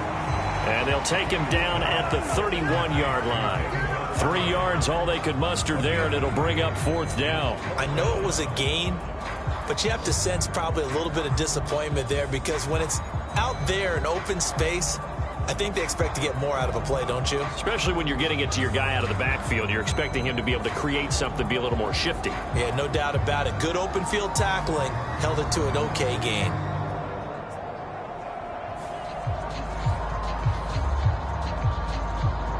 Here comes the Buccaneers punter now, as he'll punt it away for the 2nd time.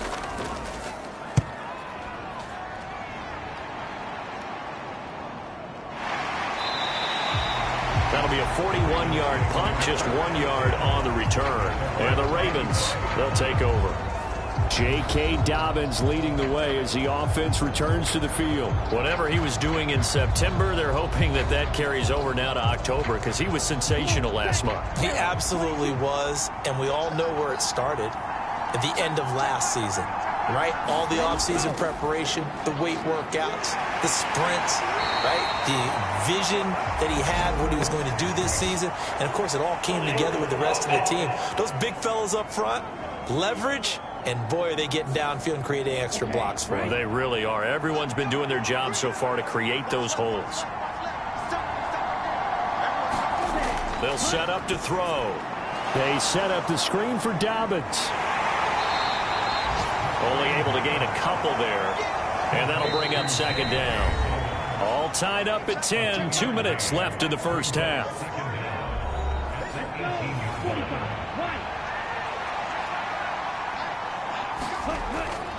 Now back to throw. That escapes the sack. And the ball is knocked out. And the Buccaneers have it. We know he's got the speed to get downfield, Charles, but there's the negative side. A little loose with the football that time. And that's normal, especially when you have his type of talents, because you feel like you're into the open field and maybe you don't feel the people who are around you or closing in. All quarterbacks have to do extra ball security drills with the way the game's played now because defenses, they attack the football as much as they attack the runner. Now Hughes Following the fumble recovery, he'll throw. And that's incomplete. I think we can all understand what they're thinking right now. They take over the ball in field goal range after the turnover, so they've got that in their hip pocket. But they've got to go for the end zone and turn this into a bigger points. Their thinking is a touchdown is really what they should get from starting here. Getting 3 points at the end of this drive, that would feel disappointing. And 2nd and 10, he'll look to throw again. And he can't find a receiver, and he's brought down. Odafe Owe showing off the pass rush skills. And this is a quarterback who's already had success on the ground in this first half, but this time they're able to hem him in. And it's always different when you rush a mobile quarterback as opposed to a guy you know will be right back in the pocket. In this case, you got to make sure the inside pressure and the outside pressure match, and maybe even a second wave to make sure if he squirts free, you've got someone to tackle him. The chance of wasting this great starting field position, a real threat. This is 3rd and long. Operating from the gun, Hughes. Gets around him, and down inside the 15, shy of the 10. The coverage may be too good that time as he breaks away for 19 with his legs and a first down. This is where the NFL is headed year by year, partner. A league where just about everyone has someone under center who can get you with their legs as well as their arm. And we've certainly had a nice display of that from both QBs in this game. And that continued with that first down run.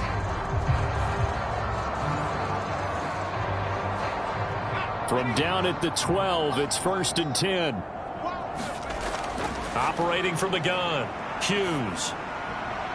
Looking for the out route here, and he's got Cooks.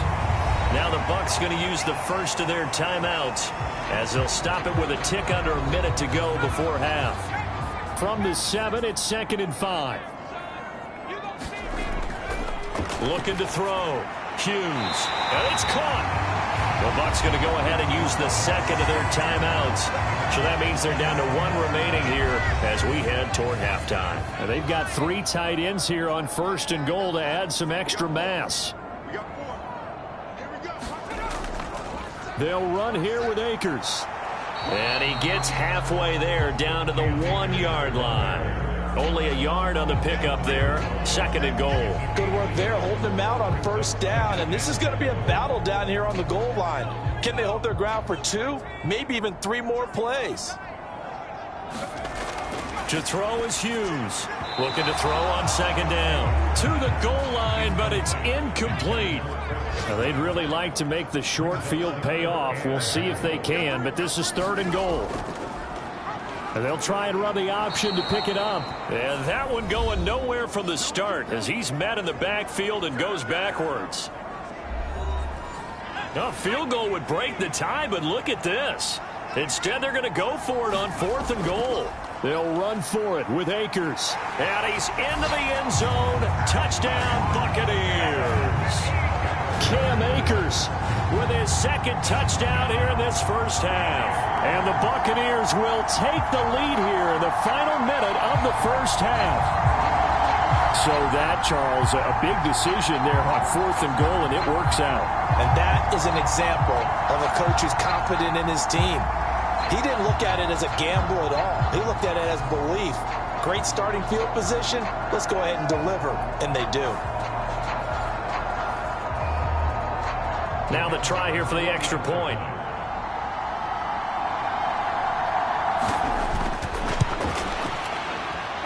He's got it as they go up by a total of 17-10. So that drive consumes 9 plays all told. And it was Cam Akers who capped it off with a touchdown. The kickoff unit is out on the field, and they will send this one away.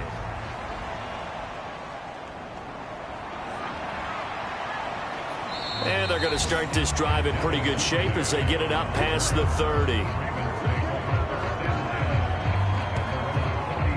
And the Ravens going to get one more drive here in this first half.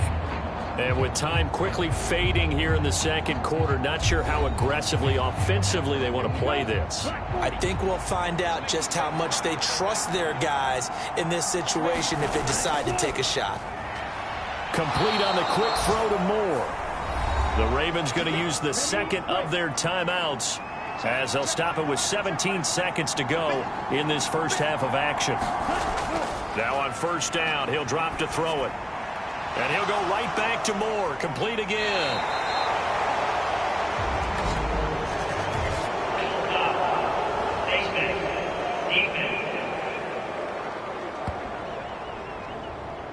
So it was already a gain on the completion, but tack on some more with that penalty. Absolutely. No matter what angle you're making the tackle from, you can't grab the face mask, and that's just putting your defense on its heels just a little bit more. So a big penalty there on the face mask leads to 1st and 10.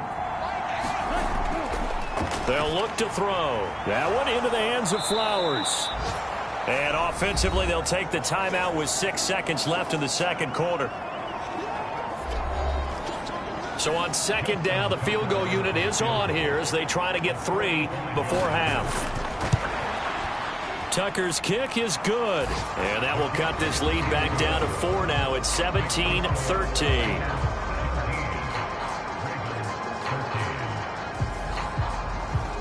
So a big play before the end of the half to get them into this spot, and they cash in with 3. How about the 1-2 to the solar plexus on that one? The big play, the field goal, not much time left on the clock. That's the way to go into the half.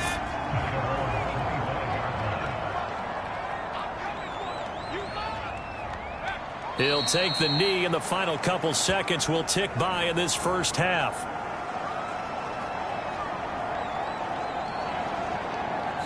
So we've reached halftime here in a 4-point game. As we toss it an hour or so east of here to Orlando, it's Jonathan Coachman with our EA Sports Halftime Report. All right, Brandon, we'll get back to you guys in a bit. But first, let's take a look around the NFL here on this first Sunday of October. We'll begin down in the Bayou. The Browns from the AFC visiting the Dome to take on New Orleans. And it's the Browns who have the lead in the second quarter. Deshaun Watson has thrown a touchdown pass. Next, we head up to the Windy City. Check on the Bears at home, Soldier Field. And they have the lead in that one over the visiting Minnesota Vikings. Lamar Jackson has thrown a touchdown pass. Lastly, let's get you to Charlotte, North Carolina.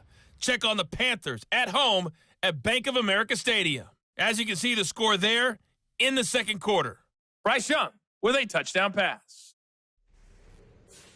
It was the running back, Cam Akers, who stood out in that first half of play.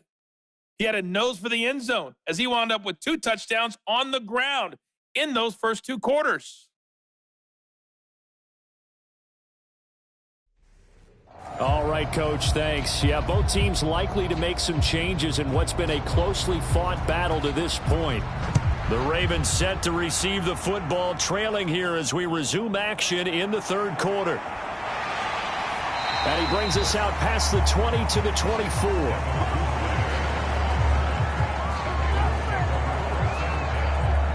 The Raven offense set to start this third quarter.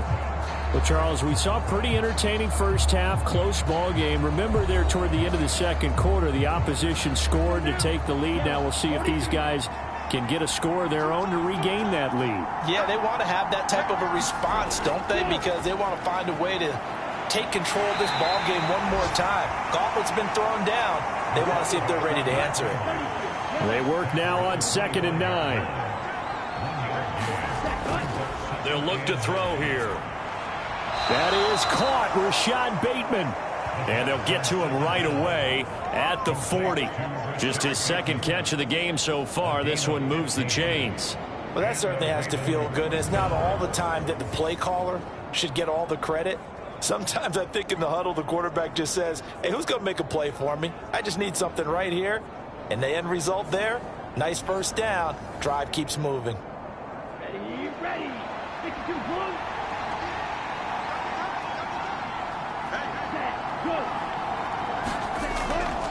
On 1st and 10, it's Dobbins. And a nice job to break free of one tackle, but it slowed his momentum somewhat, and he's taken down right after. Ball placed at the 45 for 2nd and 5. They'll set up a throw. He'll get this to Flowers, left side. And he's able to take it across midfield before going out of bounds. 2 catches in the first half. Now he's got a third here, and it's good for a first. All that practice time came to fruition on that play. All those timing routes that they work on through training camp, OTAs, mini camp, and just regular season, they got it done on that one. An outcut, ball was delivered, and picked up the completion. Back to throw now on first down. He'll find Dobbins out of the backfield. And that play goes nowhere. Taken down, losing yardage at the 50, right at midfield. That one unable to develop, never got going. A loss of a couple, and it's second down. That was well defended, and while it was a completion, it resulted in a loss of yardage. It's really, really hard for a running back to think to himself, I probably should have just dropped it and saved the yardage. It goes against the entire training that he's had his whole career.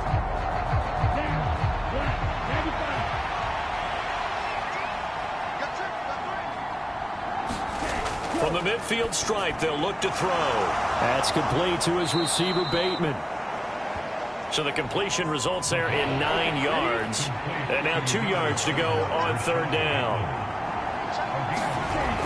Back to throw again. And he's caught on the sideline, but he's not going to have a first down. They say he was out of bounds. So a big call there. That brings up fourth. So they're forced to punt on fourth as this one's away. And it's out of bounds. Now we'll see what the side judge says. He says out at the 8-yard line. So well done there. And these punters, they get more specialized and better each and every year, don't they? They sure do. And now it's really not the American punters. It's the Australian punters with their kicking academies and that flat drop and just kind of kicking the nose of the football. They're able to almost stop it where they want to, like a good golfer can check one up. To Montgomery to begin the drive. And he will take this up to about the 8-yard line. 2nd and 9.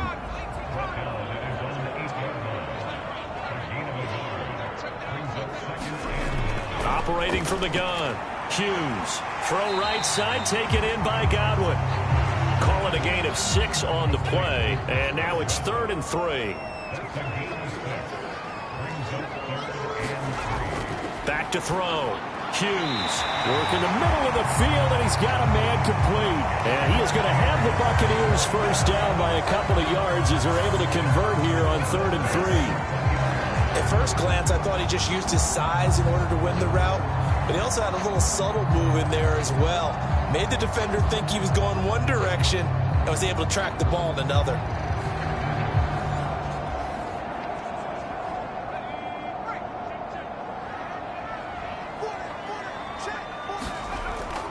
They'll run on first down with Akers. And he is brought down at the 22 after a gain of 2, and it brings up 2nd down.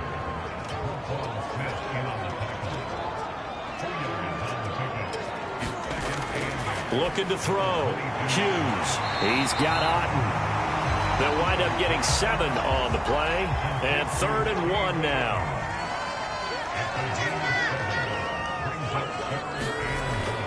They'll try and run for this with Akers. And this is going to be a Bucs first down as the tackle made at the 35-yard line. Brandon, they're still in the lead, but momentum's certainly been going the opposite direction. So to me, that's a really important pickup there on 3rd down. Try and regain some confidence, and you're right, they need to stem the tide a little bit. That certainly helped.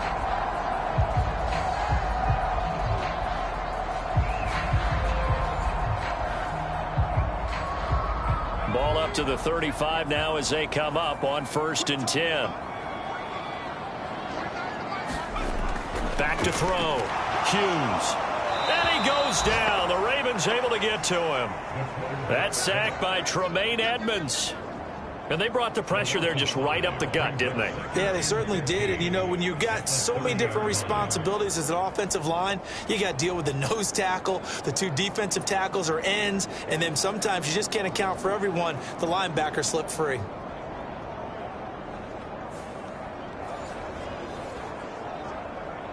So after a rare misstep on this drive, they'll try to make amends on 2nd and 15. Off the play fake. Hughes. And he'll be brought down shy of the 40 at the 38-yard line. He turned that into a nice gain, gets him 8 yards closer for third down. I thought they were going to sack him there like they did on first down. Great coverage, but he found a way to move with his legs. Yeah, his ability to take off, not only did he get some yardage back, he got a little bit extra. Really helps him on third down, makes it manageable now.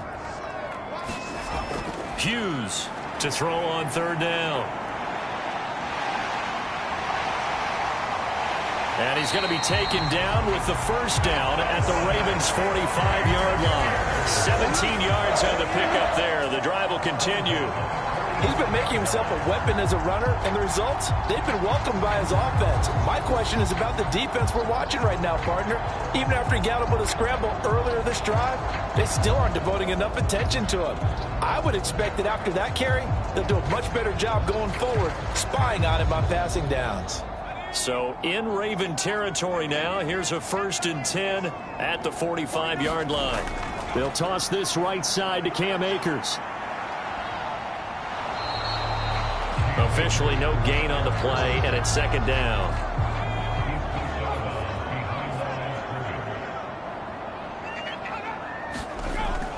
Now they'll switch it up here and look to throw. All that gets him is just a yard, and now it's third down. They'll come to the line here needing 9 yards to pick up the first. On third down, Hughes. That is caught. And he's going to be taken down with the first down at the Ravens' 34-yard line. 11 more yards there, and this methodical drive continues. Whenever we talk about moving the sticks and controlling the football, there's a great example right there. Those are the third downs you need to convert to win football games. We're in the third quarter of this one, and this is a tight one. In order to maintain pace, keep the ball away from the other team, and put points on the board, those are the plays they need to continue to convert. Now a play fake here on first down.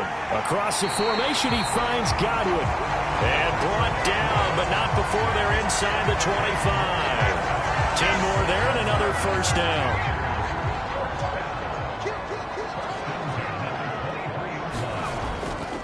They'll go with Akers here up the middle. And he'll manage to pick up about 4 at second down.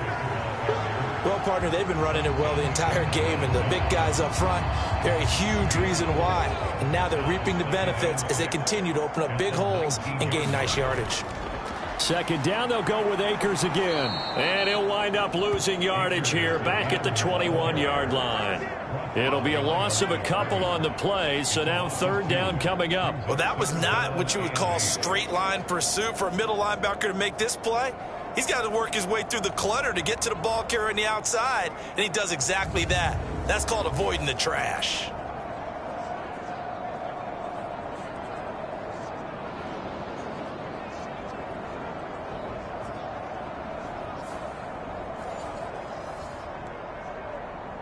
They'll see about converting this 3rd and 8. From the shotgun, he'll look to throw. And this is going to be incomplete. And now the Tampa Bay field goal unit comes out here. He hit his first, this one from 38. And his kick is good. And that'll make this a 7-point game.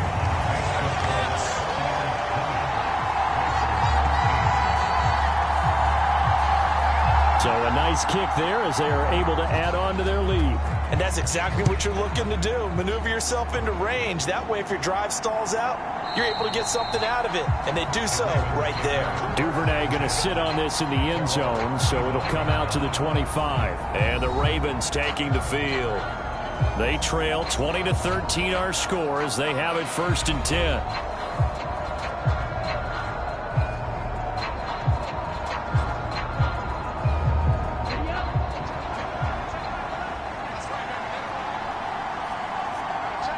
Flowers going to go in motion right. The drive will commence with a run by J.K. Dobbins. And this one goes nowhere. Losing yardage back at the 22. Call it a full 3 yards in the wrong direction there. Brings up second down. I think it's pretty evident. We can say what a difference a week makes. Last week, he ran pretty much wild, didn't he? Did pretty much what he wanted to do.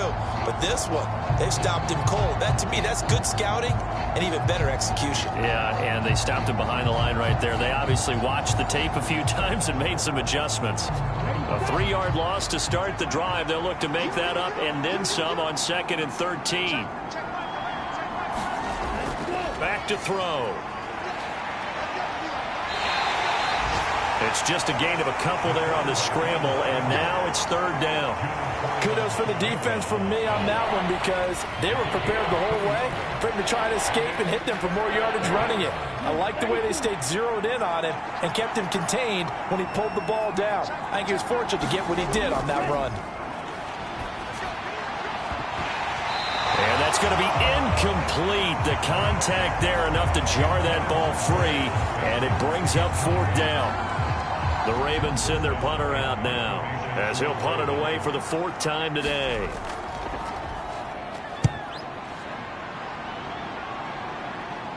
Fair catch called for and made at about the 32-yard line. A 40-yard punt, no return, and out will come the offense as they take over. The Tampa offense ready to get their drive started. And last time they were able to churn some clock. They got the field goal, added on to their lead, but that was a drive that was so long it should have ended in a touchdown. You know that's how they felt. And we'll both be headed to the airport after the game, but we probably should go to the post-game press conference because someone's going to ask the head coach about this drive, and he's going to profess that he was happy to get points, and we know that's not true. Yeah. Okay, after this type of a drive, not getting a touchdown, a huge disappointment. Hughes now to throw on 2nd down. So the completion good for 6 yards. And it brings up 3rd and 5 now.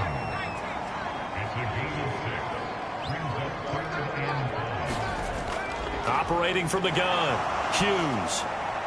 Pass taken in by his big tight end. And he'll have it past midfield almost to the 40 before being taken down. Give him 22 there on the 3rd down conversion.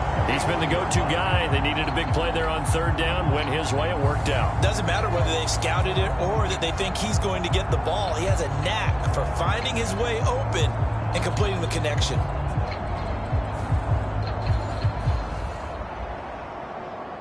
So in Raven territory now. Here's a 1st and 10 at the 41. Looking to throw. Hughes. That's caught by Montgomery. And they'll get him down after a pickup of 8. 2nd and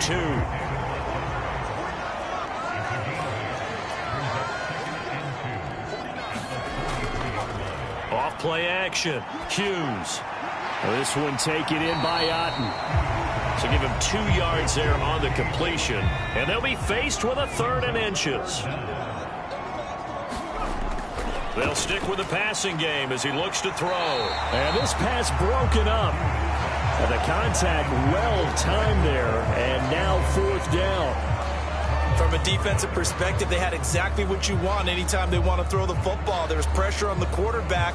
They were getting after him, and they tightened down on the receivers and forced the incompletion. So here we go. Maybe the biggest kick of the game forthcoming. This to make it a 2-score game. I don't think this will even, nope, it doesn't even get there. Well short, and this will remain a 1-touchdown game.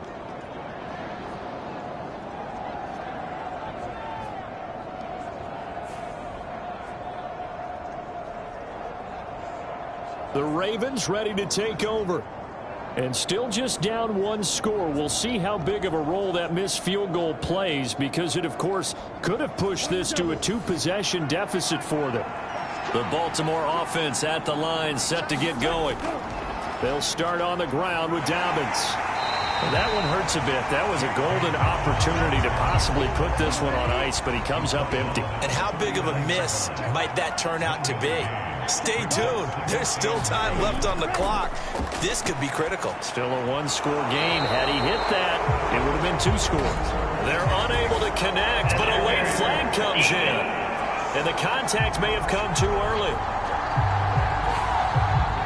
So the yellow flag came out, and that leads to a new set of downs for this offense. 1st and 10. Now a shotgun snap as they'll look to throw. And they'll work this down to the 40-yard line. Tackled there. A nifty bit of scrambling there. 12 yards, 1st down. Well, there you go. Save your best scramble of the day for a big-time situation in the 4th quarter, picking up the 1st. You don't want to use it up early, right? You want to make sure you save it for that exact moment, that key time. And that's what he did, although you and I both know it wasn't planned that way. But what a nice job using his eyes, scanning the field, and realizing when it was time to exit the pocket and go. So signs of life in what's been a dormant offense in this 2nd half. Here's 1st and 10. Now a handoff for Dobbins. And nothing much materializing there on the 1st down run. He'll get a couple, and that's it. From the 38 now, here comes 2nd and 8. They'll try the draw here with Dobbins. And maybe a little over pursuit there as he's able to take this down to the 25-yard line. 55 yards rushing on 12 carries for him now. Yeah, they really needed to get something going, didn't they? They had punted on the last 2 possessions. The running game starting to come to the front for them, providing a nice pickup there to keep this drive going.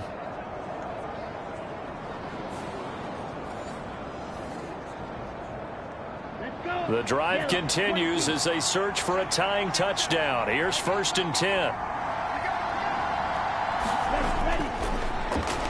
Straight ahead, Gibson. They get him to the ground right on the cusp of the red zone after a pickup of 5 or 6. Now 2nd and 5. He'll look to throw. Firing quickly, but it's incomplete. The offense on 3rd down, lacking much success, just 2 for 7 to this point. This will be 3rd and 5. That'll be caught by the big tight end, Andrews. And he won't get close. Only a yard, 4th and 3. Excellent job there defensively. Gave up the underneath to the tight end on 3rd down, and they made sure that they did their job. Got him on the ground and prevented him picking up a 1st down.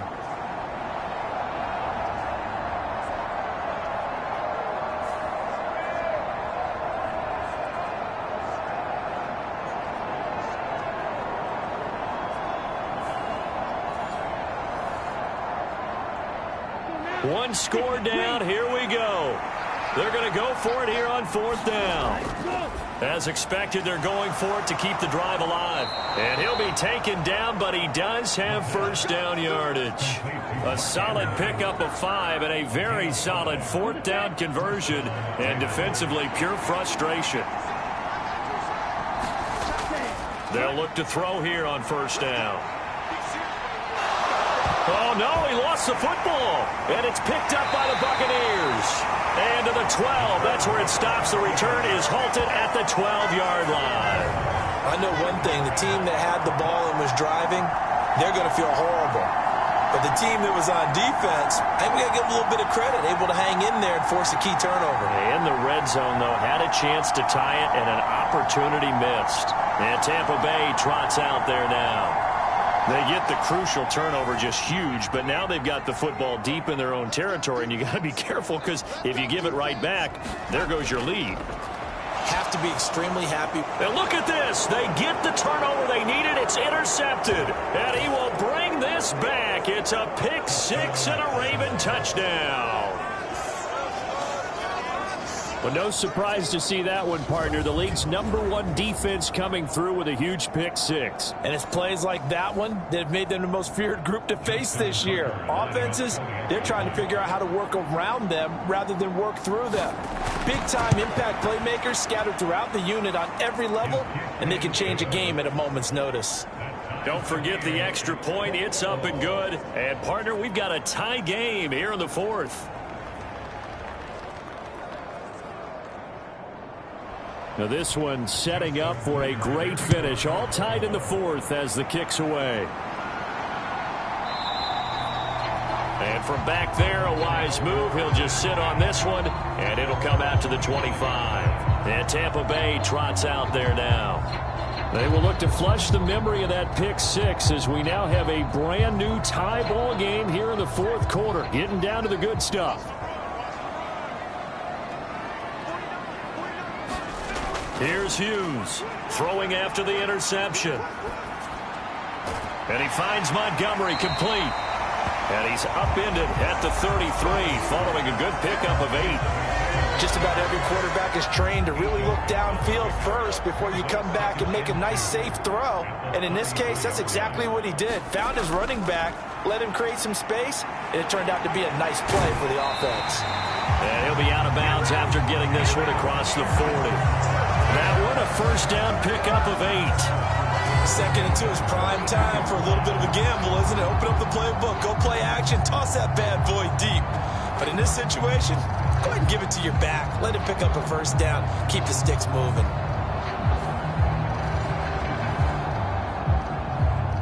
Back-to-back good plays have them on the move on first down. On first down, they'll stay with Akers on the ground. And not much there at all. Maybe a yard up to the 43. From the 43, here's 2nd and 9. Back to throw. Hughes. And this is going to be intercepted. Kyle Hamilton picks it. And he will bring this back. It's a pick six and a Raven touchdown. In a tie game, fourth quarter, that's about as big of a defensive play as you can possibly make. And it didn't happen by accident. That was scouting right there. They've seen things that have happened before. They knew in certain situations the type of plays they like to run, read it, and were able to go after the football, get it, and take it into the end zone for a touchdown for themselves. Tucker able to connect on the extra point, and they will take a 7-point lead. A heck of a play there defensively, getting the interception, navigating his way into the end zone for the touchdown. So they throw the pick six. They'll get another shot at it now as this one's in the air. From a couple yards deep, he'll bring it out of the end zone. And ultimately, he stopped right where he would have been if he had simply gone down to a knee at the 25. The Buccaneers getting ready to go as they take the field. And can they regroup? That's the question. The pick six hurt, no doubt, but this is still a one-score game here in the fourth.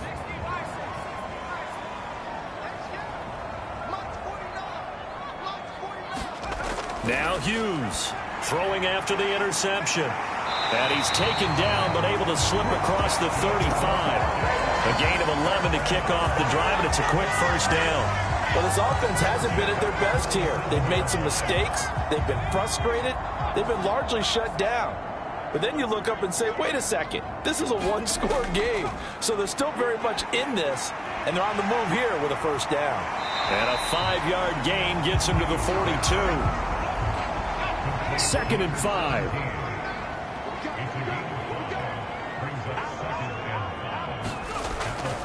Now a toss running left, Akers. And there is nowhere for him to cut back as he's taken down in the backfield. It'll go down as a 2-yard loss, and it brings up a 3rd down. There's no question that coming into this game, this defense was pretty vocal about its desire to take this running back out of his game.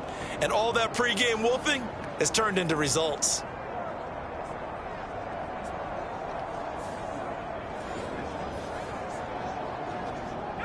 The Ravens bring out an extra defensive back here on 3rd. Out of the gun, they'll look to throw. And he nearly got the first himself, but it appears he's going to be about a yard or two short. Decent gain on the scramble to 6, but now it's 4th. That looked great when he first took off because in my mind, there was room to run and he had the marker in his sight. But I certainly didn't expect him to close so quickly, and neither did he. They got to him just in time, and now that forced him to make a decision with this 4th down call. Who wants it more? This is 4th and a yard.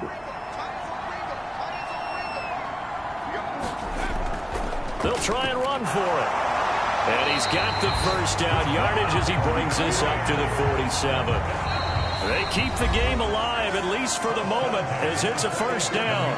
Fourth quarter, down to the final 2 minutes, and we've got a one-score game. Plenty of time. All 3 timeouts still remain. Here's 1st and 10 now. They'll look to throw. Throwing middle, and it's complete.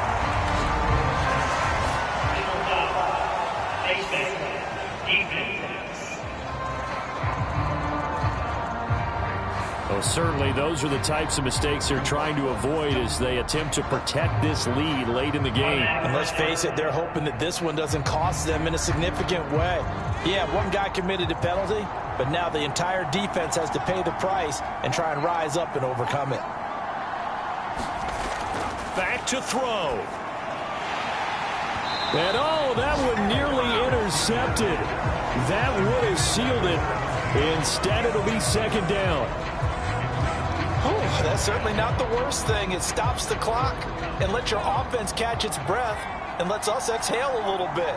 Now I expect them to call a couple plays in the huddle, so they're ready if a tackle happens inbounds. A quick throw there is incomplete. And now a tough spot here. This is 3rd and 10. He'll look to throw. And that is incomplete, but a penalty flag coming in. This could be a first down.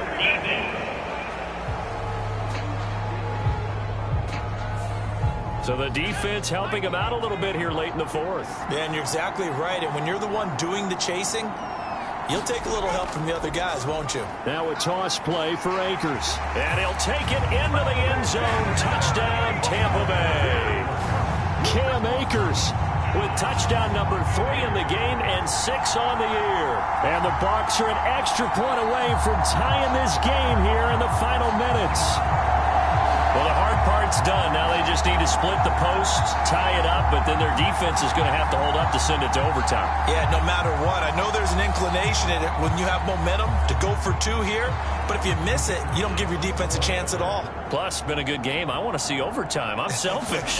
You obviously don't have a flight to catch. Tomorrow. Don't forget the extra point. It's up and good. And we are tied here in the 4th quarter.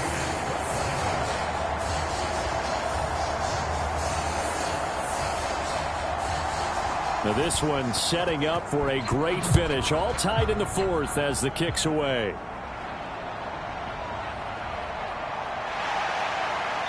And he'll be stopped up at the 25.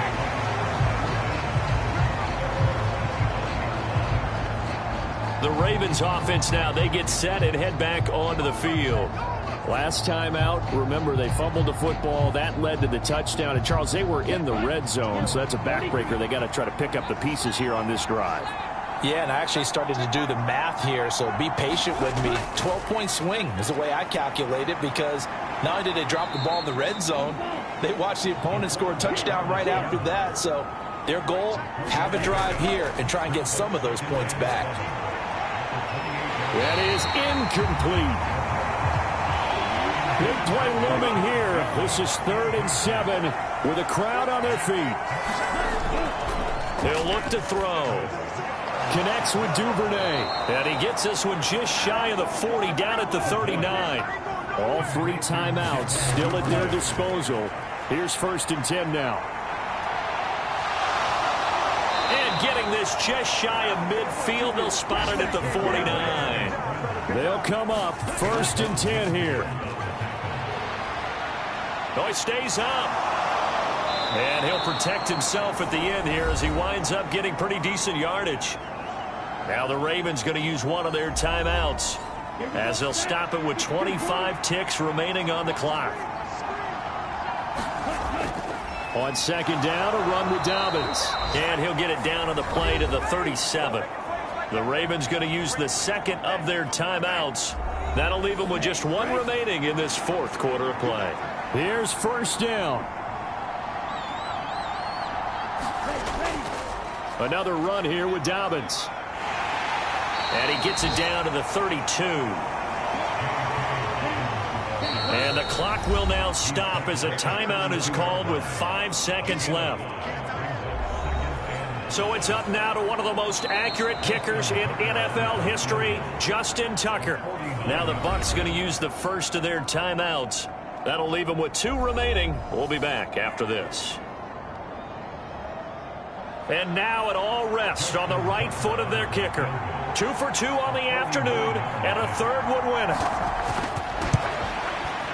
And the 14-year trusty veteran able to knock it through. And it's celebration time on that sideline as they have taken the lead in the final seconds.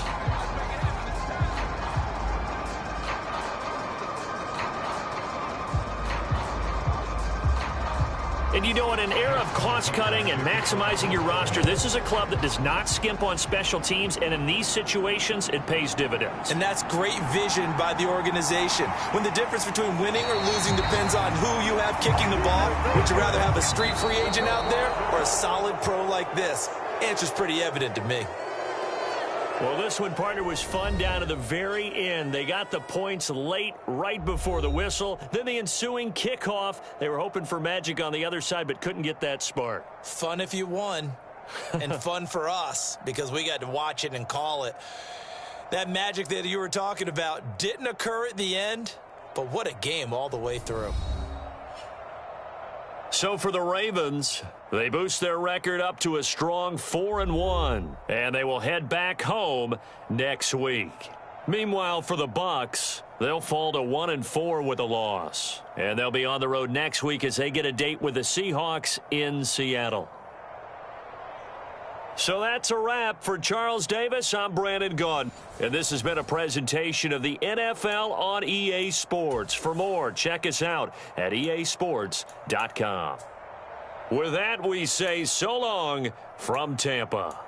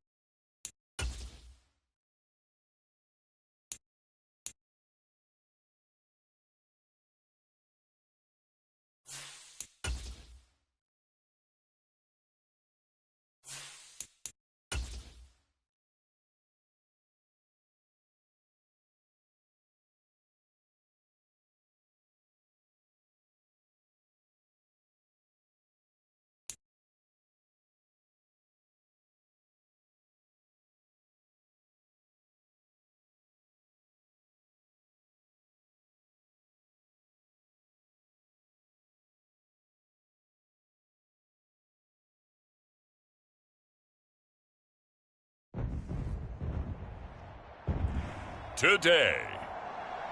From FedEx Field in Landover, Maryland, it's Week 5 of the NFL on EA Sports.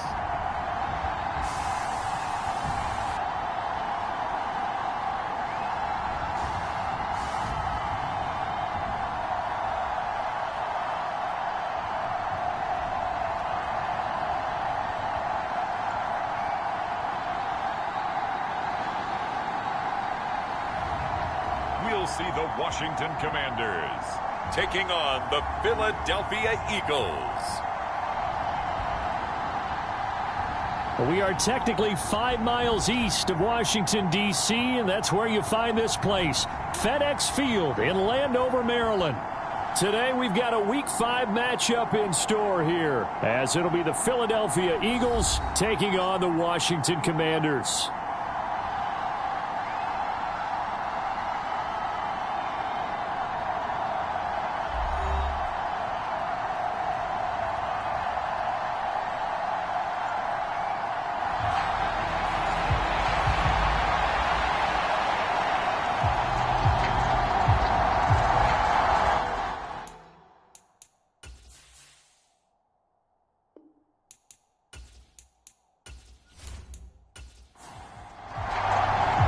Strap in. This will be a good one. 2 one-loss teams getting together as they're underway on EA Sports. And he opts to not bring this one out. The first drive will start at the 25. So out comes the Washington offense onto the field. And they will be led out by their second-year quarterback. I loved his quote during the week. If I were a defensive back, I would have wanted to play against me last week as well. He's trying to eliminate those turnovers, those interceptions, and get back on the positive side of the ledger throwing touchdown passes. Yeah, had 4 of those picks, led to the loss. They'll try and start this drive in the air. That's out wide here for Robinson. And they're able to get this one across the 35. 12 yards on the gain. A great start for this offense. Nice little nifty play for him there. You know, that's the ability to read a defense and utilize players that don't often get picked up in coverage easily. And I'm talking about being able to use the backs out of the backfield. Because I know that when I used to cover, hey, we got everybody oh, he just snuck out there, and they just got a nice first down there. What do we love to say? Get those backs into space, right? And they were able to do that there. Nice pickup on first down. And he knocks the ball away, and it falls incomplete. He was looking for Michael Pittman that time. And it's second down. You look at this Eagle defense. They were very strong last week in the win over Carolina. I just consider myself fortunate that I'm not in charge of the offensive line. They gave up 7 sacks last week. And if things don't improve in this game, the head coach isn't going to be looking at the offensive line. He's going to be looking at the offensive line coach. And that's when things get dicey. And that'll be good for 8 yards to the 45. 3rd and 2. They're going to look to throw. That's to the sideline and pulled in. And he's going to be out of bounds, but not before he takes it inside the 40. They give him 16 yards there, and it's a Washington first down. Normally on 3rd down and short yardage, you're thinking of throwing to your tight end. It's just going to be a simple chain mover. But this time they let him roam down the field, and a nice dart picks up the first down and then some.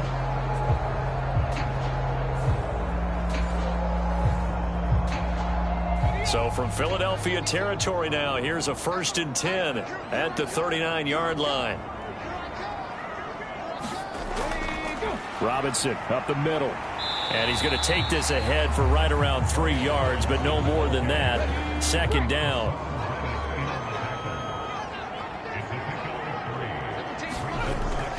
They'll run for the first time with Kareem Hunt. Nothing doing. Barely able to muster a yard to hit the 35. Well, this defense for the Eagles, they were very strong last week in the win over Carolina. And the way they did it was by getting after the quarterback. Sacked him 7 times in that game. Came from all angles, created a lot of illusions, and especially just beat them man for man. That's the kind of defense that really frustrates an opponent. So they'll get nothing out of that play, and that's going to make it 4th down. Excuse my snarkiness here, but isn't the idea of completing a pass supposed to mean you get downfield and gain yards? especially on third down. Yeah, that one. How about the defense? Figured that one out in a big way. Yeah, they completed it all right and lost yardage.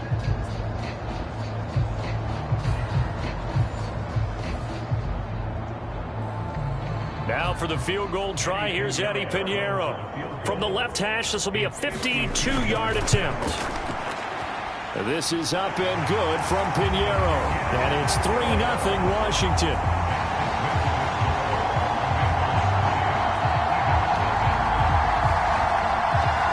They were probably hoping to get him a little bit closer for a shorter field goal, but he was able to get it done from deep. Nice little tester for him to begin things, huh? I think he was open for a little bit more of a chip shot. Instead, they made him stretch it out a little bit, but he's got to feel great now that he put it through the pipes.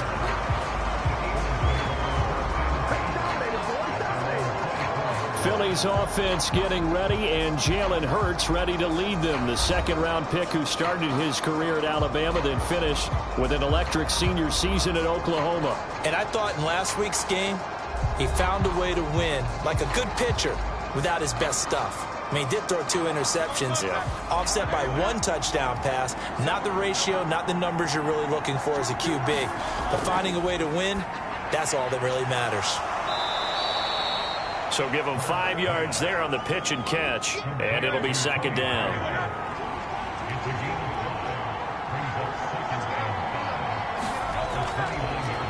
Straight ahead, Etienne. A pickup of about 3 yards as he's taken down at the 31.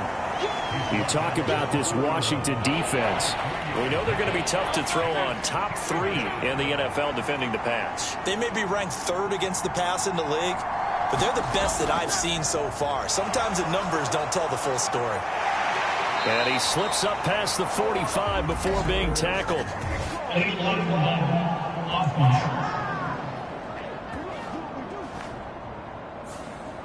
So that flag obviously takes away the good yardage that they had on the play. And talk about a momentum shift, because we can visibly see this celebration shifting from one side of the field to the other as soon as everyone saw the flag. And this will be good for a pickup of 9 to the 46. These are his numbers from last week's contest. 5 catches, 67 yards. And he was able to haul that pass in there, but he knows he's got a tough task ahead of him. This unit in the top 5 in the NFL against the pass. He's going to have to really work hard to get open. 7 yards there and a first down.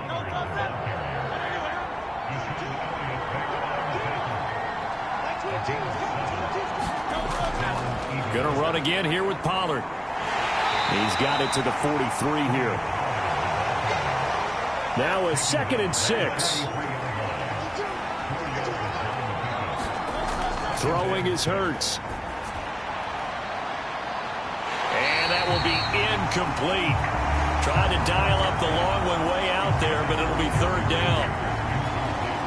That's some good closing speed there defensively, because that looked open for a minute. But that's great work with the ball in the air.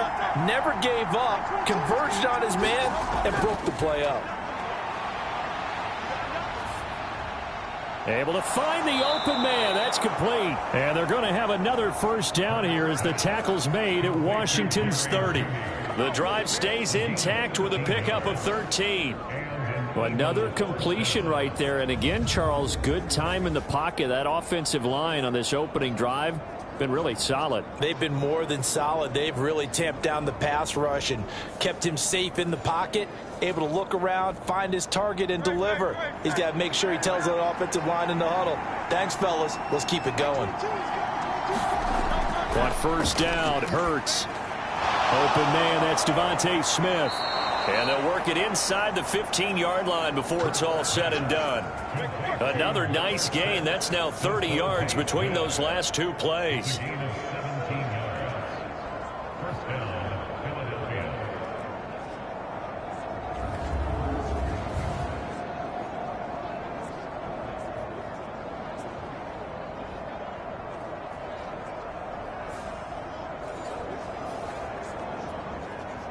Here's a 1st and 10 at the 14-yard line.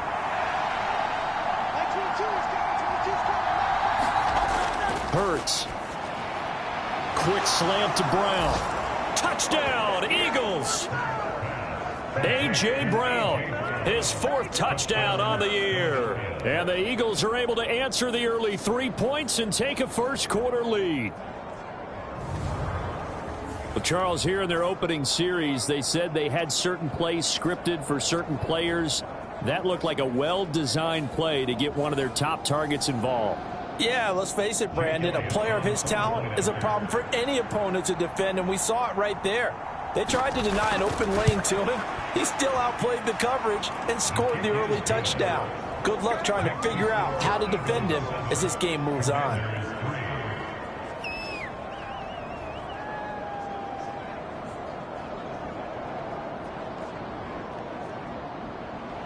Now after the touchdown, here's Elliott on to kick it away. And from back there, a wise move. He'll just sit on this one, and it'll come out to the 25.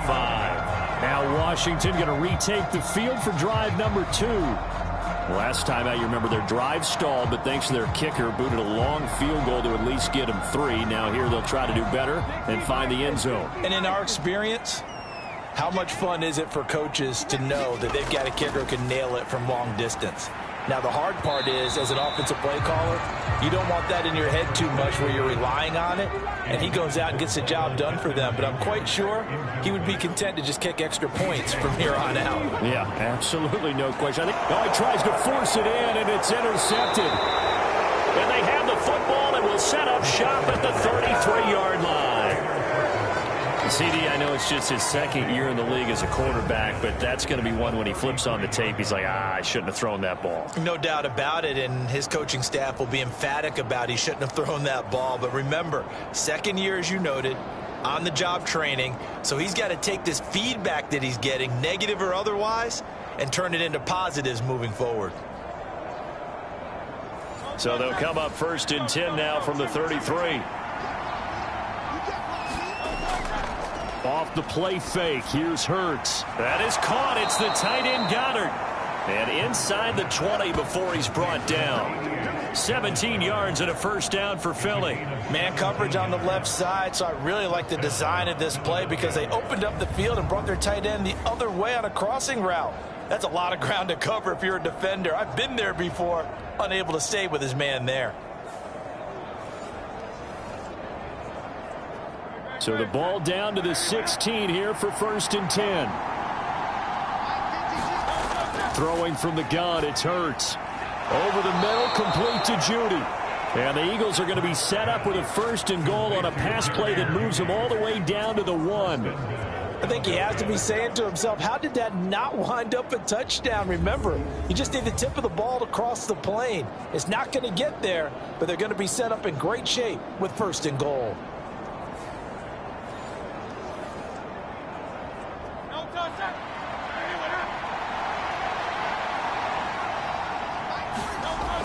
And they'll let the fullback try and take him home. And he's in. Touchdown, Eagles. It's the fullback. His 1st touchdown on the year as his guys are able to extend their lead. And they just powered it in right there, Charles. 3 tight ends out on the field, the fullbacks for the defense. They knew what was coming. They knew, but they weren't able to stop them. They knew they had to meet them with a little bit of force. But on that play, the big guys up front won the day. Elliott on for the extra point.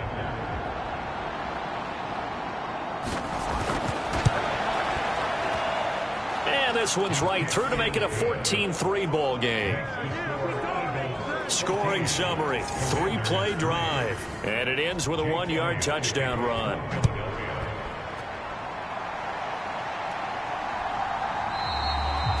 And he'll elect not to return this one, so they'll bring it out to the 25 on the touchback. And the Washington offense going back to work. And we'll see if they can bounce back from that last drive, in particular, if they can bounce back at the quarterback position, Charles, after throwing their 1st interception of the ball game. Yeah, and some guys, you know they're going to want to try and get a big play right away and take control back. Others, they're going to look to hit a couple shorter passes, get a little momentum back that way. But for the defense, that goal's not changing a bit. They want another pick. You're exactly right about that. In fact, you've got to watch them a little bit because in coverage, they may cut down their gaps a little bit, maybe their splits a little bit in order to try and get to the ball even faster.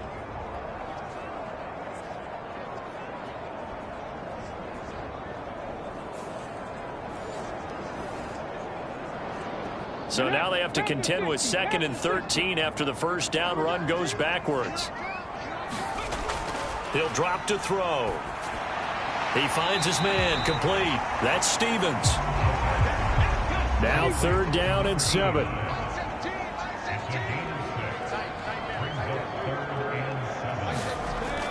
They'll look to throw. Eagle pressure, too much this time. Down he goes. That sack courtesy of the effort of Hassan Reddick. They just gave up a sack there, and if I'm not mistaken, they gave up 4 last week, didn't they? Yes. And just looking really porous, aren't they? They really are, and I'm wondering if they're going to have to start thinking about keeping the tight end in, maybe a back, someone to help assist, because right now, their quarterback's been getting hit a lot in the last couple of games. Washington going to send out their punter as the drive goes backwards, so he's on to punt it away.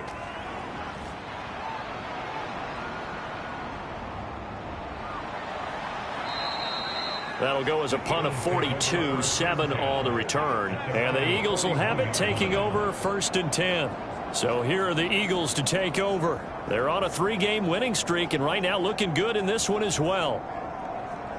Good starting field position for them as they come up 1st and 10 at the 41-yard line. They'll start on the ground. Etienne. And he works his way forward to pick up 4 yards there. 2nd down.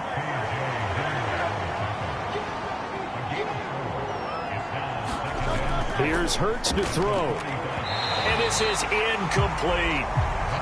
So after the 2nd down incompletion, they'll come up now against a 3rd and 6.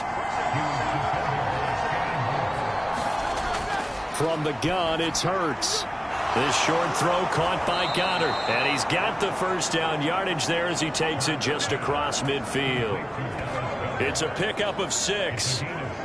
A pretty sizable deficit here in the 1st quarter. This defense probably need to get off the field in those situations on 3rd down. And you and I both know in this huddle before that last 3rd down play, that's exactly what they talked about. Let's make a play. Let's get off the field. Let's reverse the momentum. Instead, they got hit with another 1st down, almost back to the drawing board.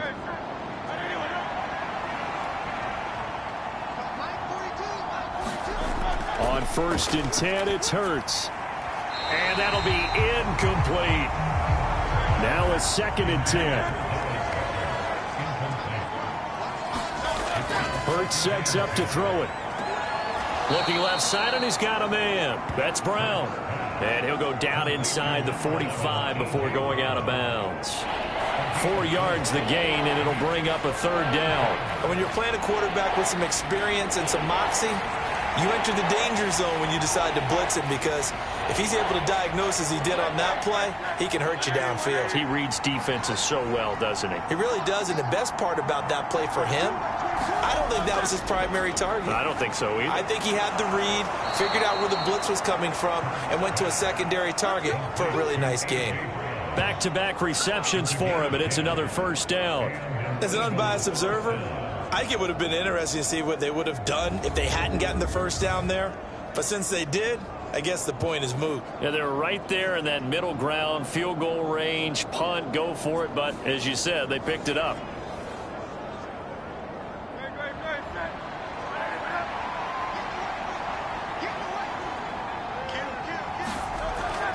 On 1st and 10, it's Etienne taken down at the 30.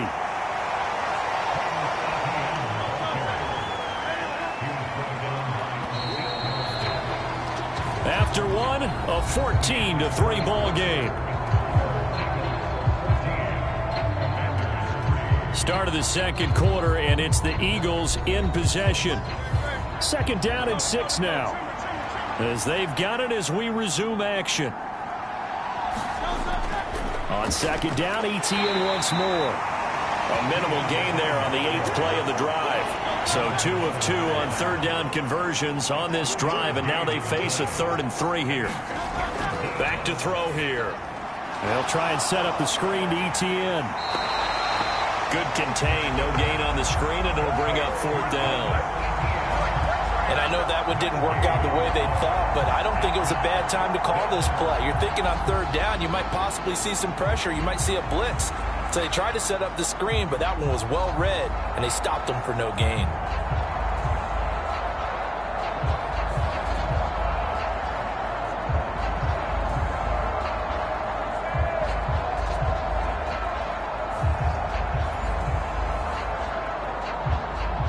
So Hurts is off, and on comes Jake Elliott for the Eagle field goal. Spotted at the left hash, this from 45. The kick by Elliott is good, and they will stretch the lead now to 17-3.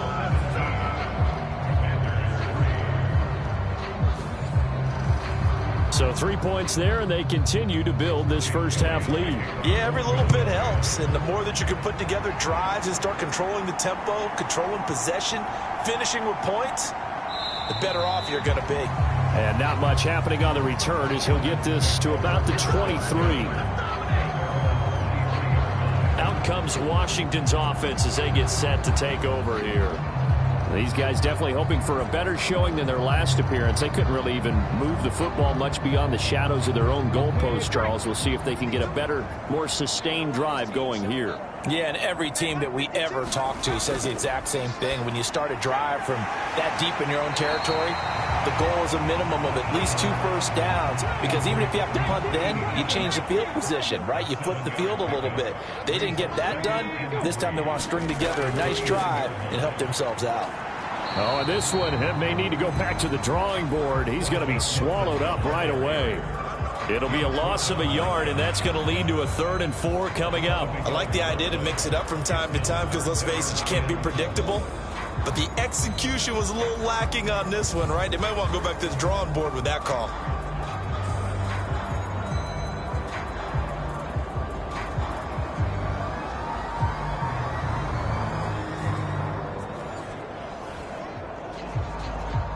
And this offense on 3rd down today, just 1 for 3 thus far. This is 3rd and 4. They'll look to throw here. And that is incomplete. The passing game not in sync here early. And now it's 4th down. It's going to be another frustrating end to a drive here. This offense, they've not been able to get anything going in this first half. And now it's going to be time to gather on the sidelines and try and figure out what's going wrong. Who has an idea? Who has a plan? Time to implement it.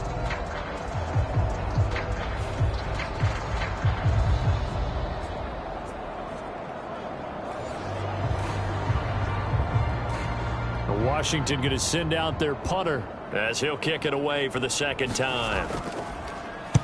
46 on his first kick. This one in that neighborhood as well. And we'll see what he can do on the return. 43-yard punt, but they get 9 back on the return. And it will be Eagles football, 1st and 10. Now Philadelphia ready to get going on offense again. And they split the uprights last time for 3. They've got the lead. They're not going to play this conservative. They're not hoping for another field goal. They're hoping for a touchdown. I'm with you on that one. I like where your head is. I like the way you're thinking because you're exactly right. Trying to sit on a lead and play that way, that doesn't work too well for most teams. Run your offense. Run what you do best. Exactly. Put it all the way down and try and increase your lead in a big way. And the best way to do it, touchdowns. A shotgun snap and a give to ETN. And he's got it across the midfield stripe and into Washington territory. And the tackle there by Chris Barnes. The Eagles at 3-1 here through their first 4 games. And they're hitting their stride of late. Winners of 3 of their last 4. And they were able to tough it out last week. A close 1-score game. And those are the kind of wins that pull you together as a team because everyone gains confidence and they feel like they can continue to get better. And Goddard going to have an Eagles first down as he'll get this down to the 40. ETN up the middle. And he gets this to the 35. Good for a gain of 5. That was a really nice job by them picking up the run blitz and detecting it and blocking it and turning it into a nice run. And a lot of times you think if you blitz a running play, you're going to smother it. But a lot of the blitzers, they come in a little bit high. They don't have great leverage, and they're easily blocked and turned to the side. And they run the option on second down. And maybe a little over pursuit there as he's able to take this down to the 25-yard line. They picked up 5 yards last time. Now they double it and get 10 here. Well, he is certainly dangerous when he spots a lane, and he keeps it himself there. Worked out well. And how about the moving parts on a play like this? You know you have to practice it over and over because it's almost like a ballet that has to be choreographed. But how about once he made the decision to go, he committed to it and went. Let's face it, most teams are going to defend the running back much more than the quarterback on that type of a play. They'll throw on first down with Hurts. This short throw caught by Goddard. And that's good for a pickup of 10 yards. And that'll leave him with a second and just a few inches left. A lot of tight ends just use their size and their strength, try to occupy some space and kind of body people away and catch the football. But not this guy. He's a refined route runner. Makes me wonder if he took some dance classes in his background with his footwork. He rifles one, and that's going to be intercepted. Picked off by Jamin Davis. And the Commanders are going to take over once again at their own 25-yard line. Absolutely a golden opportunity missed there to add to their lead and really cap off an impressive drive because they've got the advantage and plenty of time to add to it. But on the flip side, plenty of time for an opposing comeback as well. So when you have the chance to distance yourself not just so early, partner, you know you don't want to let it slip away. The Commanders' offense set to take over. And Charles, a very uninspired effort the last time we saw them out there. It was a quick 3-and-out, then they punted the football. Yeah, and you never want to get stopped so soundly during a series, but what would be even worse now is letting it happen again right here. They've got to get going. Hassan Reddick able to record his 5th sack of the season. Well, if the goal is to get back into this game, the offense is certainly moving in the wrong direction. This is certainly a case where one team needs big splash plays right now, but unfortunately, it's the other team that's getting them.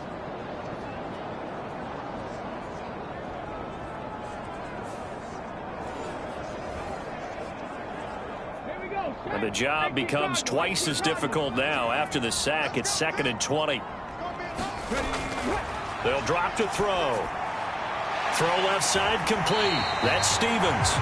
And from the 15, they're able to work this up to the 20 for a pickup of a handful. Let's not quibble about the gain there on 2nd down. That was a positive play because that was a take-what-you-can-get situation. Got out to the tight end.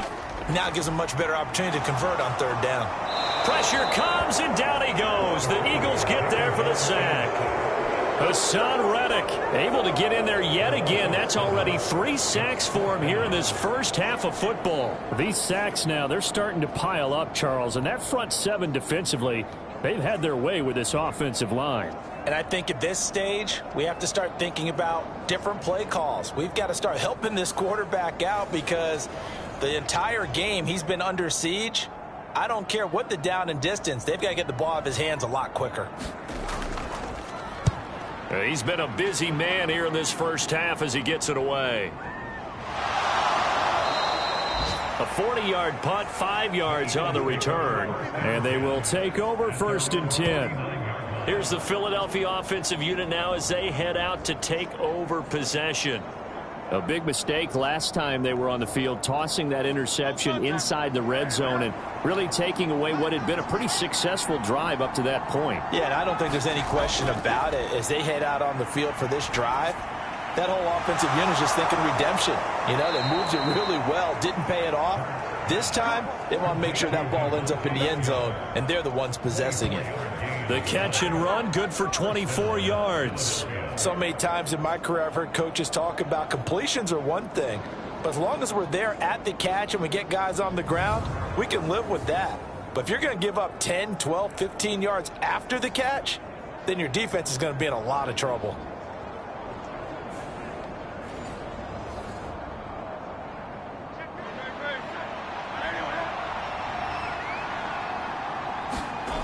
They'll look to throw now on 1st down. Here's a screen now for Pollard.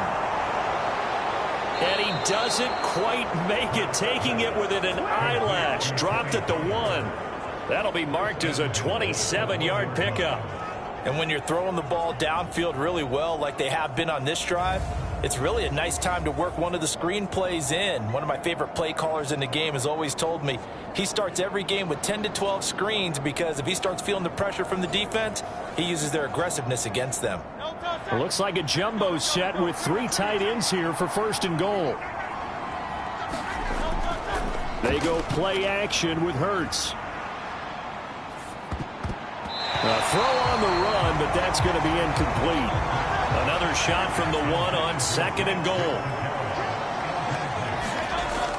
Etienne is into the end zone. Touchdown, Philadelphia. And as a defensive coordinator, you're almost in a no-win situation down here near the goal line. You know how dangerous Jalen Hurts is when he holds on to it. You've got to be prepared to stay with him. So when he hands it off, if you're slow in reacting, this is going to be the result.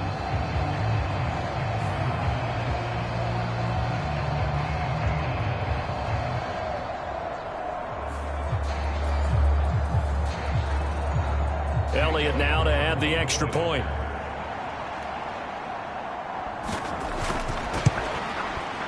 And the lead now to 3 touchdowns at 21 points.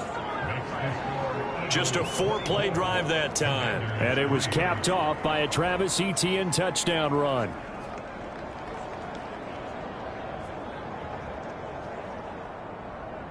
Now after the touchdown, here's Elliott on to kick it away. Taking it about the 1. And they'll get him down inside the 30 at the 27.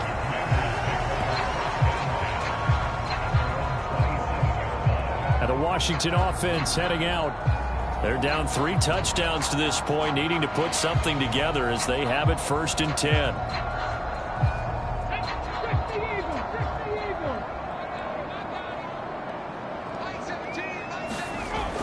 They'll start with Hunt on the ground. And not a whole lot of room to operate there on the 1st down run. He gets maybe 3. And they'll come up 2nd and 7. Straight ahead, it's Robinson.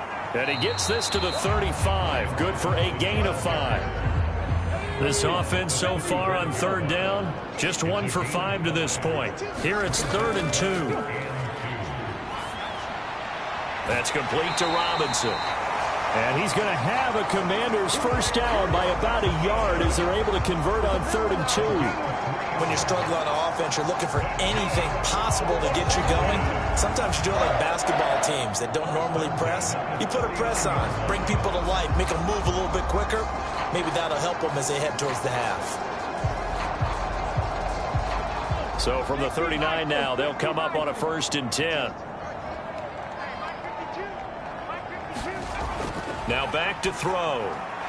Got this complete to Jahan Dotson. And he'll be taken down, but not before he gets into enemy territory. They give him 16 yards there, and it's a Washington 1st down. We remind you that coming up at halftime, Jonathan Coachman will be alongside. He'll have highlights and analysis from Orlando of this 1st half of action. And a loose football. And it's picked up by the Eagles. And this one will be returned to right around the 38-yard line. A lot of talk this week about ball security. In fact, they added an extra period in practice to be more secure with the ball. It didn't work out there. Well, sometimes you just get overexcited during the game. You may all of a sudden make your catch, see some open field, and decide you're going for it, and not realizing the danger lurks while you're doing so. And there's your end result right there. So good starting field position for him here as they come up 1st and 10 at their 38. Here's a throw to his running back. It's complete. This will be stopped about 2 yards shy of the marker. 8-yard gain, 2nd and 2. And I like the idea here. Get the ball in his hands, even if it's in the passing game. 3 catches a week ago, and he does a nice job here to pick up yardage. 2nd and a couple. They'll set up a throw. This short throw caught by Goddard. And Goddard going to have an Eagles first down as he's going to get this down to the 45-yard line. Creeping up on a minute to play in this first half. Now on first down, he'll drop to throw it. He delivers another to Goddard, complete. The Eagles going to take the first of their timeouts as they'll stop it with exactly a minute to go before halftime. Here's 2nd and 3. Again, he'll drop to throw. Screenplay, here's Etienne. And he's going to get this inside the 30. Now the Eagles will use the second of their timeouts as they get the stoppage with a little over 50 seconds to go in the first half. They'll look to throw again. That's into a crowd and intercepted. Picked off by Deshaun Elliott. And the Commanders are going to get it back here just past the 35. So the ball changing hands on the interception. But meanwhile here, we do have an injury on the play. Well, hopefully, obviously nothing serious here. Medical staff, though, going to take a peek, and we'll take a break.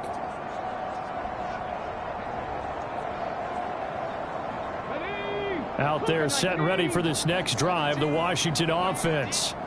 And with good starting field position and 3 timeouts as well in their pocket, no reason not to try and put a late scoring drive together. Washington now going to use the first of their 3 timeouts as they'll stop it with 40 seconds remaining in this first half. Going right back to Dotson. And he's got this down to the 35. Now Washington going to use the second of their 3 timeouts. So that means they're down to 1 remaining here as we head toward halftime. On first down, he'll drop to throw. And a dump off here to Robinson. And this will be a gain of 5 as he gets it to the 30. Here's a 2nd and 5. Back to throw again. Looking left side, and he's got a man. That's Hunt. And offensively, they'll take the timeout with 6 seconds left in the second quarter. So even though it's first down, here's the field goal unit on now to try to get 3 before halftime. The kick by Pinheiro is good. And the deficit drops now from 21 down to 18.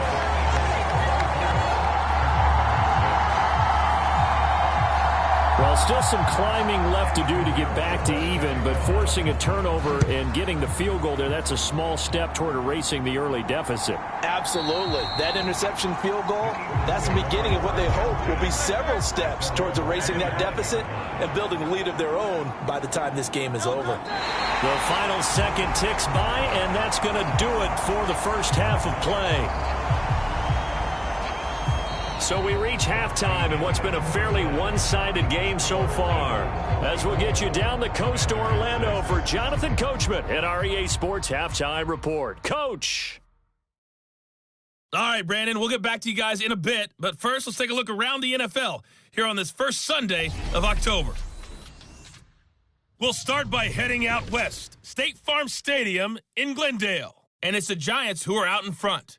It's Anthony Richardson, the Florida man, with 3 touchdown passes.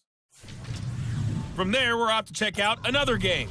And they were losers in that ball game to the visiting Cleveland Browns. Deshaun Watson, sharp in the victory, as his guys bounce back from a tough start to the year to claim victory number 1. Lastly, let's get out to Jacksonville. See what's happening with the Jaguars at TIAA Bank Field. As you can see the score there in the second quarter. Kyle Phillips, a touchdown reception. One of the top performers in that first half was the running back Travis Etienne. He had a touchdown run that helped get his guys this halftime lead. Okay, Coach, thanks as always to you and the gang in Orlando as we welcome everyone back in for quarter number 3. So the Eagles with the lead, and they're going to get this football first as the third quarter gets underway. And we will not have a run back here as the second half starts with a touchback. Out come the Eagles now as he'll go on offense first here in the third quarter.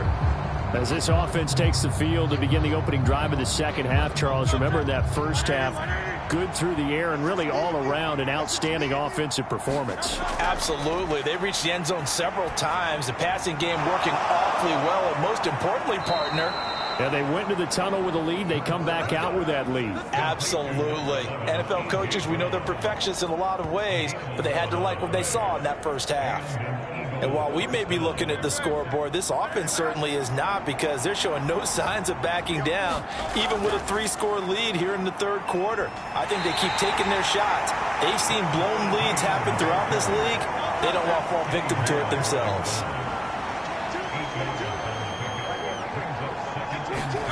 Second down. Here's Hurts. He's got Dallas Goedert, his tight end, over the middle. And they're going to have another first down here as the tackle's made at Washington's 38-yard line. 17 yards on the pickup there, and the drive will continue.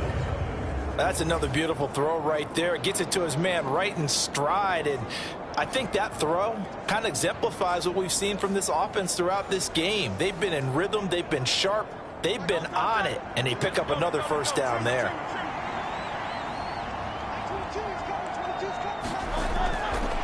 Running out of the gun with ETN. Down at the 35. It'll be second down. From the 35, here's second down and 7. Another toe for ETN. And he is met in his tracks behind the line of scrimmage.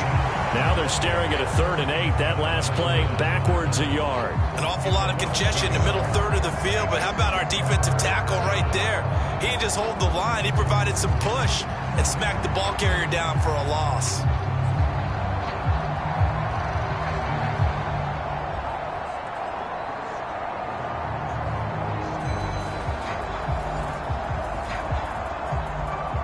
So 3rd down, they need to get to the 28 for a first. Looking to throw. And down he goes. They sack him back right around the 41-yard line. Grady Jarrett making his presence felt. He gets the sack. They were trying to set up a screen there, but that one just too slow in developing. Yeah, too slow in developing and well read, because that ends up being a bad feeling for the quarterback. When he's got no blocking in front of him, his guys are just going to let defenders go, and they're coming for him. So if it's not there, you just got to throw the ball at the turf at your running back's feet.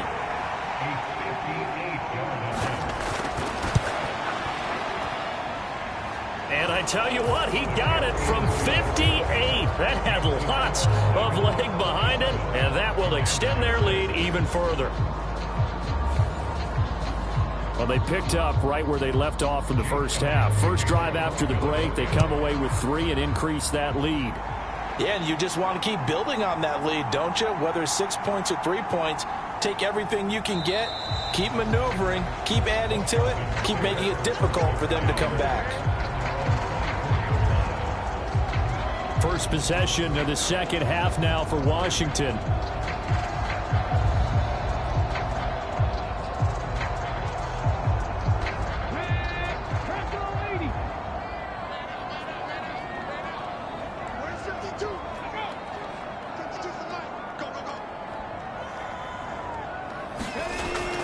Now a handoff to start it out. Robinson. He'll be brought down on the 30-yard line after a gain of 6. And the ball on the 30. Here's 2nd and 4. They'll set up to throw. He finds his man. Complete. It's Stevens. 5th catch of the afternoon, and that gives him a first down. They'll motion the tight end across the formation. On 1st and 10, it's Robinson. And he's going to take this ahead for right around 3 yards, but no more than that. 2nd down.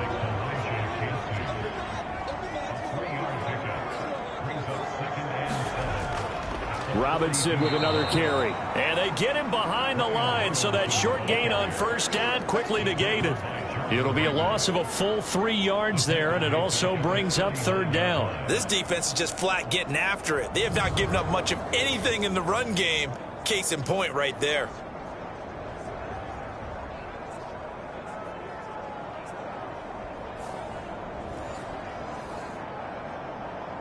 This offense in desperate need of a conversion as they come up on 3rd down. He'll look to throw. And he'll be taken down, but not before they work this to the 45. They give him 16 yards there, and it's a Washington first down. Well, we talk all the time about playing situational football. Right now, I think the scoreboard is dictating what they need to do. Where they are in this game, they've got to push the ball downfield, take their shots, try and get big chunks of yardage in a short amount of time. That was a nice play there. So from Philadelphia territory now, here's a 1st and 10 at the 45-yard line. Back to throw. The quick throw knocked away. It's incomplete. Here's 2nd and 10.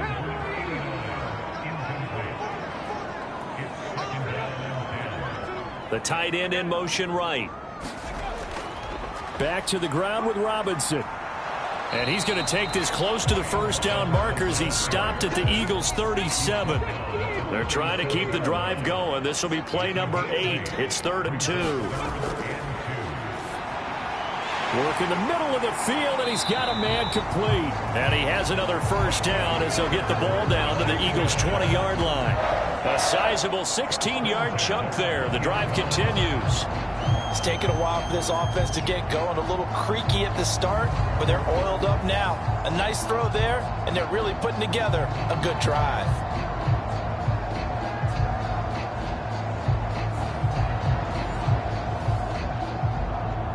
Took till the second half, but finally a red zone opportunity here. 1st and 10 right at the 20. He'll look to throw. Swings this out for Hunt. And he'll take it down here just shy of the 15 at the 16-yard line. Now 2nd and 5.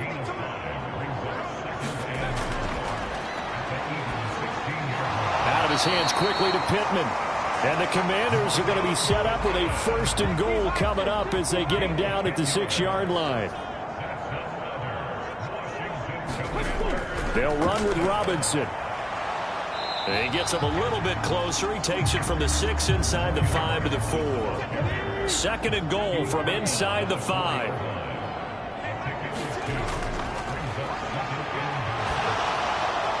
Now here's a look for the end zone, but that one's going to wind up incomplete. They've been so good on 3rd down all day long. Can they convert another here on 3rd and goal?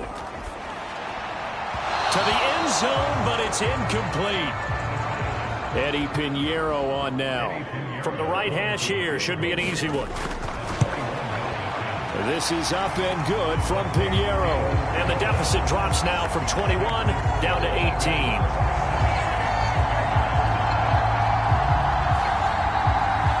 So his 3rd field goal of the ball game brings him a bit closer, but there's no question they need to start turning some of these 3s into 6s. And 7s and probably even 8s. You know, as a kicker, you just head out when you're called upon, so he's done his job. It's the rest of the offense that needs to get it in gear if they want to close this gap. Here comes Eagle offense now as they get set to take over here. And they're not going to play this conservative, I don't think. They had the field goal last time, and they're up, but they're looking to put a drive in the end zone. Oh, I agree with you totally. No one goes out on the field and says, all right, let's just settle for 3, except in certain situations, trying to ice a game, that sort of deal. Most of the time, it's end zone, and that's what you're thinking, and I believe that's exactly what they're thinking as they begin this one. Yeah, no quarterback ever goes out there saying, hey, let's get 3, right? Not one that I've ever met.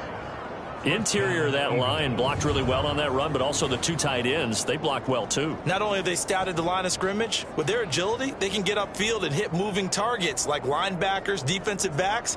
They do a really good job helping out the running game. So quickly all the way up at the 40-yard line.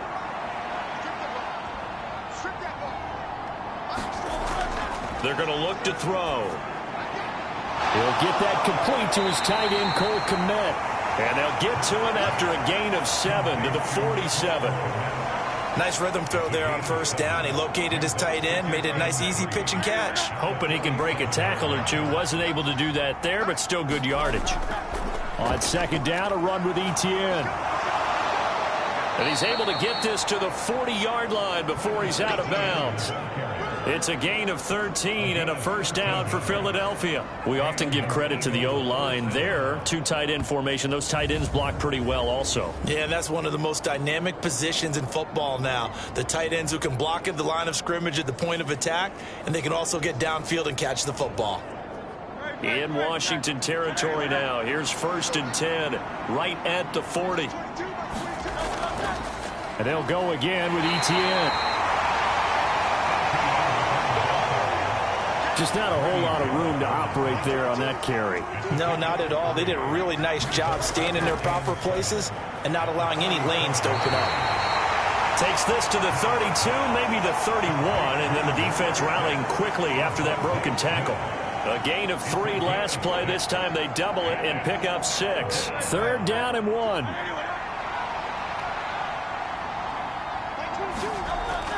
Trying to run forward with Pollard. And he's going to get the first down as they bring him down at the 23. That gain of 9 buys them a new set of downs. Brandon, what were they thinking on defense there? That looked like they were playing for the pass. That was 3rd and short. Yeah, it was an easy pickup because they handed it to them. That was way too easy. Just looked like absolute confusion defensively. Not sure why they were in that set. Yeah, I'd say you ought to have a few men in the box there.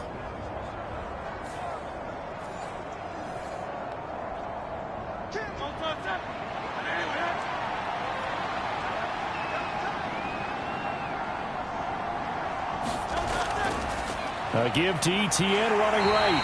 And he is met at the line of scrimmage, and he goes down right there. In the 3rd quarter here in D.C., a 2nd and 10 upcoming. Throwing is Hurts. Throw right side is going to be caught by Judy. And able to get him down, but he does reach the 5. It'll be 1st and goal when we come back. You are watching the NFL on EA Sports. Back now at FedEx Field. It's the Eagles in possession of the football and leading this one as we get ready to start the final quarter. And they'll try the option on 1st and goal. And he'll get this one back to the 5-yard line, but no further than that. No gain there as he kept it himself at 2nd down. Well, for that being an option play, there really weren't too many options available for him, were there? No, there weren't, and at least he was able to get back to the line of scrimmage, so they didn't lose anything, but you're exactly... Hurts fumbles it, and it's Washington that scoops it up. And a big turnover there as his guys will get the football back. Well, give some credit to the defense. They forced the big play, knocked the ball free from him, but it's a cardinal sin by the quarterback. Know where you are on the field, and he just gave up at a minimum 3 points. Instead of getting down, takes the contact. The turnover ensues. Well, here we go on the next drive for Washington. And the fumble recovery was an important first step, but still a huge 4th quarter hole to dig out of. Down 3 scores. Throwing to start the drive, but that one incomplete. 2nd and 10.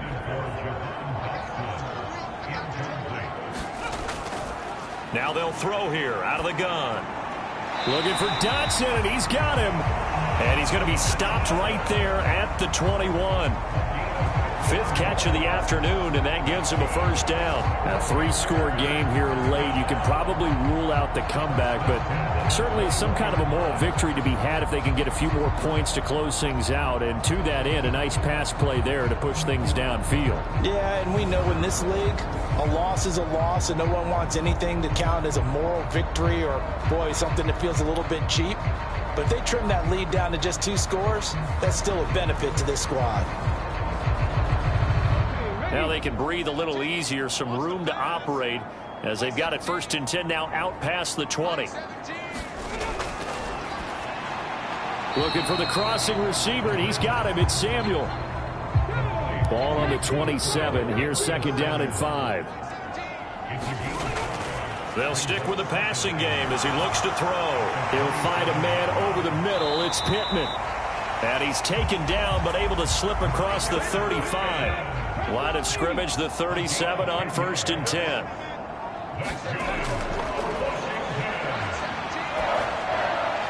Now a dump off here complete. And this will be good for a pickup of 9 to the 46. Second down and a yard.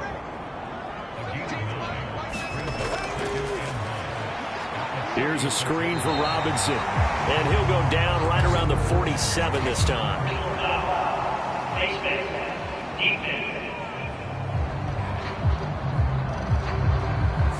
So 15 yards on the face mask. Going to put them all the way up near midfield. If that's a mistake in the same way that a broken tackle or a missed assignment is a mistake, you've got to be smart enough to know not to get that hand up anywhere close to the face mask because they're going to get you every time. Back to throw now on first down. He finds his man complete. It's Stevens. And brought down, but not before they're inside the 25. Back-to-back nice gains. That one for 14 yards and another first. He'll drop to throw. Got his man complete over the middle. That's Stevens. That will go as a pickup of 7 on the 7th play of the drive. Completion was given up, and that's why you play zone defense, so that you can have people around the ball when it's caught, and you don't give up much run after the catch. Second down and 3. From the shotgun, he'll look to throw. And that'll be enough to keep the drive moving forward. Another first down on the pickup of 5 yards.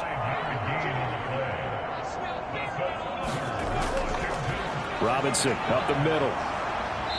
And here he'll get it down to the 7. Give him 5 on the carry there, and it'll be second down. They'll look to throw. And it's incomplete.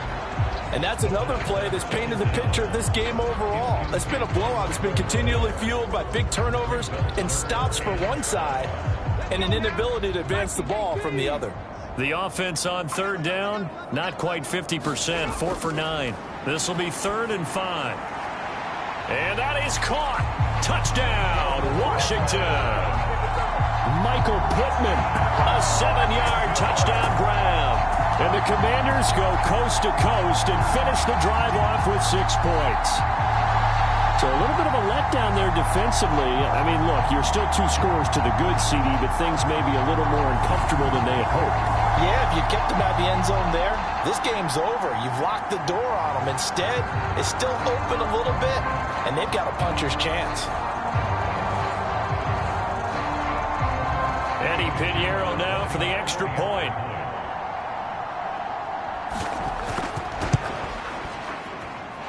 And that one makes this an 11-point deficit now. A pretty long drive that time. 11 plays all told. And it was capped off on the touchdown catch by Michael Pittman. Now after the touchdown, here's Pinheiro to kick it off.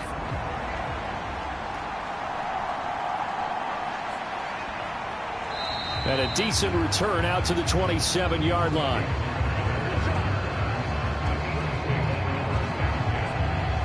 The Eagles coming out as they get ready.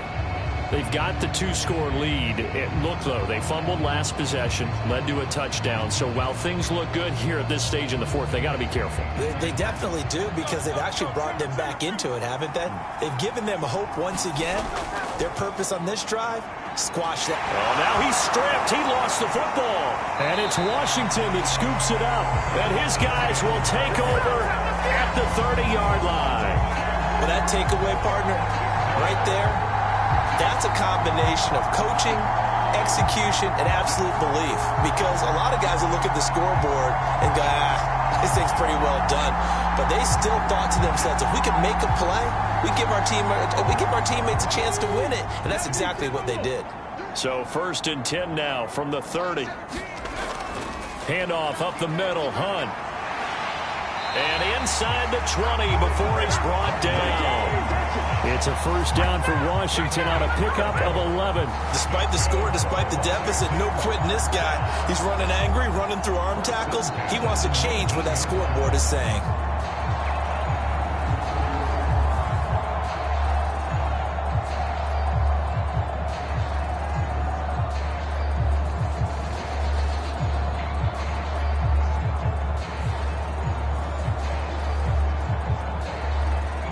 So here's a 1st and 10 now, down inside the 20.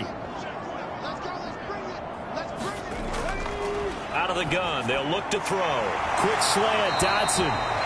And the Commanders are going to be looking at 1st and goal as they move this down to the 4-yard line. Well, every drive from here out is definitely crucial and critical. They know that they need to get at least 3 here to get it back to a one-score game. But I can't imagine that in their huddle that they're thinking at all about getting a field goal. They want to get into the end zone and then try and get the ball back again.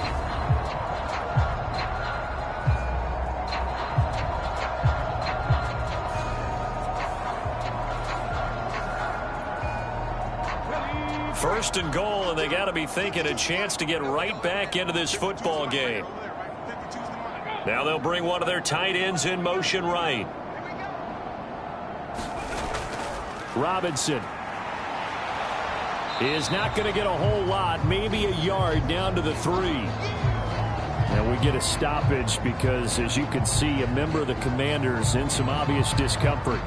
Well, now they're going to come out and take a look at this injury, and we'll be back in a moment.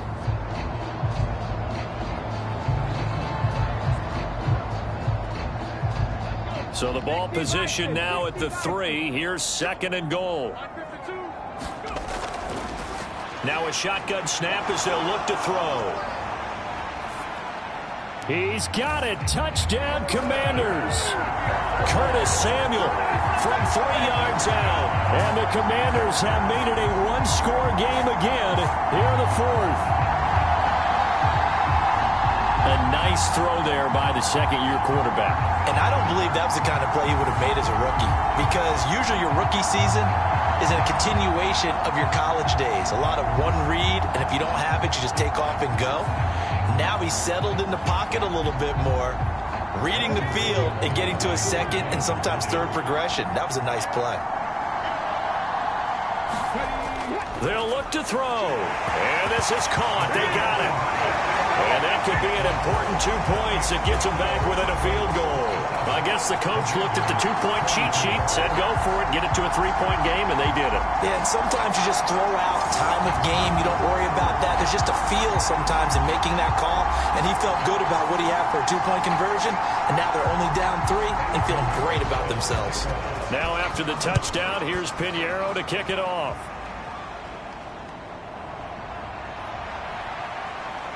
And he's up across the 25 and down at the 28.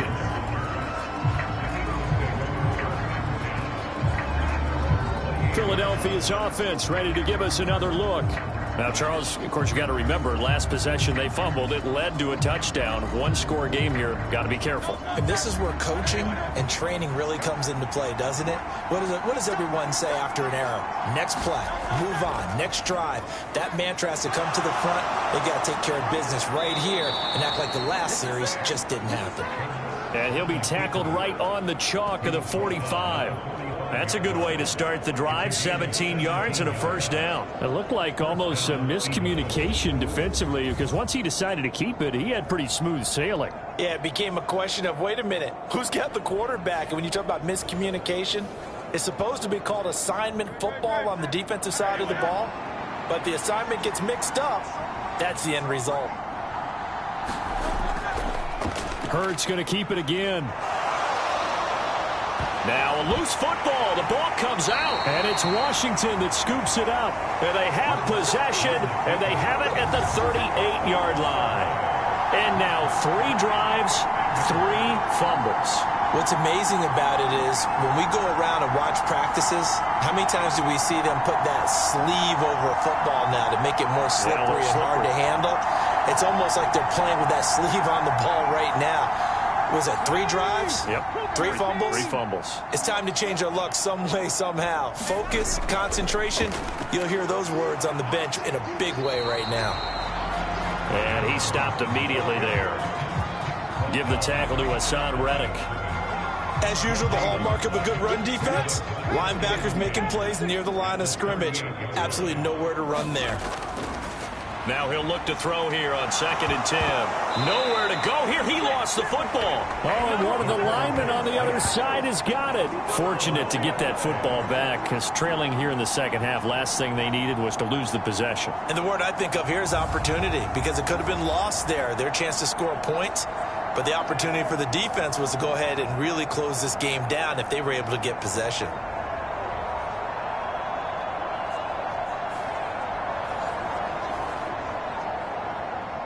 So danger averted for the moment, but now here's a 3rd and long. Back to throw here. Going to throw right side here, complete. And they'll get him down about 3 yards short of the first. And it's a 15-yard pickup, but it'll lead to a 4th down.